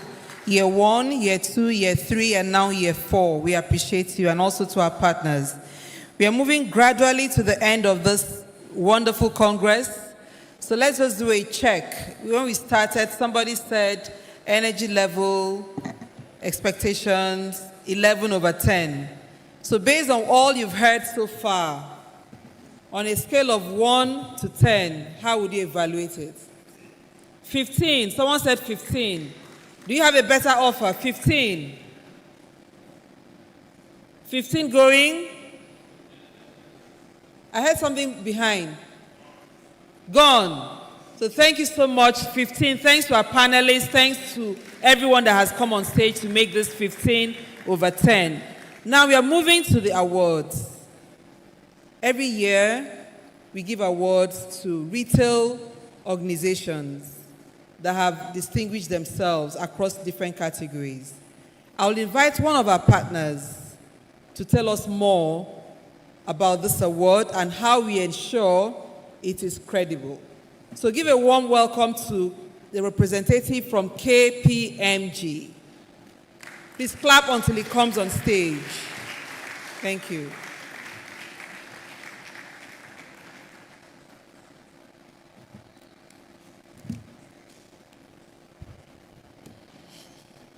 Yes, so good afternoon, everyone. Thank you for being here today and also for your support. My name is Chidimebi Agbaito, representing KPMG in West Africa. It is both an honor and a responsibility to stand before you today as the assurance partner for the 2025 African Retail Awards. Today I want to share a bit about how I've worked to make this process as fair, transparent, and verifiable as possible. This year's awards are not just a celebration of exceptional talent and hard work, but a testament of the rigorous and unbiased selection system that has been enforced. Our commitment to transparency means that at every step of the process, from the initial submission, reviews to the final selection, is as open and accessible as possible. Transparency is essentially not only to the credibility of these awards, but also to honor the trust placed in us by all participants, nominees, and all stakeholders involved. Transparency has been built into the foundation of this process in several ways. First, the application was posted and was open on different media platforms. We reviewed the applications and the judges' criteria to ensure that they were all clearly defined. Each criterion reflected the values of excellence, impact, and innovation, which we believe should define our award winners today. These criteria are applied consistently across all applications, ensuring that all nominees are assessed with the same level of rigor and care. The judges were carefully selected for their expertise, impartiality, and commitment to excellence. Each submission was reviewed independently by multiple judges to create a balanced and comprehensive perspective on every application. Furthermore, KPMG was present as an independent observer during the process. The results were also collated by the KPMG team to ensure integrity of the process. In conclusion, I would also just like to reiterate our commitment to an award selection process that is transparent, thorough, and fair. The honor and value of this recognition rests not only on the achievements of the winners, but also on the integrity of the process by which they were selected. We are deeply grateful to each participant and nominee for their efforts and contributions, and also to the judges for their dedication and professionalism. Thank you for trusting us with this important task, and please know that we take that trust to heart in everything that we do. So thank you once again, and let's enjoy this wonderful celebration of talent, excellence, and impact.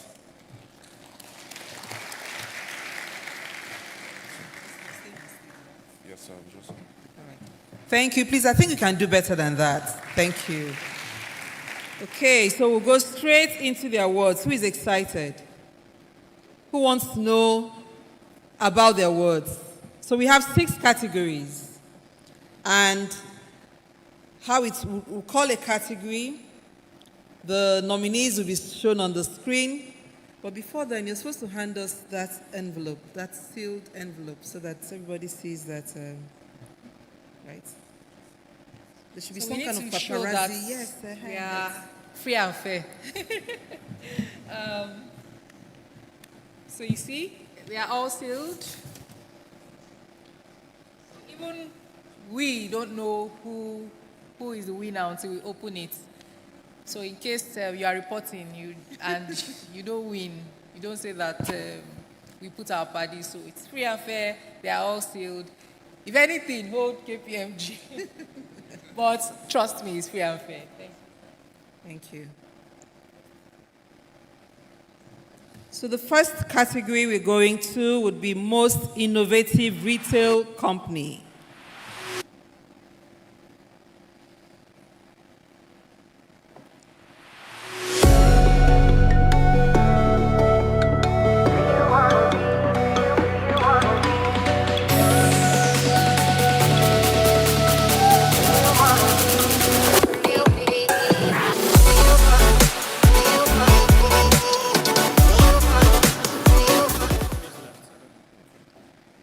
Okay. And the winner is open. Before we call the winner, would like the CEO of Slots, if you are still here, Nnamdi Ezigbo, to come to help present this award, and Kemi Okusoya, CEO of Hydrogen. Please join up on stage. Okay, Nnamdi is not around. I'm sure my namesake will do a very good job. Please welcome her again. So, and the winner is Gigi. Do we have representatives from Gigi? We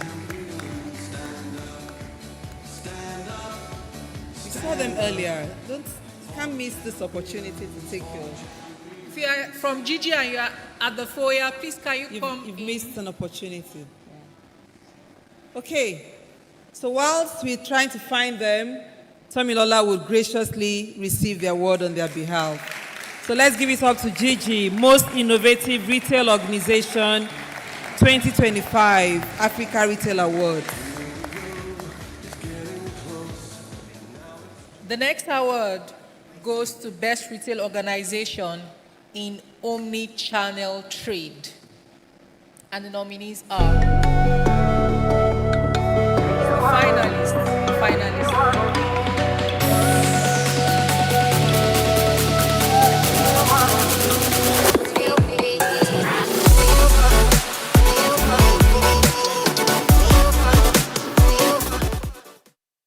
most sustainable retail organization. That's what was shown. Most sustainable retail organization. Sorry about that mix-up. So hold on this. Whilst you're doing that, can we invite Mr. Olu, please join Esther on stage so she's not too, Kemi on stage, sorry, so she's not too lonely presenting the awards. Thank you.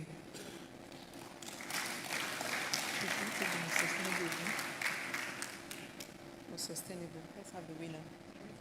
Okay, so we'll take most sustainable again. The award for the most sustainable retail organization, and the finalists are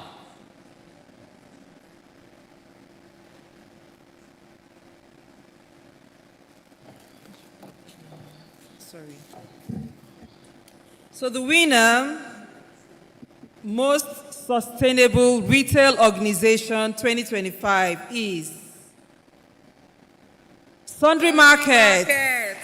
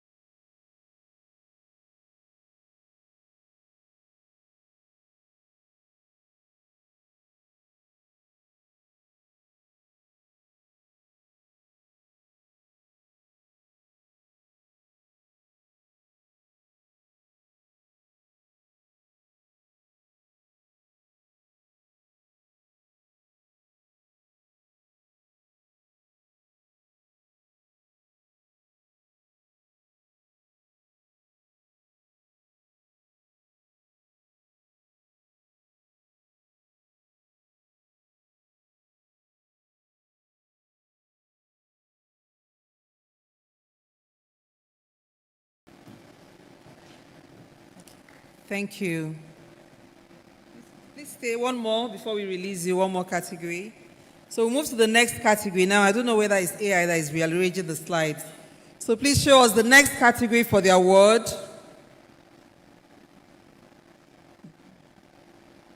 Best Retail Organization in Range Excellence.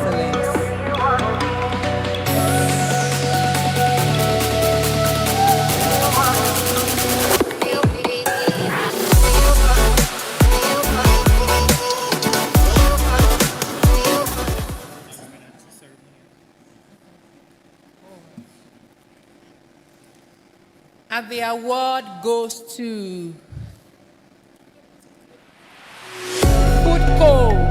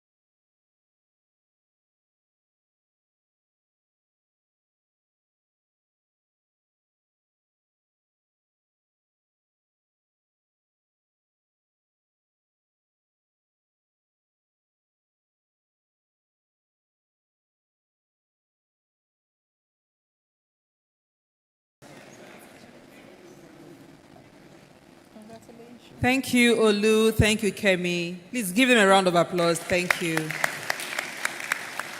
So to present the next set of awards, we'd like to call Esther and Professor Louise.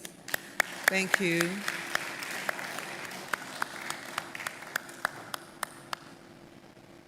Don't be tired of clapping. Right after this, one more item and then we get to lunch. So the energy is coming back. Let's clap until they come on stage, please. Okay, the next award, Control Room, the finalists.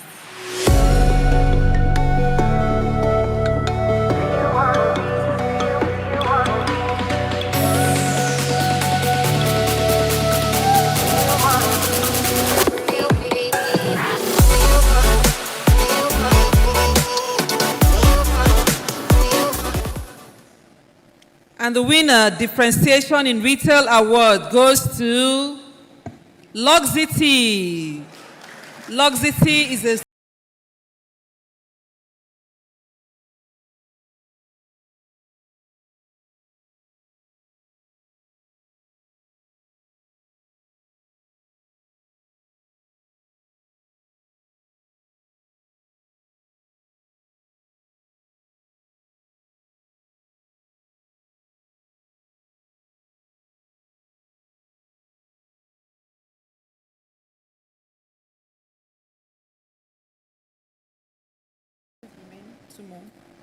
Next category of awards, Best Retail Organization in Omni-Channel Trade.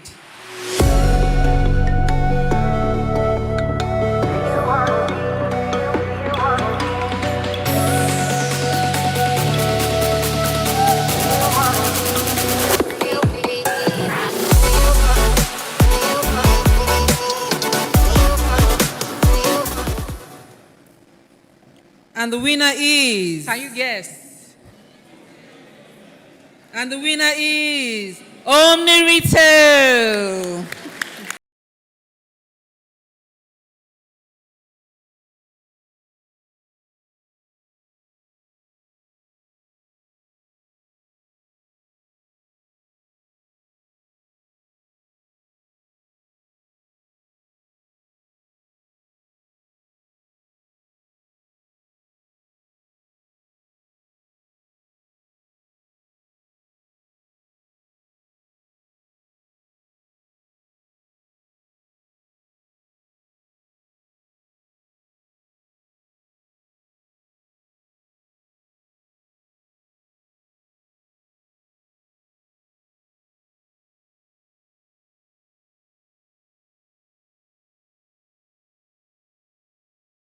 And to the final category, Best Retail Organization in Logistics Mastery. Finalists are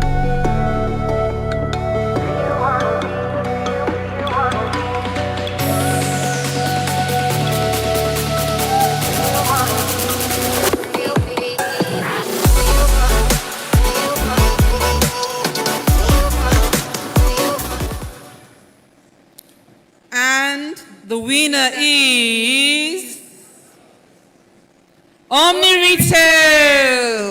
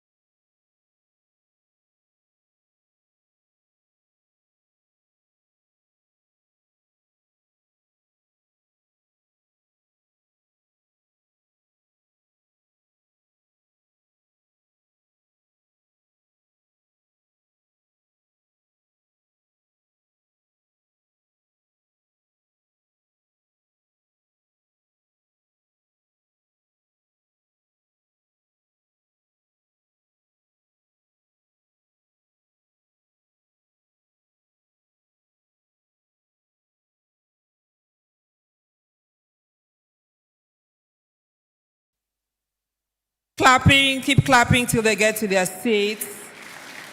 We are gradually coming to the end. At this point, we would like to say another warm thank you to all of our sponsors. And we'd like the sponsors' logo to be displayed on the screen. All of the people that have made this event possible. Sundry Market, Market Square, Zoho, Ritalia, Sims, Tolaram, Duplo, Foodco, Doroki. Thank you so much. Please, one more round of applause to all of our sponsors. We appreciate you. So at this point, we'll invite Tommy Lola to come on stage and very briefly will tell us about the activities of the Academy and what next. After that, we'll take the vote of thanks by Professor Uchenna Uzo, and then I'll announce the launch protocol. Thank you. All right, thank you, everyone, and thank you for being here. Quite honestly, this entire event started on a piece of paper that my director, Professor Uchenna Uzo, gave to me. And then seeing you all here today, it's quite unbelievable. Seeing the hard work that has gone into this come to life and seeing all of these beautiful faces here today is indeed very humbling to me. I've probably cried a few times today already. The Retail Academy is here, and our mission really is how can we better professionalize the practice of retail on the continent? There's huge potential in retail, but it's just not paid attention to. That a young child of 12 years old doesn't see himself working in retail. He thinks it's probably for lesser individuals and all. And how do we intentionally reshape that? And that's the mission for the Academy. We want to ensure that people are proud of working in retail. We want to ensure that the retail sector contributes better to our economy and how the retail sector can also better deliver service that we customers are very happy with. And we do this through 5 major pillars. The first is advisory. Retail businesses really have very, very difficult terrain to work with. Consumer behavior is changing so rapidly. Market dynamics is off the roof. Supply chain is terrible on the continent. But to understand this, you need guidance from we as practitioners, we as individuals who have done this work over time.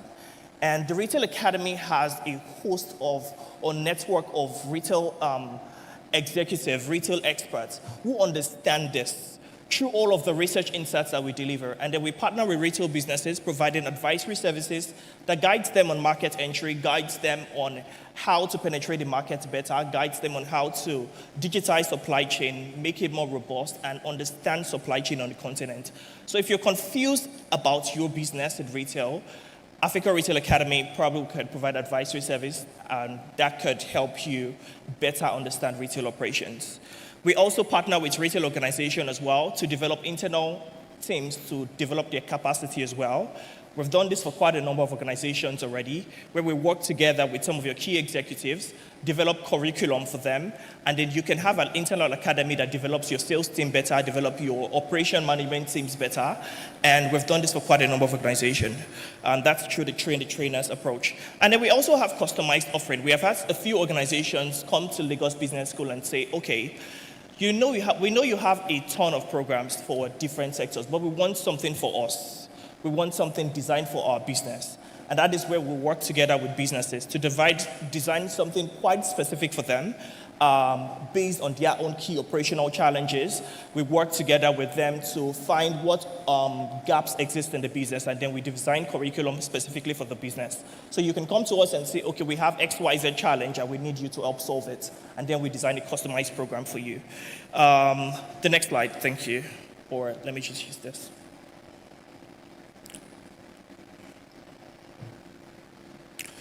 Every year, we organize the Retail CEO Roundtable. We have a select group of retail players whom we invite to this forum. And it's usually at the start of the year. We get all of the market data. We conduct surveys as well to better understand what exactly would happen in retail every single year. And then we call together CEOs of retail business and we invite them to this forum to discuss it better. It's an invite-only forum. You can only get invite for us. You cannot show interest in attending, unfortunately. The next will be the e-commerce and payments forum as well. We have e-commerce players come together in the room. It's an invite-only forum as well. You can show interest in attending, and then we approve your attendance as well. Then we have our self-paced certificate courses. So these are programs that you can take anywhere, anytime in the world. They are 100% online certificate courses for retail professionals. We have certificate for retail executives, certificate for retail managers, and certificate for retail professionals. And then the 5th Africa Retail Congress would happen on November 7, 2026. I thought someone was going to be excited about that. So this same event would happen probably in this same hall, or probably a larger hall, because it looks like we can no longer take this capacity anymore, from next year, November 7, 2026. And I think that will be all on my own desk. I would like to call my director, Professor Uchenna Uzor, who will give the vote of thanks, and then we have guidance on the launch protocol. Thank you.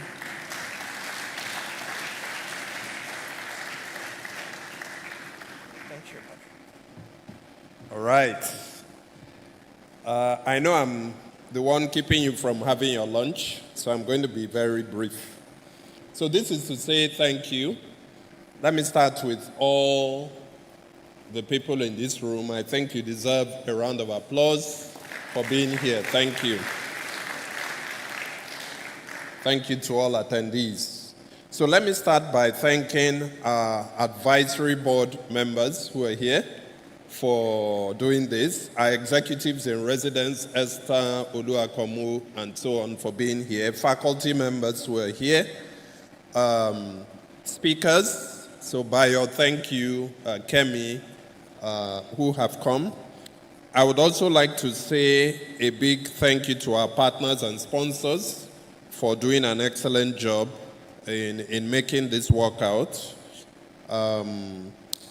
A special thank you goes to the students of Pan-Atlantic University. If you're a PAE student here, please, thank you for coming.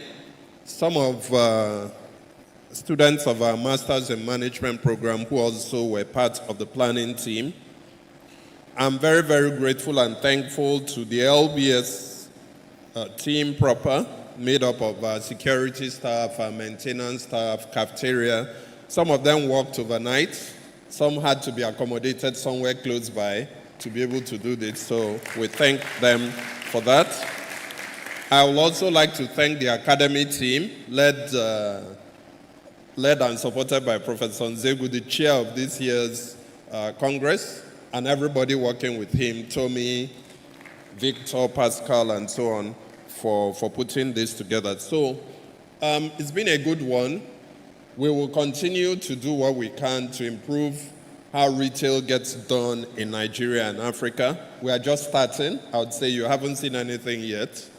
At our last advisory board meeting, we're challenged, and I think we're going to take on that challenge. So if you want to partner with us, if you want to be part of our vision, if you want to be part of the professional development that the Academy offers, I think in the brochure there's information, especially towards the end in the final pages, on different things you can do. But you can also interact with any of us on the Academy team to get more information. So having said that, thank you so much for coming to LBS today.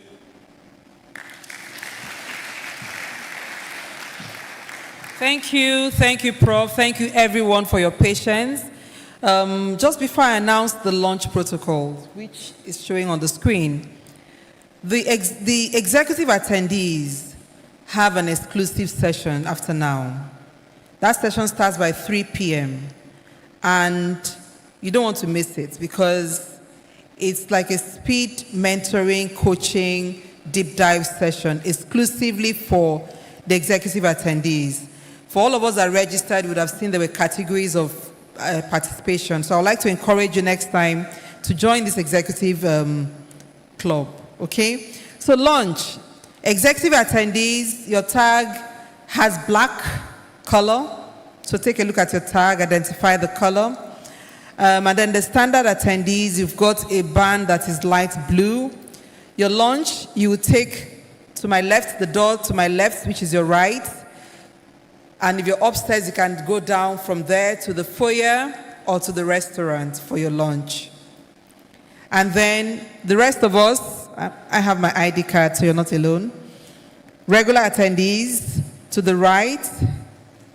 If you're up, I'll prefer you come down the door to your right, and then you have your lunch as well and your gift pack as you exit. So shall I say that again? Executive attendee, please take a look at your tag. You see the black band as is shown here. You go to my left, which is your right. If you're upstairs, you can come down that way as well. Go down the stairs to the foyer and to the restaurant downstairs for your lunch. Then the regular attendee, you take my right, which is your left. As you exit the door, you also would have your lunch and your gift pack for you. Then one more thing, we have some of our books upstairs. If you haven't picked up previous copies, you'll find them, just browse through them and pick a copy. If you have not yet bought the new book, you still have an opportunity to do that. After this launch week, the price goes back to the cover price. You don't want to miss. Remember that, what was that thing? Those loyalty, like promo. I like promo, so I'll pick up mine today. After today, you would have missed it. So thank you so much. 3 p.m., please don't miss your session. Thank you for your patience. We've come to the end of this year's Congress. Engage with the Academy. See you in 2026, and that is our 5th anniversary. It will be extra special. Thank you so much. Thank you to our sponsors. Thank you to our speakers. Thank you to this esteemed audience. Have a great weekend.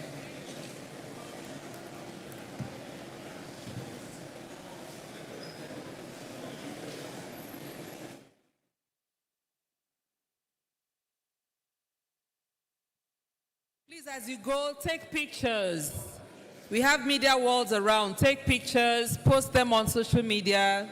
Remember the hashtags. Tag Lagos Business School, and we will repost. Thank you.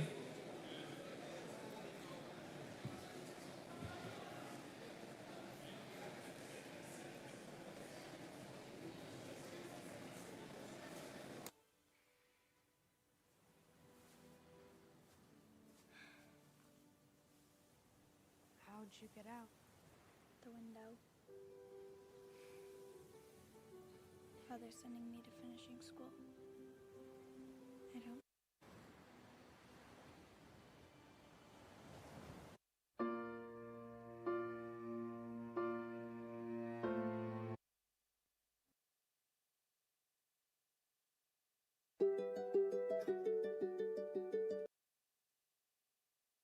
Flow freely as a lifetime of hard work is finally recognized.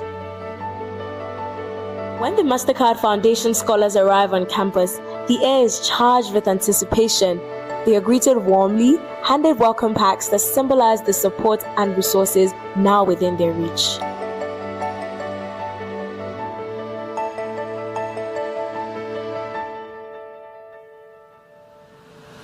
The journey officially begins with the Bridging Program, a careful preparation designed to equip them with the skills, knowledge, and confidence to thrive. Here they connect, learn, and transform, setting the foundation for academic and personal success.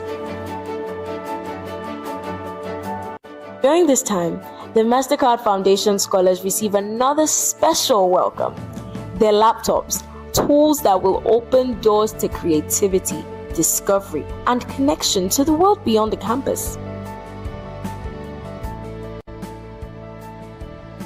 One MasterCard Foundation scholar's story stands out, her voice trembling as she shares the challenges overcome, the sacrifices made, and the dreams that now feel within reach. I had something to look forward to. And then I got the call that I'd been accepted